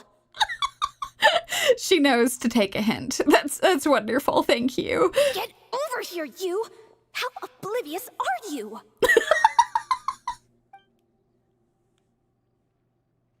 How are things in Poisson now? Any better? Things are on the mend, but it's a slow process. Some people may never recover from the trauma they experienced. Oh. I'm sorry to hear that. I wish there was something I could do. Please, must our conversations take such a depressing turn every time we meet? We all have painful memories, but we don't have to let them cloud everything we do. Navia. Oh, I love her so much. God. Because Furina feels so responsible for all of this. Like, if only the trial had happened sooner, if only I'd been able to do something more, so many people wouldn't have been turned into Oceanids. And if you're trying to make a new start, perhaps it's best if you don't bring up the past all the time. Thank you for your words of comfort. You make a very good point. Oh, Navia's a treasure. My God. Even though she's lost so many people. She's a strong person. Even though I know this must be hurting so much. But for now, at least, I think I should stay with the way I'm feeling for a while longer. It's okay. These things take time. Moving on from a painful experience is easier said than done. Which brings me to why I'm here. I thought you should probably know that not everyone here is ready to forgive and forget after the Hydro Archon's inaction in the face of catastrophe. Oh, God. So you're worried about Furina being here. Oh. To avoid upsetting the peace, I told the townspeople that everyone here is a member of the theater troupe, and that you are just an actress playing the role of Furina. It's not a perfect solution, but hopefully it means you won't have to lie low while you're here. Navia, thank you. Oh, God. That's so thoughtful of you, Navia. Yeah. Well, what do you expect? I am the courageous and considerate president of Spina di Rosula, after all, like my father before me. Anyway, that was all. Look after her now. Got it, Navia. Thank you. God, for real, I want a hug button. Let me hug both Navia and Furina, god damn it. off we go then. Let's take a look up there. Okay. Let's just take it slow, okay, Furina? I don't have any friends that I can be frank and honest with, so maybe she's right. You're the closest thing to friends that I have. Oh.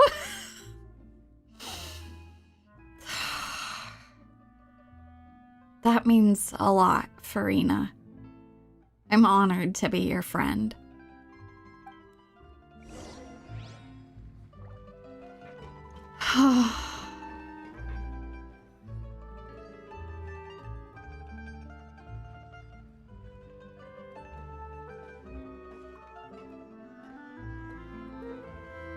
Oh, God. I'm so grateful that Miss Nafia was so understanding. To be perfectly honest, I didn't know if I was ready to meet her. It's always easiest to just run away from your problems. But that never fixes anything. You can't get around the obstacles without facing them. That's very, very true, Furina. So that's why you were nervous when they brought up Poisson. Yeah. I'd be lying if I said I wasn't scared of coming back here. Still, I felt it was something I had to do. As I was saying before, I want to see for myself the things that I never could in the past. I'd be overjoyed if the people here could find it in their hearts to forgive me. But they're more likely to unleash a tirade of vitriol against me. Which, of course, I completely understand and accept. I'm sure some people didn't buy Navia's lie. Yeah, I can tell people are watching me. I'm sure some people here see the idea of someone coming to Poisson dressed as the Hydra Archon as extremely disrespectful. I used to be terrified of the gaze of other people, especially when they had suspicion or resentment in their eyes. I guess I wasn't quite ready for this after all. Oh, Furina, you've got us here with you. You're not alone. You don't have to face this alone. And I'm sure that you think that other people in your life are just annoyed with you, like Novelette and so many others, but so many people care about you and want to help. I'm not surprised you're making yourself go through all of this.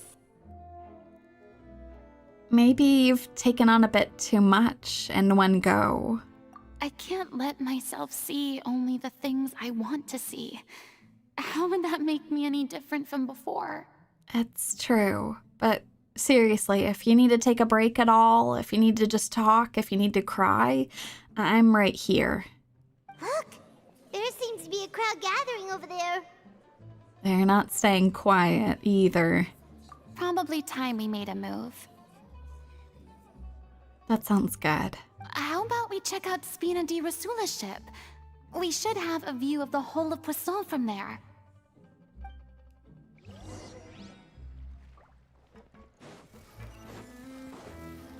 Up we go.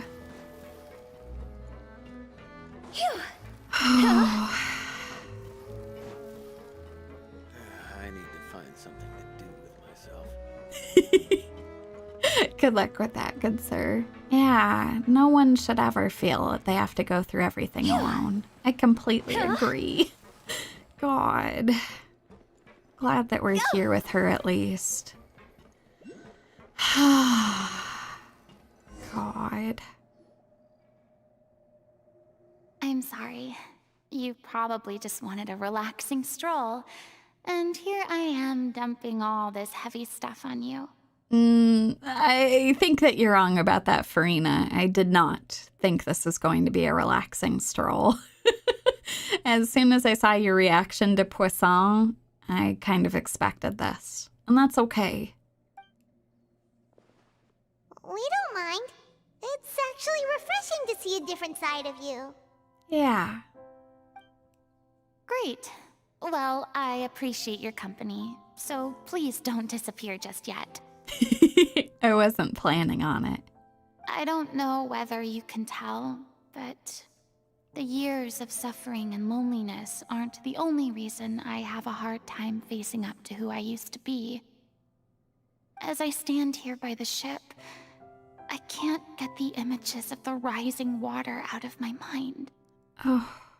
One after another, people were taken by the water. All those treasured lives and memories washed out of existence in an instant. They thought their god would protect them. They had absolute faith that when disaster struck, a divine power would save them from harm. And all the while, I played my part to perfection to convince them that was true. But then the floodwaters finally came, and the Hydro Archon did nothing. Oh, Furina. You shouldn't look at it like that. You were only doing your duty. Don't be so harsh on yourself. You didn't have that part of your power. That was the cruelest part of that part you had to play. I've had to go through so many moments like that for the sake of protecting the truth. As time went on, it got harder and harder to bear, and I became more lonely and isolated. Eventually, I realized I had nothing left except the truth. I became terrified of completely failing in my task, and was haunted by the thought of being left all alone, weeping on my throne.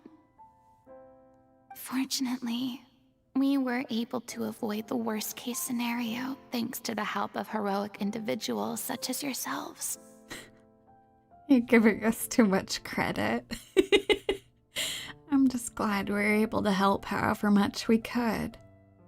Everyone rose to their responsibilities, and I finally regained my freedom. But on some level, freedom also means no longer being needed.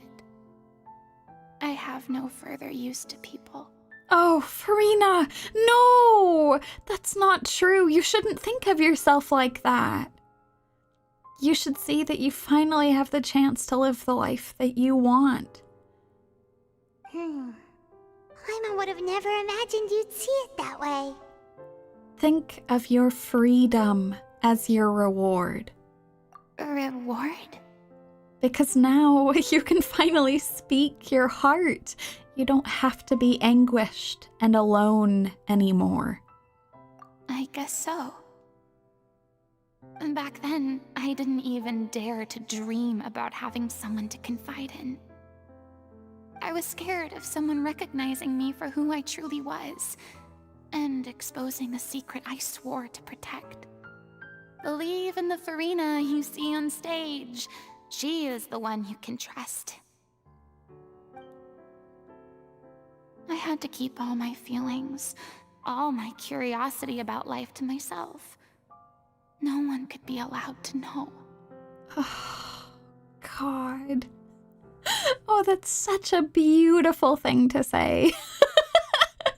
Yes, Furina, your life is worth something just by existing. Focalor wanted you to live a normal life when everything was over. Ah, it's beautiful, Wolf Warrior. Exactly.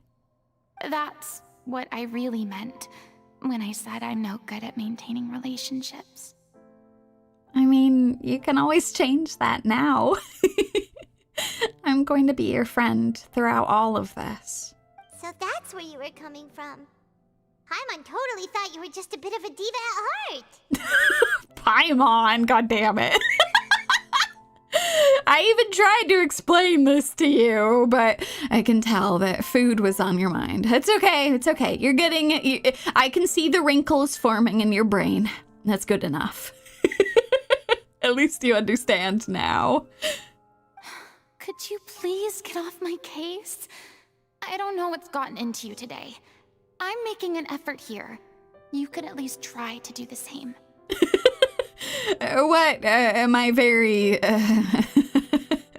adorable but clueless partner meant to say was that she doesn't like to see you so down.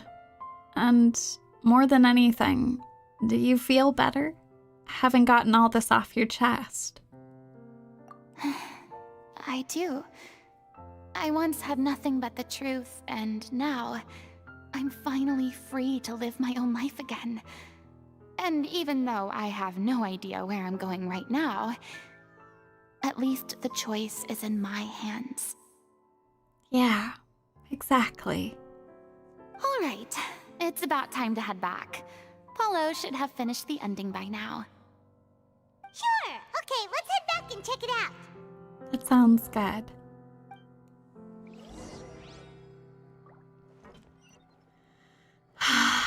We'll go together.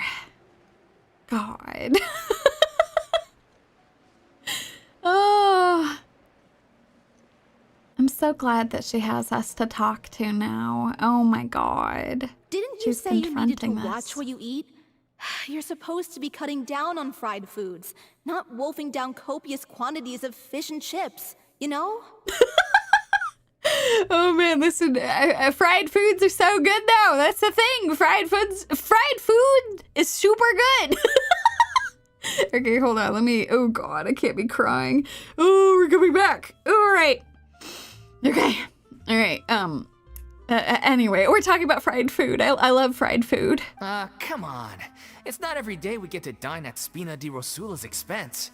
Can you believe how generous she is? I'm not about to pass on free food. Anyway, my character doesn't need to be slim and good looking. That's your job. Oh! Are you kidding me right now? It's not your character's health I'm worried about, it's yours. Oh! I've spent my whole life battling the effects of ill health, and it kills me to watch you willingly ruin yours by filling yourself up with junk all the time. Oh no, looks like they're arguing again. Yeah! Ooh. We're back! Could you maybe put your differences aside for a moment? Ah, you're back. We've been enjoying Spina di Rosula's VIP treatment in your stead. God damn it. Paulo's nearly done. We shouldn't have to wait too much longer. Great! So you were discussing your characters, right? We heard she's playing the Oceanid who turns into a human girl. What about you? Me? I'm an Oceanid too. Oh! He was originally supposed to take the form of a crane, but he outgrew that role. Oh. Well, the costume at least. So now he's playing the boar instead. I see. Oh, God. Sorry. Paimon, don't be rude. It can be difficult to, I don't know. I've given this speech before, but, like, I think that it is important to, like, treat yourselves well, to, like, try and live a healthy life. And I know that it can be really hard sometimes, like, especially when it comes to weight.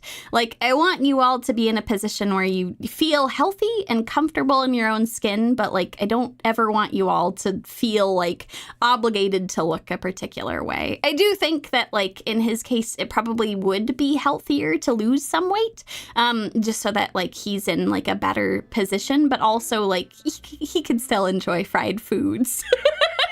Things like that. It's just about, like, living the best life that you can. But I don't know. In my country in particular, there's kind of this really bad problem of, like, people being exposed to a lot of really caloric food, and it can be really easy to put on a lot of weight without realizing it. But simultaneously, there's a lot of people who struggle with eating disorders because they feel like they have to be super, super skinny, or they have to, like, be built like how they are in the movies. People will, like, work out way too much to the point of, like, making themselves ill. So, yeah, I don't know. I just want you all to know that, like, you all are enough. And, like, as long as you all are feeling healthy, like, it's okay if you have some weight on your bones. I am someone who was like horribly, horribly underfed as a child, to a really frightening degree. And like, it's been really nice to actually like fill out a little bit. Like, I feel much healthier now than I was before. It just took some adjusting to get used to. So yeah, it's just something that I want you all to know, that you all are beautiful. Yeah, body fat is a necessity. Like, it is totally okay if you're someone who, like, you feel like you're in a position where you're not happy with your weight. You either want to put on weight or you want to lose weight. It's also okay to work out. I just, like, don't want you all to feel like you have to look a certain way, you know? Like, you all are beautiful. I just want you to be healthy, you know? Like, that's the most important thing. It is always good to trust your doctor. If your doctor's like, you know, it might be a good idea for you to put on some more weight, or it might be a good idea for you to lose some weight. It is always, like, a good idea to follow what your doctor's saying. But yeah, I also just want you all to, like, know that you all are beautiful people. In many different shapes and sizes. You all are beautiful, so yeah.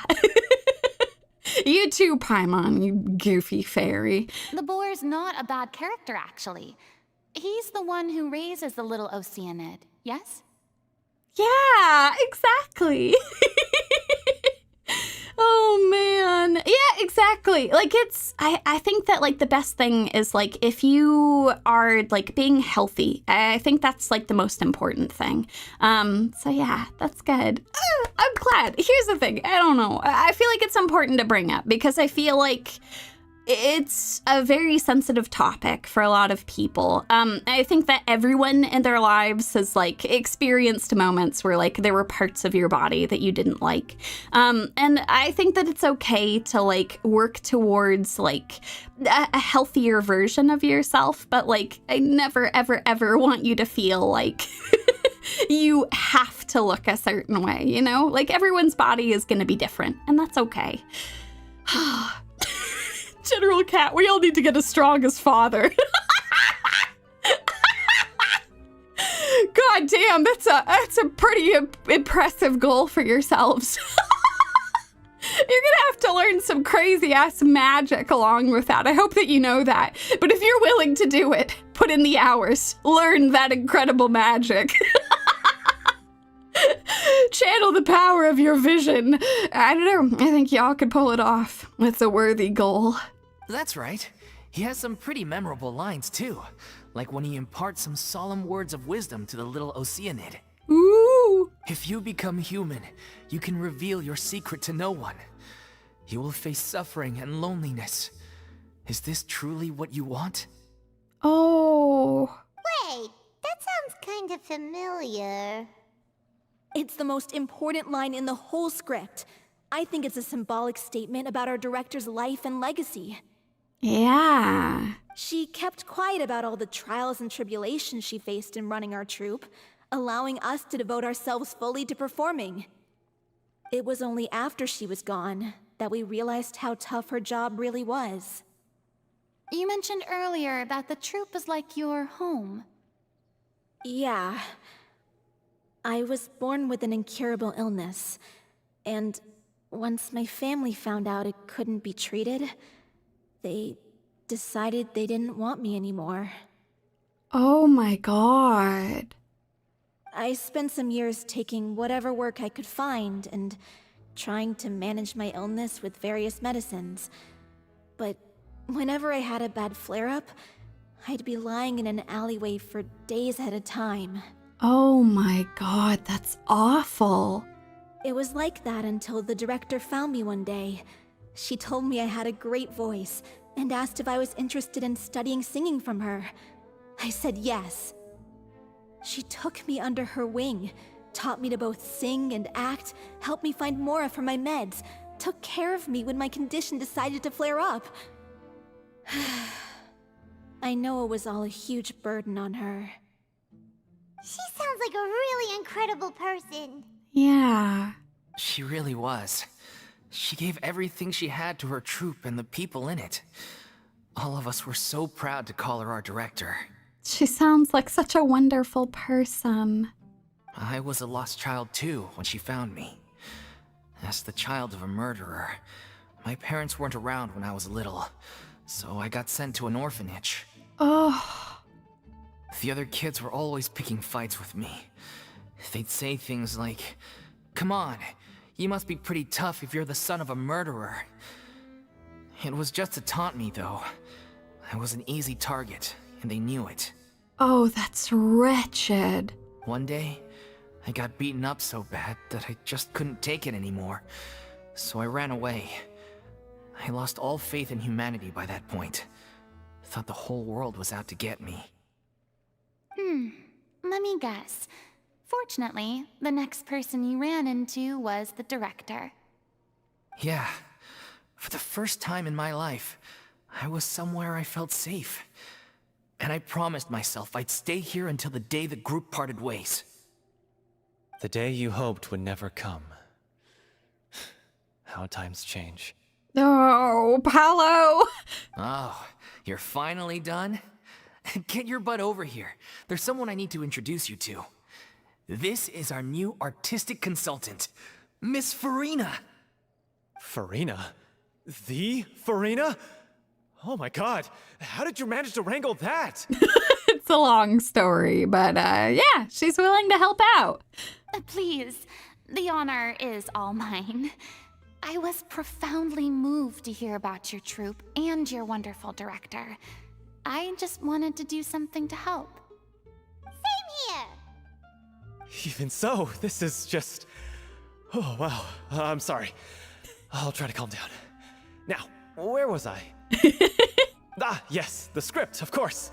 Let me give you a rundown of how the story unfolds in my version of the script. Okay.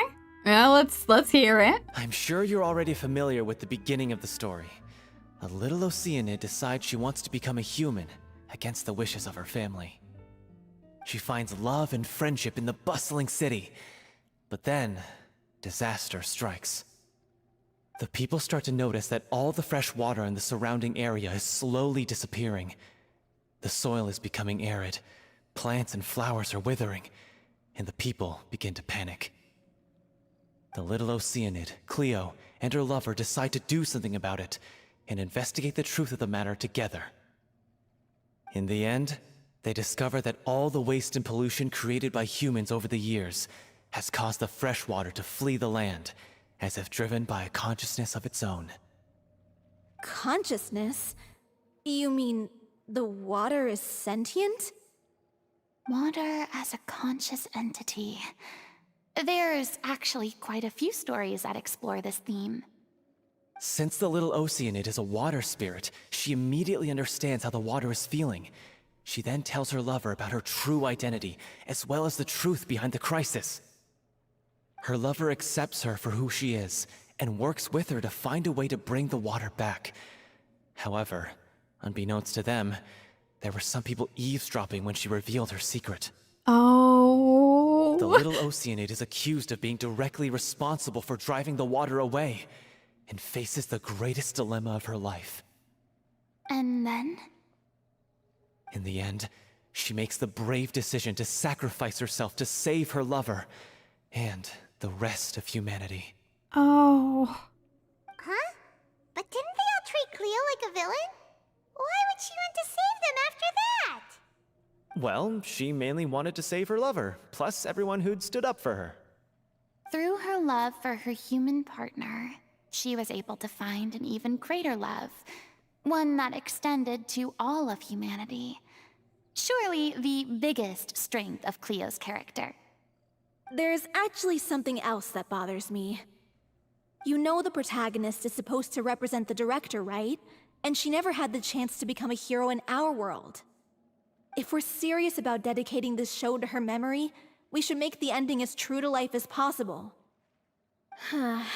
What about if the little Oceanid is hounded to death by people who hate her, her lover makes sure her secret never gets out, and humanity continues down the path to extinction? Oh god, a tragedy. That sounds like too cruel of an ending to me. And perhaps a little irresponsible to present to the audience. Right. That ending would be a perfect mirror to director Aurelie's death. both arbitrary and meaningless. Oh. On the day when she went missing, Director Aurelie had instructed us all, somewhat out of the blue, to leave the court of Fontaine and wait for her outside the city. We waited and waited at the rendezvous point, but she never came. By the time we returned to the city, she disappeared without a trace. We looked for her. The Gardamex looked for her, but she was nowhere to be found. Increasingly, all the signs seemed to point to her being the latest victim in the serial disappearances case. Wait. But do you actually know that she was? You don't find that strange that she summoned you all out of the city? The director was the kindest soul in the world, yet she was senselessly sacrificed for the sake of a so-called experiment by someone who had nothing to do with her at all. But doesn't the way she suddenly told you to leave the city suggest that maybe she had some sense of what was about to happen? It almost seems as if she was moving you to safety. Oh, that's true. I've been trying to follow up on that ever since, but all my efforts so far have turned up nothing. Villemont might know something, but he won't open up to me. All right. Next stop, talking to our next lad who is playing the antagonist. Villemont? The one who's playing the role of the villain? Yeah. He's been overwhelmed by grief. I think the director's death hit him hardest of all. Grief? Guilt, more like. Also, I have a hard time imagining that anyone took it harder than me. Because, well, speaking of the play being true to life, I was deeply, madly in love with Aurelie. Oh! What? You kept that one quiet. It's time to be upfront with you all. No more keeping secrets from each other. We'll never be able to agree on the ending if we can't be honest about how we feel. I did tell her how I felt once, but she turned me down pretty much straight away. She said that we were all like brothers and sisters to her, and she'd never considered us as potential romantic partners. Oof. Oh. Not that it came as a shock or anything. It was what I was expecting to hear. So I told her I'd always be there for the troupe, and I'd always be there for her. God damn. I said, maybe one day in the future, when everyone's settled into their own lives and on the up and up, and managing the troupe no longer required her constant attention, well, maybe then she could reconsider what she really wanted in her life.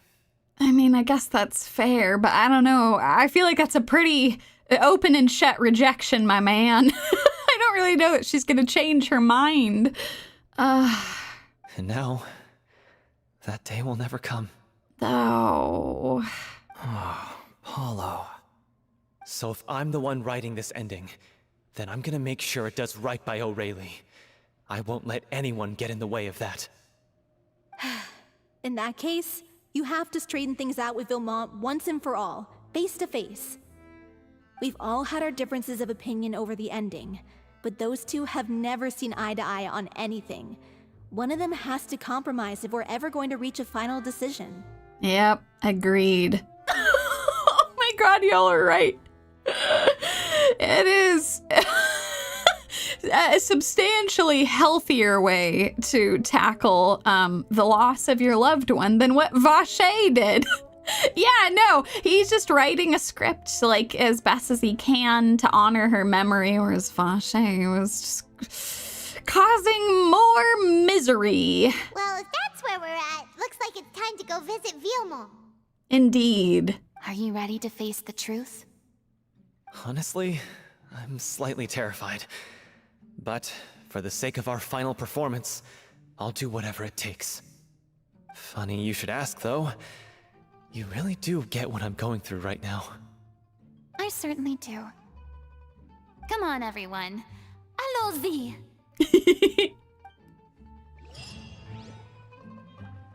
Okay. Let's get rolling, y'all. Let's go look for our man. I don't know. I feel like there's a... I don't know, my my rom-com senses are tingling. I feel like there might be a love triangle afoot here, but I don't know. Maybe there isn't. Okay, we'll go here and make our way over. Away we go. Huh?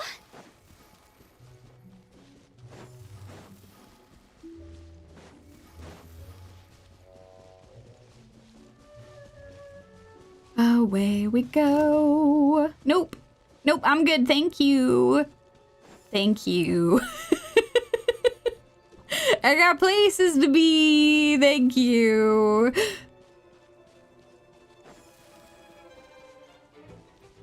Actually, once I'm out of that, hold on one second. I can quickly go change to my speedy party. Deploy. All right, Sayu. Let's go.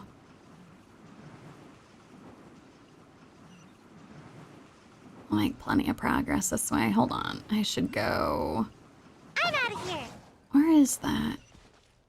Oh, is that too far up? I guess I'll come back for that later.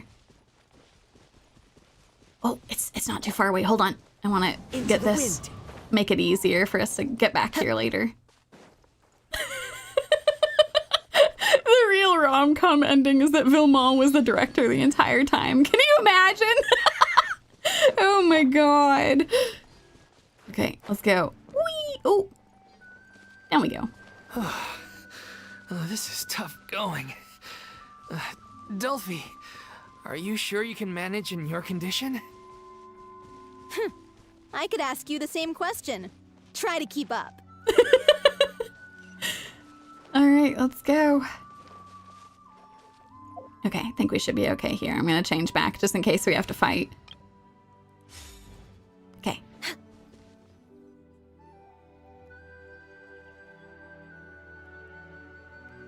Ugh, as if this journey wasn't tough enough already without a roadblock. Fighting, you say? Don't worry. We should all be fine with the traveler here. We don't need to take a detour. Indeed. Wait, why are you all looking at me? You're not seriously expecting me to fight, are you? We're just curious, that's all. I don't think anyone's ever seen Furina in a fight before. Yeah, but don't you remember why? The Hydro Archon willingly gave up all her power so it could be converted into indemnitium. Miss Furina said so herself. Yep. That was definitely the reason why. Definitely nothing else. Precisely. And I'm not even the Hydro Archon anymore, so all my power is gone anyway. As much as it pains me, unfortunately, I should just stay put. I'm more like a damsel in distress more than anything. That sounded so smug. Ugh, secondhand embarrassment is unbearable. C'est la vie. This doesn't require god-level powers. Don't you know any self-defense? Hey, lay off, all right? My bluff is hanging from a thread here. I'm sorry. I got carried away. Please help us out, would you? Of course, I got you. Aw, too bad. I was so pumped to feast my eyes on fight mode Furina. Sorry to leave all the heavy lifting to you. Don't worry, piece of cake. Alrighty. Oh, hello, friends. Gather. See?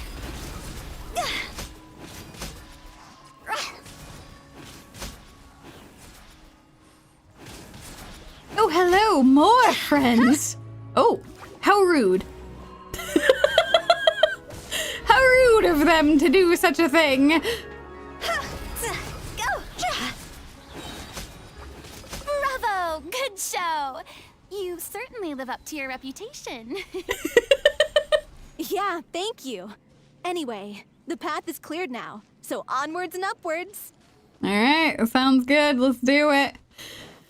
Oh, man. We do need to get Paimon a sword. Goddamn. Huh? Vilma, are you there? Oh, he's living all the way out here? Huh? Oh, it's you guys. Wait, what's Lady Furina doing here? Oh, long story, she's a consultant now. I can explain. We've been rounding up the whole troupe. We now have everyone except you. Yep, exactly what she said. Adelphi explains the whole sequence of events. So, you think knowing the truth about the director's disappearance will help you write an ending to the script that pleases everyone? I care just as much as everyone else about making the little Oceanid a success. That's why I wanted to wait until after the show. If I open this can of worms now, I just don't want to make things difficult between us. We're supposed to be a unit when we're on stage. Oh no. What do you know? Vilma, avoiding the truth will not help anyone. Unless you mean to suggest that Aurelie's death had something to do with you. I don't want to talk about it. Listen, Vilma. I used to think that my love for Aurelie was a point of shame. I never brought it up to anyone. But now, I've made up my mind to put it all on the table. I'm prepared to face everything, to sacrifice everything for the sake of the show. The little Oceanid cannot be complete unless we do justice to Aurelie on an emotional level. This is why people think of you as not being the smart one. Oh, God. As you all know already, the troupe was kept afloat not from ticket sales, but donations from the audience. Of course, that was nowhere near enough. Oh, no. We took on side jobs when we weren't performing, but even then, the troupe's financial situation was pretty dire.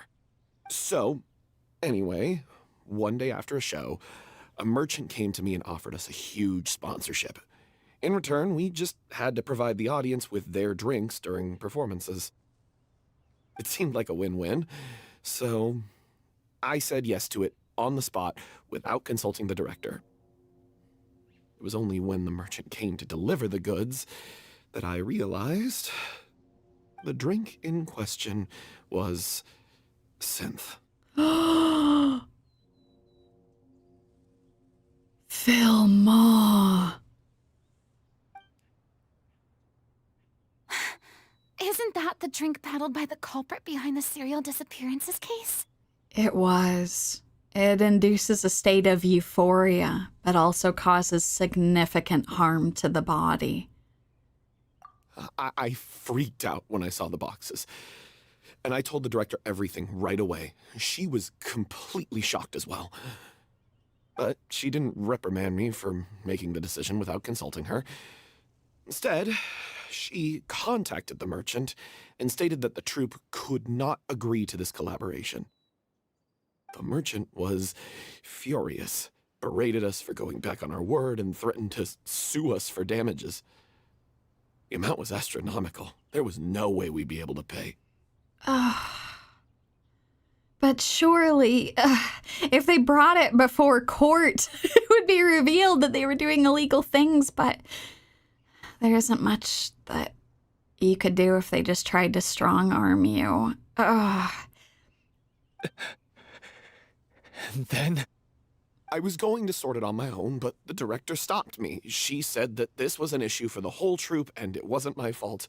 Oh, God. Oh, I wish they had gone to the guards. I don't know if they would have been able to protect them, but, oh. But things only got worse from there. The synth merchant just wouldn't let up, and then suddenly the director told us all to leave the city one day. I knew then that things must have reached a boiling point.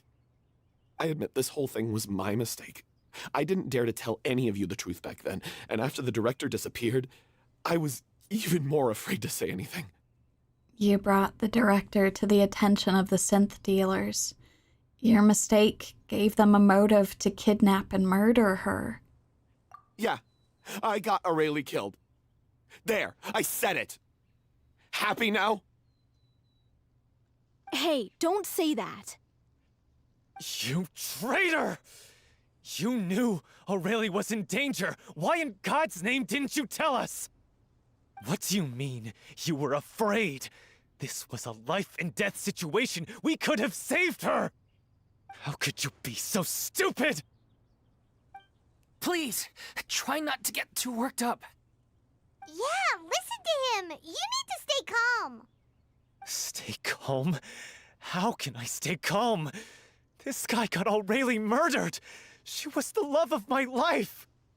Oh, Pauleau. And he has the gall to try and high-road us, claiming that he kept his mouth shut for the sake of the show! How about taking some responsibility for what he's done? All I can say is I'm sorry. Truly. I wanted to apologize to everyone in the troupe, but that won't bring back the director. What good is my apology now? I'm just a coward who made an awful, terrible mistake that I can never take back. Beat me up if you want. Kill me if you prefer. It's what I deserve. No, Vilma. End my life so I can meet the director and apologize to her in person. No, that's not what she would have wanted. Get out of my sight! Go, get lost! I don't ever want to see your face again! That's enough! You've screamed and shouted at each other for long enough. Now pipe down, both of you! Oh. Can you stop conflating the show on stage with your real-life relationships in the troupe? You keep saying that you want to use this final performance to pay tribute to your director and celebrate her life. How can you do that if you're just using it as an excuse to vent your own emotions? Indeed. You're right. I'm sorry. On stage, the lead role is the focal point of the audience's attention. And you're all used to seeing the director as the heart of the troupe. But in her own life, her greatest desire wasn't to be the center of attention. I can tell how much she loved you all, and how much she loved the troupe. What she wanted was to build a warm home for all of her brothers and sisters. To shield you all from the storms that rage in the world outside. That's how you should remember her. And that's what you should be celebrating. Oh my god, Furina. That's beautiful. I understand why you're trying to make her the hero of the story, but isn't she your hero already? After everything she did for you? Exactly. You all were saying it before, and it's so true. She's already a hero to them. Yeah. So think hard about what that means. And then think again about what you hope to achieve by arguing with each other. If you really hate each other and can't reconcile your differences, then you could just call it quits now. Why bother with the final performance if the group is already fractured? But you can't bring yourself to do that, can you? You care too much about Director Aurelie and the home she built you all to let go. What are you laughing at? I don't see what's so funny. It's okay, Furina. She's not laughing at you, just... Sorry, I didn't mean it that way. It's just that, for a moment there, it felt like our director was back with us again. Oh. If she'd seen Pauleau and Vilma at each other's throats like that, she would have scolded them exactly like you did, in that same stern voice. Really? But she sounded like such a gentle person. Of course she was. Even her harshest lectures came from a place of kindness, and it showed. She really was a truly outstanding person. She really sounds like it. She tried to protect you all. What you said, it really puts everything into perspective. I'm truly sorry. I really meant for this to be a genuine apology, but I ended up making it all about me and my self-pity. It's okay. There was a lot of very raw emotions there, but it's important to move forward now, together. It's all right. Let's save all this for after the performance. So, the ending. What are we gonna do about it. Clearly, everyone needs to take a step back for now and reflect on what really matters. When emotions are running high, things get lost in the fray. The end of the story needs to focus back on Aurelie herself. She's the true star of the show. It might actually be possible to find out more about her fate, too. What do you mean? The Traveler is right. You once investigated that underwater synth base and recovered items belonging to the victims. I did. If you could find anything that Aurelie left behind, perhaps we can get a better sense of what she went through in her final days. Oh boy. Okay. You really think that's possible? I trust that nobody would object to the ending of the story being based on Aurelie's true feelings. No. Well, we'll leave this in your capable hands. Okay. Come, let's pay a visit to the Palais Mermonia. The rest of you, head back to the rehearsal location for now, and wait for our good news. Furina, I'm so proud of you. You did such a good job of calming everyone down and helping them focus on what was really important.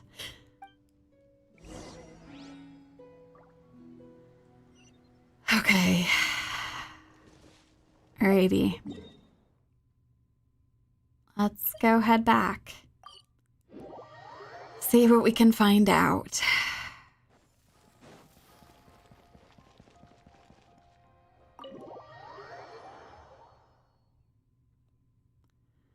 Oh.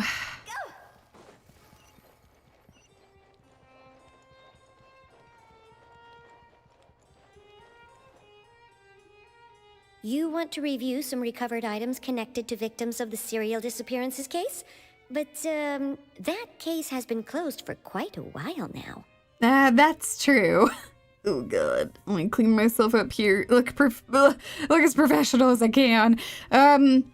Yes, but we have some things we'd like to review from it. Still, since you were the ones who discovered and submitted the evidence in the first place, you don't actually have to submit an application. Okay, please hold on. I'll have someone dig them out. Sadine sends a staff member to retrieve the box of her belongings. This is all Aurelie left behind. Just whatever she was carrying on her person and this tattered old notebook. So she really was kidnapped. Part of me was hoping that something else had happened to her. Part of me was hoping that something else had happened, but I don't know. It's sad to know that she really was kidnapped. Hey! It's full of script lines! And sketches too! Looks like they show where the different props should be placed on stage. Let me take a look. Maybe there's something in here from after she was kidnapped. Aha! I found something. To whoever discovers this diary. Oh. Let's see. Looks like she kept a detailed record of her captor's actions. She even mentions the truth behind the experiments on dissolving young women. Oh. If we'd had the chance to examine this notebook carefully back then, it would have been a conclusive piece of evidence proving Vacher's guilt. Vacher took so many lives.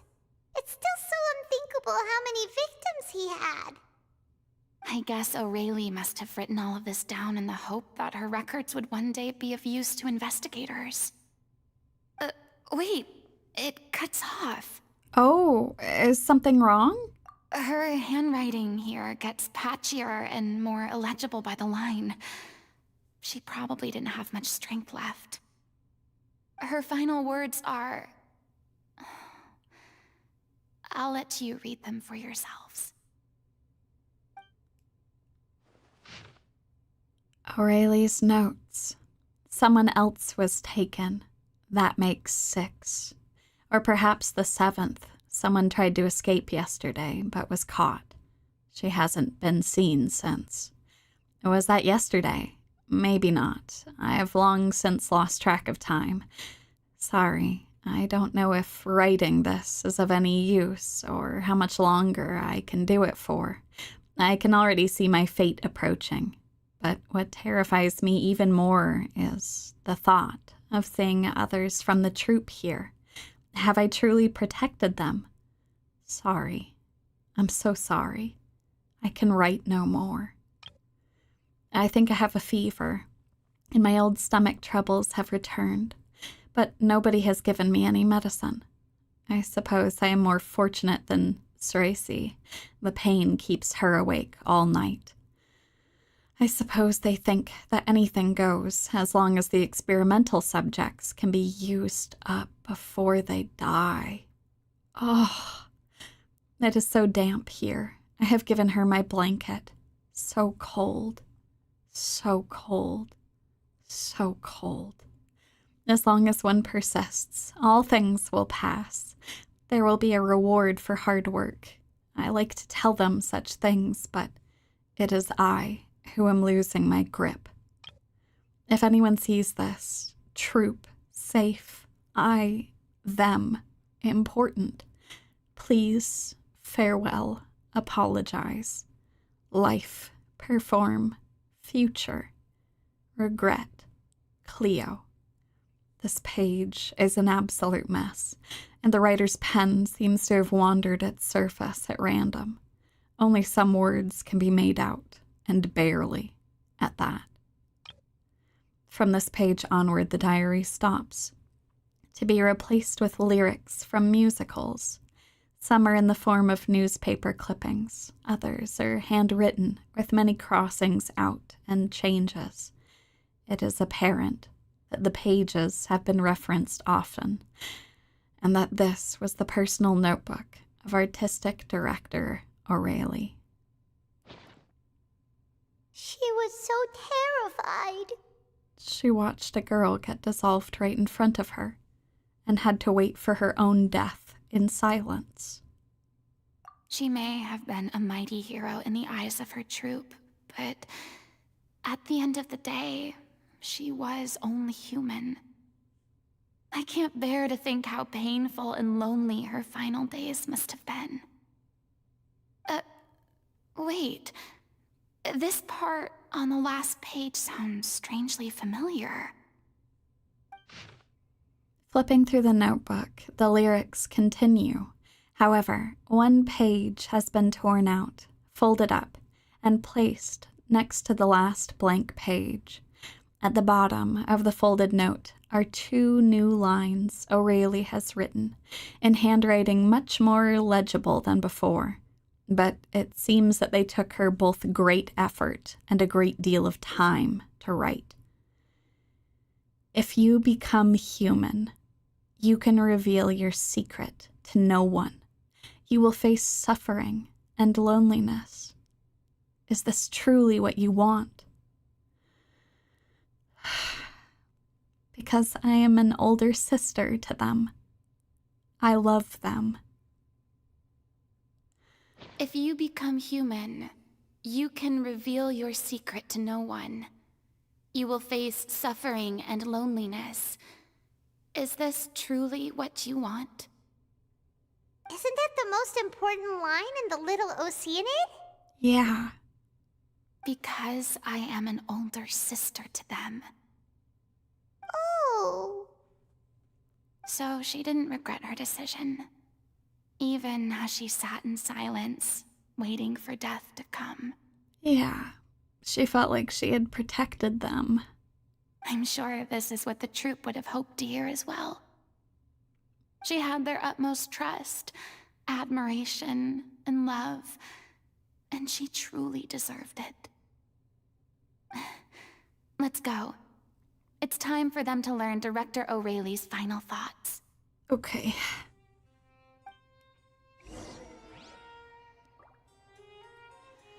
Oh, God. The crying never ends, does it? Oh, God.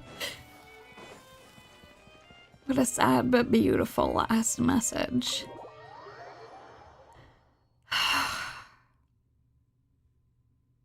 Because she's an older sister to them. Oh. With the wind. It's True. I might run out of tissues at this point, God. Especially after last week. My God, I did have to get a new one. Oh, God.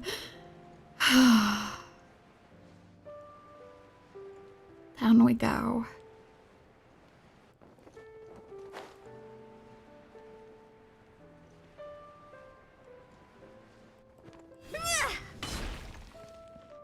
Oh, this music too.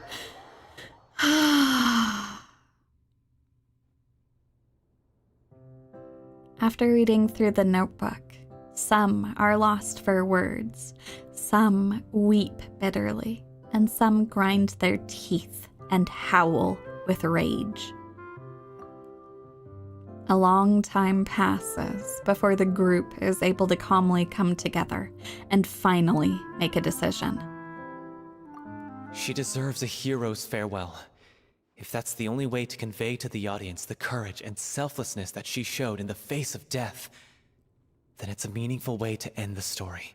I agree.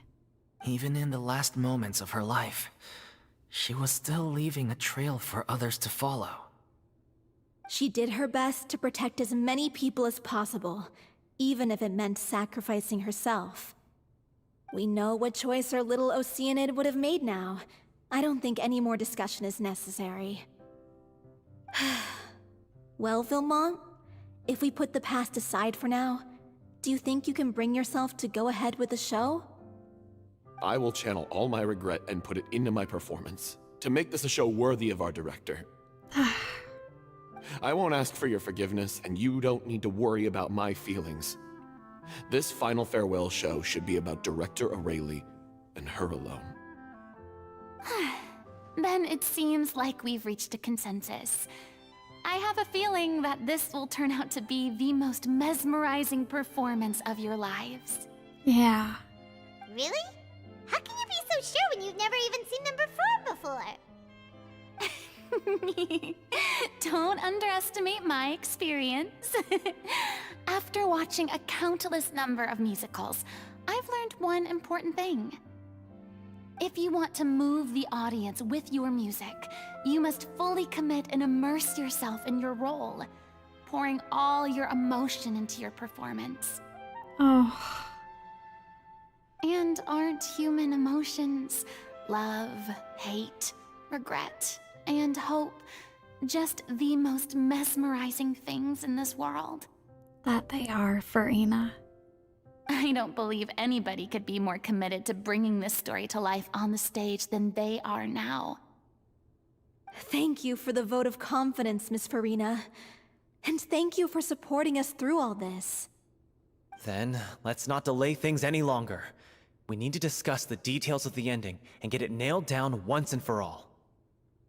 Actually, before that, I'd like to make a proposal. Oh? During the curtain call, please allow me to use the director's name instead of my own. Oh. Huh? But then... After all, this role was originally meant to be played by the director. I'm just filling in for her. Besides, a role commemorating her life should be associated with her name. Well, if you're sure you're okay with that, I have no objection to it. Now we're talking like a serious acting troupe. All right, I'll leave you to fine-tune your musical while I go and procure a stage. Okay. Procure a stage? Oh, it's okay. Our usual place doesn't need a reservation. That place? Oh, don't be silly.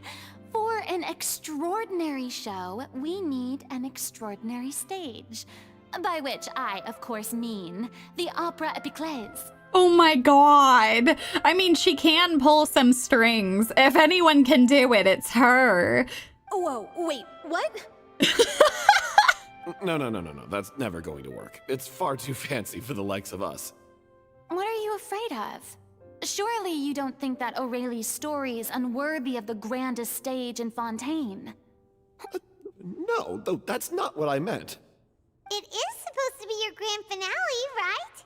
Believe in yourselves. Go big or go home. I have no problem with it then. How about the rest of you?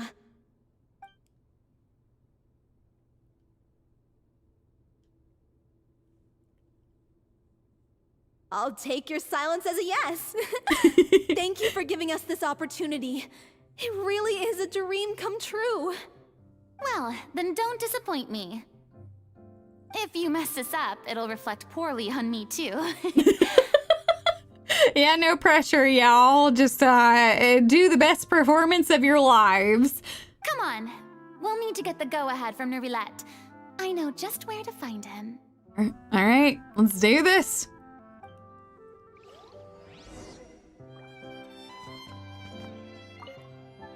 First Miss Furina, now the opera epiclese?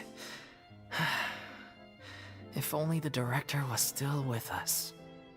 Hey, come on. There's no point in dwelling on that now. We have a lot of work to do. Yeah, you're right. Now's not the time to get all melancholy.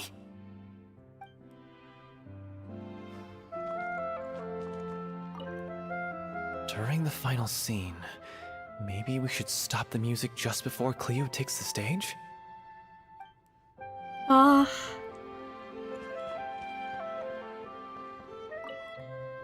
Best of luck to you. Best of luck to you too, Vilma.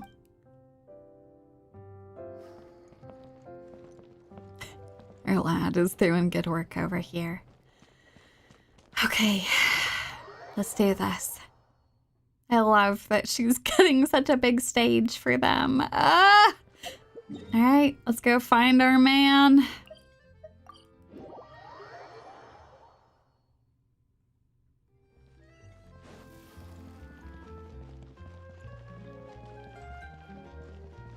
Hey, look at that. Looks like I guessed right. You were just guessing? I think she knows him pretty well at this point. I knew you'd be here. I'm here merely for a short break. It has been a while, Miss Furina. And you too, Traveler in Paimon. What might I assist you with today? I love that he so effortlessly has swapped to Miss Furina. That's really wonderful. I would like to book the Opera Epiclese for an event.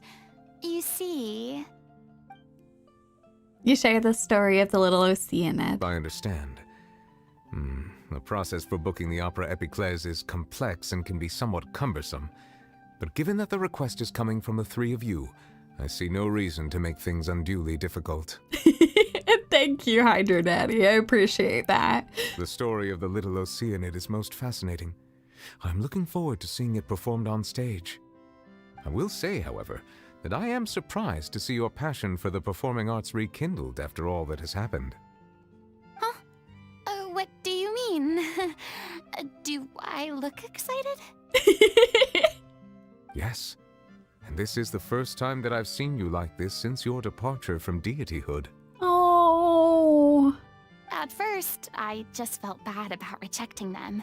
So I wanted to learn a little bit more about their situation. But one thing led to another, and... well, here we are. That's very true. Yes, no, the nepotism has worked well for us in this case. Listen, we just know people in high places. It worked out pretty well. I'm glad we can make their dream come true like this. Oh, God. It's true. Her passion is getting rekindled. Oh, I feel like this story in particular is pretty meaningful in the context of everything that she's gone through. In the past, we sat in our high chairs in the court, giving our opinions on isolated cases, all while knowing very little about the human stories behind each and every one. Maybe it's because I finally become an ordinary person and gained my freedom, but I've developed a great sense of curiosity about their lives. Oh. I am truly delighted to see you find a new lease on life. Ooh, he sounds so happy too. Now that you've regained some confidence, have you had any thoughts regarding a return to the stage? Why, Why would you suddenly ask a question like that? Well, if the little Oceanid turns out to be a great success, it will no doubt become a classic. Many theater companies are certain to add it to their repertoire. The experiences and decisions of the protagonist, Cleo, are all modeled after your own. Naturally, this makes you eminently suited to playing the leading role. Oh! It would truly be a shame if you did not take this opportunity to allow audiences to enjoy your outstanding acting talents once more. God. Haven't I already made myself clear? I won't act or perform in any role ever again. No exceptions. Nor do I think it is any great shame.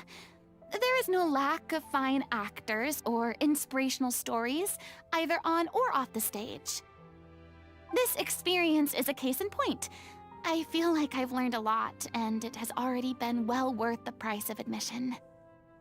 I must admit, though, I'm a little envious.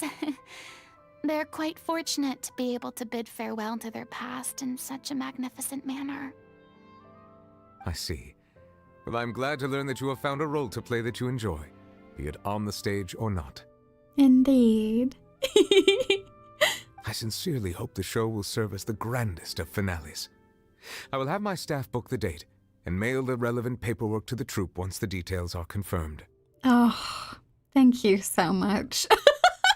He is the dad dragon. That's beautiful. Absolutely beautiful. Thanks, Nervalette. Mm-hmm. You are very welcome.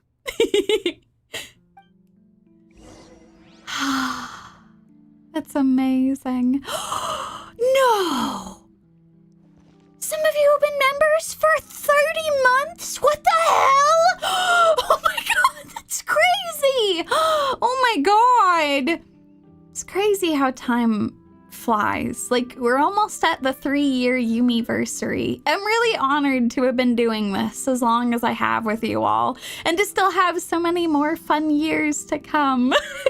I'm really excited to celebrate with you folks. I know that a bunch of folks have found the channel at different times, and regardless of when you all have arrived here, I'm just very glad that you folks did find this place. This corner of the internet, and we can celebrate together. So, yeah.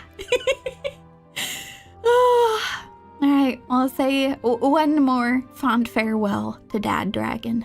Many people were once enthralled by Lady Furina's performances, myself included.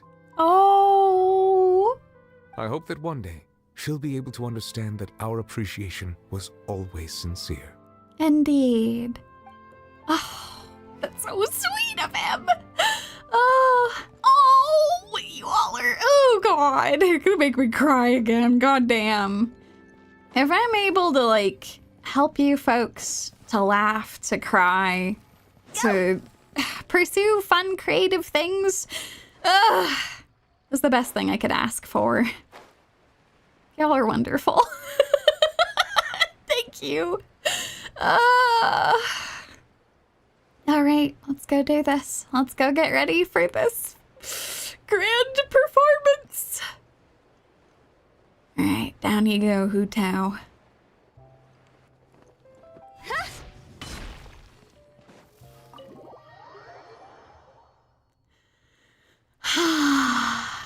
Oh, macarons sound Good news, amazing. Everyone. It's done. The Opera Epiclese is booked. Thanks to my eloquent and impassioned speech, Monsieur Neuvillette was moved to provide us with a fitting stage for this special performance. And oh, what a performance it's going to be. Oh my gosh. Also, you all are so sweet. It's okay. I know sometimes there are very impassioned moments. The only time that I bonk people for typing in all caps is if it's directed at me.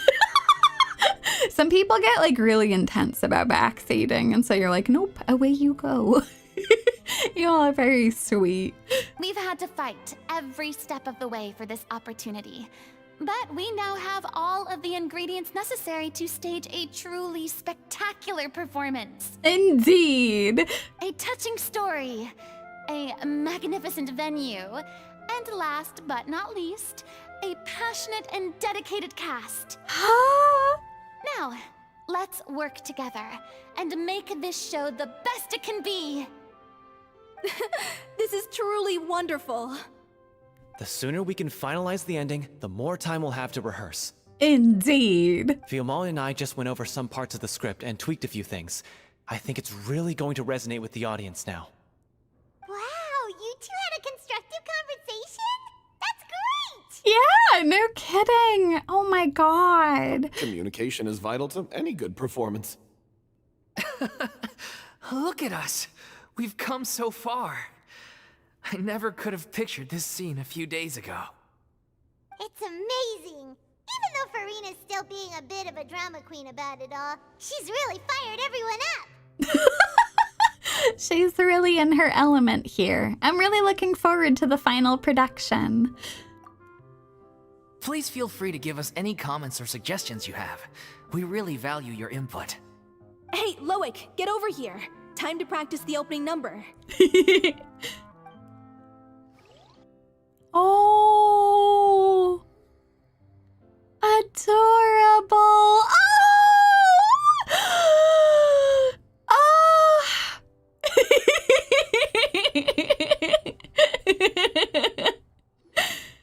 Accursed Cleo. She stole the waters of life from us. She's a fraud, and she must pay for her crimes.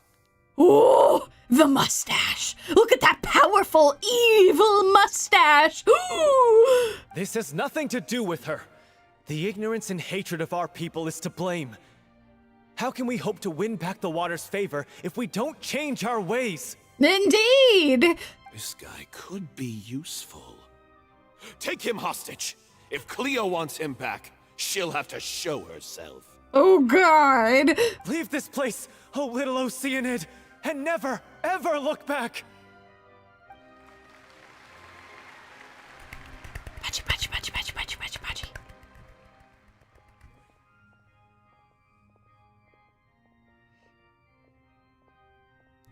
Everyone's really throwing themselves into their roles. I haven't seen such a fine performance in a long time. If only... Oh, Furina! What should we do? It's almost time for her to take the stage! Why does it have to be now? No! Oh no! Her illness is striking. Hey, what's going on? You're due on stage any second now. Oh no, not again. But why? What about your new meds? Did they stop working? They've been getting less and less effective over time. I've had to keep increasing my dose. Oh no! What? I thought they cure it. So they were only managing your symptoms? I figured whatever it took to get me through this final performance. Oh God. How could you do this to yourself? And after that lecture you gave me about not looking after my health. Indeed! I'm sorry. I've let everyone down. You... This is a conversation for another time. How can the show go on without its star performer? Miss Furina, I'd like to make a request of you. Oh? Say no more. If you're sick, you need to rest. I know what you're going to ask. Loic, your character has no more scenes, correct? Oh, yeah. I think my scenes are all done. Although, I do have one more line. But I guess another guy in the troupe with a similar voice register could take it. Why? Please take Delphi back to her place to rest. I'll sing the finale. Oh my God. From the sublime to the ridiculous. After all that, everything's come full circle. Furina, I know you didn't want to step onto the stage again, but I actually think this is a perfect way to do this. Thank you, Miss Furina. I'm so sorry to put you in this position after everything you said. Never mind. What's done is done. It's really my own fault for getting in too deep. No one likes regrets, myself included. Leave it to me. I've watched you rehearse so many times that I've learned Cleo's part by heart. Oh my god! Yes, it's time for her to perform for herself. I do not doubt your acting skills, but please allow me to ask just one more question. After all, this show is dedicated to the life and legacy of our director. What, in your opinion, is the reason Cleo shines so brightly? It's her pure heart. Oh! Despite all the pain and loneliness she had to endure, she never once stopped believing in the beauty in this world. Oh, she could be talking about herself. Oh. God. Well said. I leave Director Aurelie in your hands. Oh my god.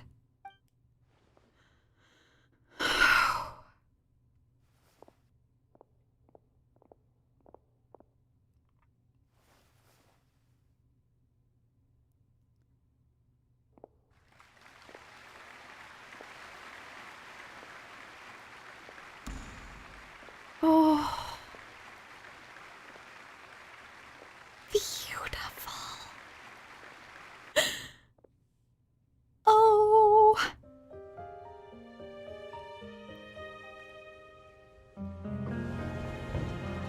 Is she here yet?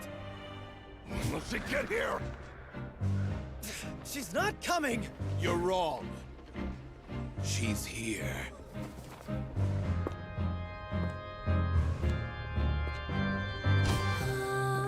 Si je pouvais vivre Oh.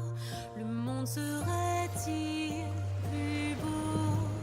Me pardonneras-tu, ô chère mère? L'eau dans son courant fait danser nos vies, et la cité elle nourrit, ainsi que toi mon doux amour.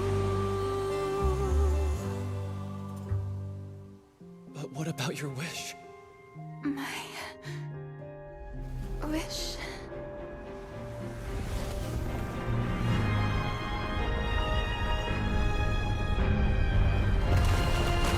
If you become human, you can reveal your secret to no one. You will face suffering and loneliness. Is this truly what you want? Le grand amour ne suffit pas, seul un adieu fleurira. C'est notre histoire de vie, douce et amère. Moi, je suis seule et toujours là, à voir le monde et sa beauté. Et ça ne changera jamais, jamais.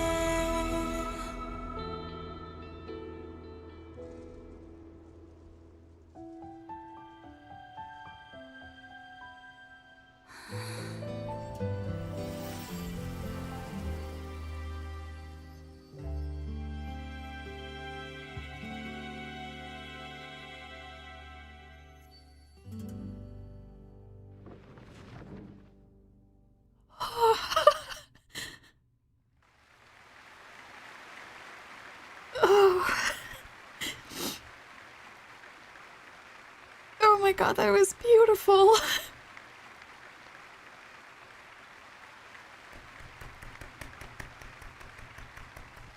Oh god. I'm gonna clap while I'm sobbing. Or was that Lady Furina on the stage just now? Oh my god. Oh. God, the combination of the beautiful, beautiful singing. Oh my god, with all of the imagery that wasn't just impactful to Furina, but to everyone involved. She hasn't been seen for a while now, and she just appears out of nowhere?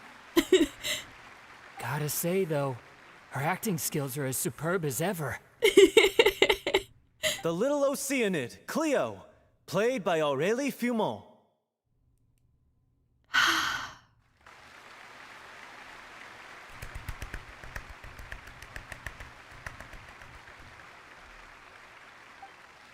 Wait, that's not her name. What's going on? I don't know. Maybe it's just a doppelganger. I've spent a lot of time out of the spotlight, and they didn't use my name during the curtain call either. Hopefully, not too many people recognized me. It's too bad that I had to break the one clear rule I'd managed to make for myself, even if I had no choice. Still, I have to admit that, despite everything, it felt good to be back on the stage again. Just on your terms this time. Finally, we would like to give a special thanks to our artistic consultant and event coordinator, Miss Furina. Hey, that's not what we agreed on. Patchy, patchy, patchy, patchy, patchy! Oh, so it was Furina after all. She's back. Honestly, what is he doing? He should have run that by me first. All right, calm down. Don't be mad. This was a group decision. We just didn't want your contributions to go unacknowledged. After all, it's been the rule in Fontaine since ancient times that everyone's work, visible or invisible, is equally deserving of recognition. That's beautiful. Yes, I know the rule, but it should still be applied on a case-by-case basis. I wasn't ready for this yet. It's no big deal. What's the worst that could happen? At most, you might be asked to sign a few autographs later. Oh, yeah? Well, since you think it's so easy, you can sign them for me. Oh no. What have we been roped into? This is a great chat and all, but can we talk about that crazy thing that happened during the show? It nearly gave Paimon a heart attack. Paimon flew over to where she was supposed to be and was about to drop the prop vision, and then suddenly, a real one popped out of thin air! Wait. You're saying that wasn't part of the show? Wow. Oh, that. Oh my god. She gained a vision. I've got no idea what happened there either. But hey, it worked pretty well, didn't it?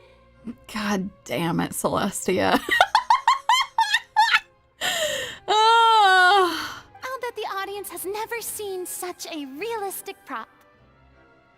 Wait, what about Dolphy? I wonder how she's doing. Oh, let's go check on her as soon as we finish clearing the stage. That sounds wonderful. I love how Furina gained a vision because it's an embodiment of her goals and aspirations. She actually has them for herself now. Yes.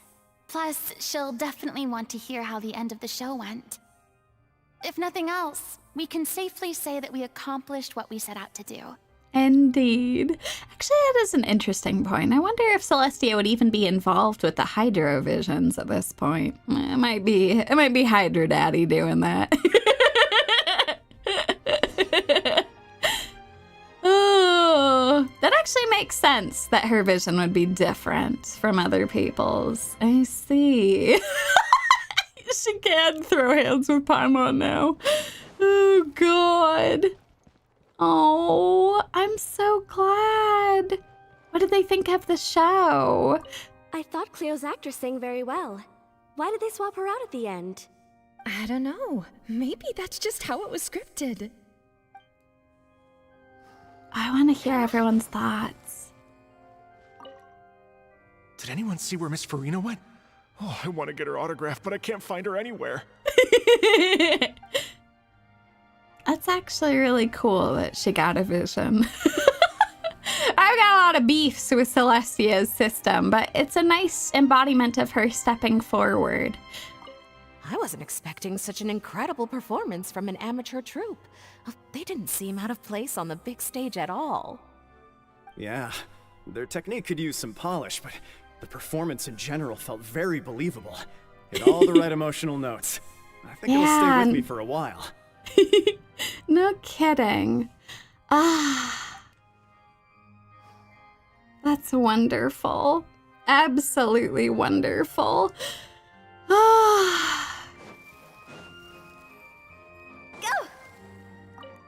What a surprise! Seeing Miss Furina on the stage? This ticket was money well spent. Yeah, I agree. Say what you want about her, but she's flawless when she's on stage. Indeed. I'm so glad everyone enjoyed it so much. Ah! Huh? Oh, I gotta go down. Gotta go this way. That's not the way out. This is the way out. Can't see through all these tears.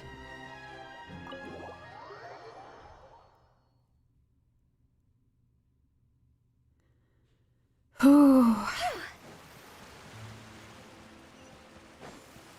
Oh, all right. Let me go this way. Let's go back to where they're at over here. Okay.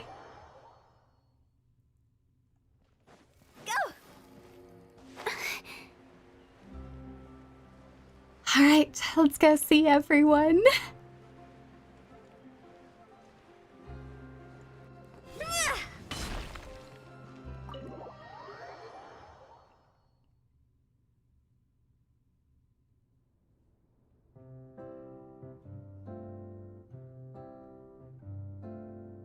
Ah, you're back.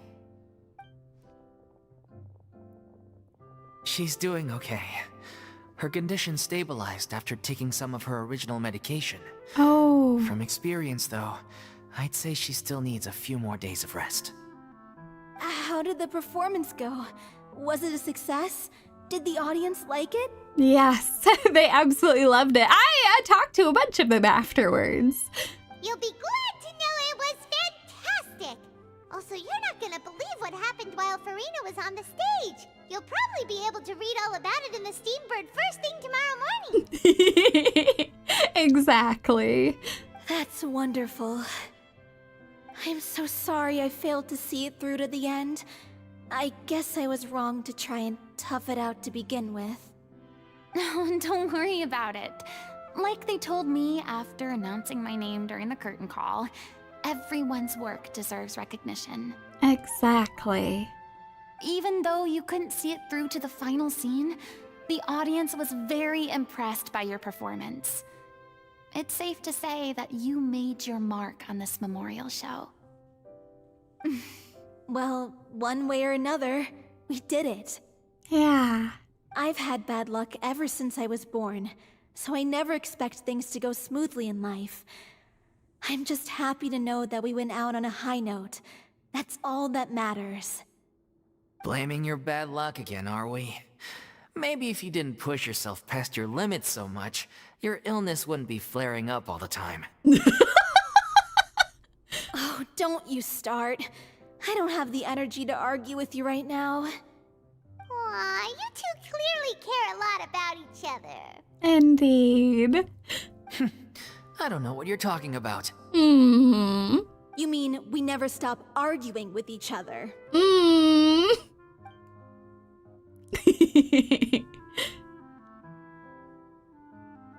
So, any plans for the next step? After the brilliant performance you put on, the reputation of your troupe is sure to spread through Fontaine like wildfire. You won't have to disband if you don't want to. You could capitalize on the rave reviews and license out the little Oceanid to the bigger theater troupes out there. That would do wonders for your financial situation.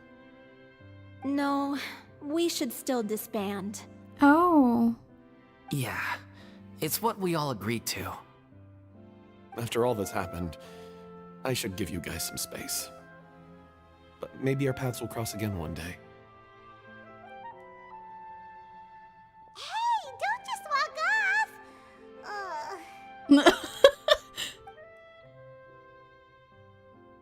I still want to keep performing, so I might join another troupe.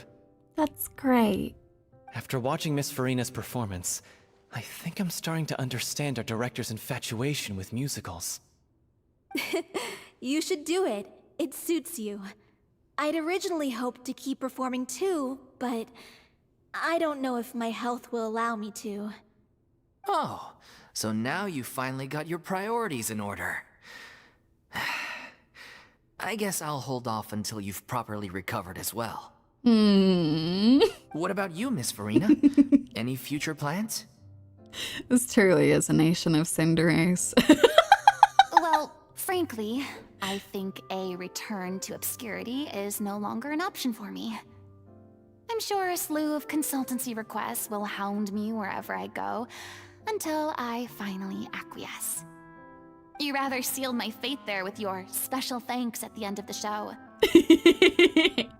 Sorry. It's quite all right. No need to apologize. What I meant to say is that this whole experience has shown me that perhaps I'm not as averse to a return to the stage as I previously imagined. Oh, that's wonderful, Furina.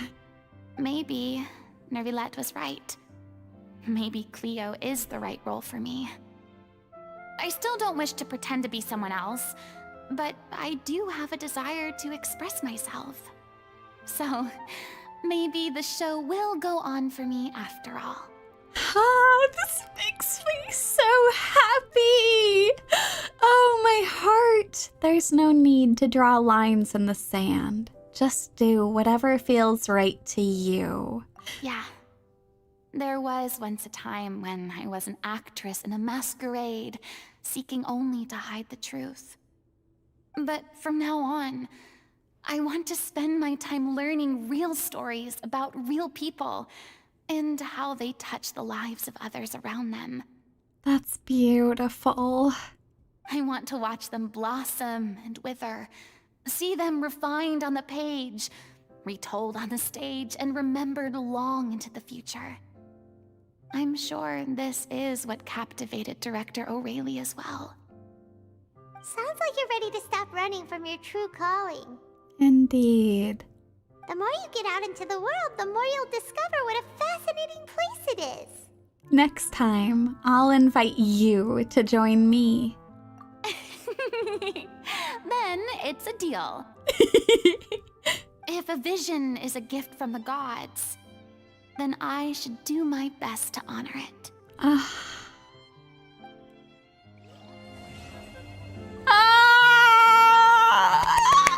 That was wonderful! I'm gonna go talk to everyone. I'm just finishing packing up. As soon as I'm done, I've got an interview with the Steambird to get to. Wonderful. Thanks to all your help, the show was more perfect than we ever could have hoped for. Of course.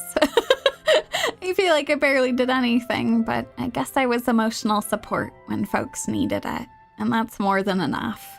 But most of all, I want to thank you for giving me the chance to finally say farewell to Aurelie. Of course. I mean, of course I have some regrets, but...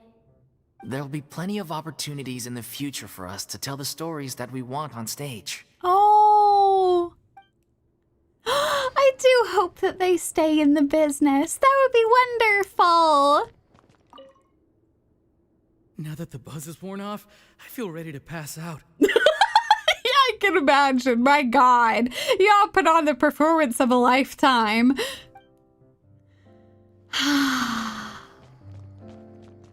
Last but not least, my dear friend. Ironic to think that in my whole time as a god, I could only ever dream of receiving this kind of power. And now that the gods have given me their blessing, it actually feels more like I'm finally able to take my fate in my own hands. That's wonderful, Furina. Wherever you go next, I will join you. Is that how humans feel about it as well? Yes. Because you are a human too. Oh, this was amazing. What a great way to end Fontaine. We will be back here again, whether it's in events or coming back to pick up more story quests. But tomorrow, the plan is that we are going to be heading off to the interlude. And then from there, we will tackle Skirk's story before we do Natlin next week. So yeah. Oh my god, thank you all so much for joining me. Thank you for crying with me, laughing with me, and just being absolutely wonderful. There are 21 days remaining until the Yumiversary, which, for those of you who are have more wrinkles in your brain than our beloved Paimon, you will astutely notice that is 3 weeks away. We have 3 weeks until the 3-year Yumiversary. So please stop by because it's a celebration of you all and how awesome you folks make this community. So yeah. Oh God. All right, folks. Oh, and thank you for the fantastic lore pointers. I appreciate you folks so much. I unfortunately don't have Furina. I'm devastated. I don't have Furina, and I don't have... this is terrible. I don't have Nahida either. I wanted Nahida so bad, but she did not come home on the last banner. So someday. Yes! It's gonna be wonderful. Much love to you all. God damn it. Y'all are wonderful. I am very, very excited for our next journey off to a new nation. And yeah, it's gonna be great. Secret projects for the Yumiversary. Oh my god. I know that there are some secrets afoot. My Sneck mods have asked me some questions. They've been like, things going on. There's been people conspiring, putting things together. Oh, y'all are wonderful. Thanks for being the best goddamn community, for real. This has been so, so great. Okay, folks. Until I see you folks next, wherever you are in the world, I hope you have a wonderful rest of your day. And I will see you all very, very soon. It's Yumie!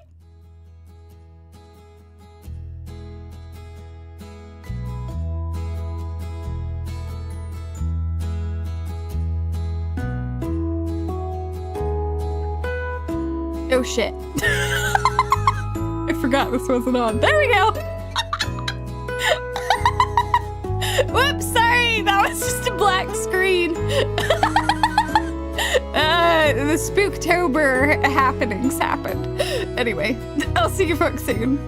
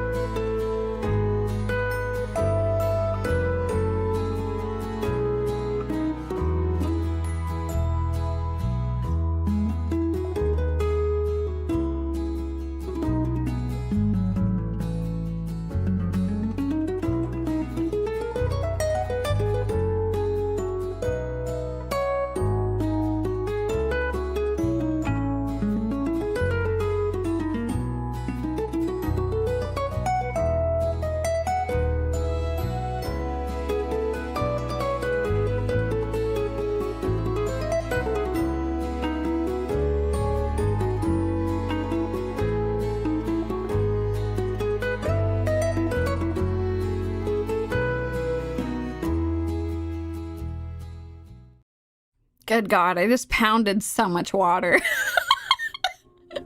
Oh, this stuff slays me. Ah! Get out of here, motorcycle. No one asked you. Thank you all very much for joining me for this. I'm gonna go replenish all the tears that I cried, and we'll do it again tomorrow. God damn it. Oh, this shit has been amazing, though. Oh my God, I'm gonna have withdrawals when this is all done. Oh. All right, see you folks soon. Bye!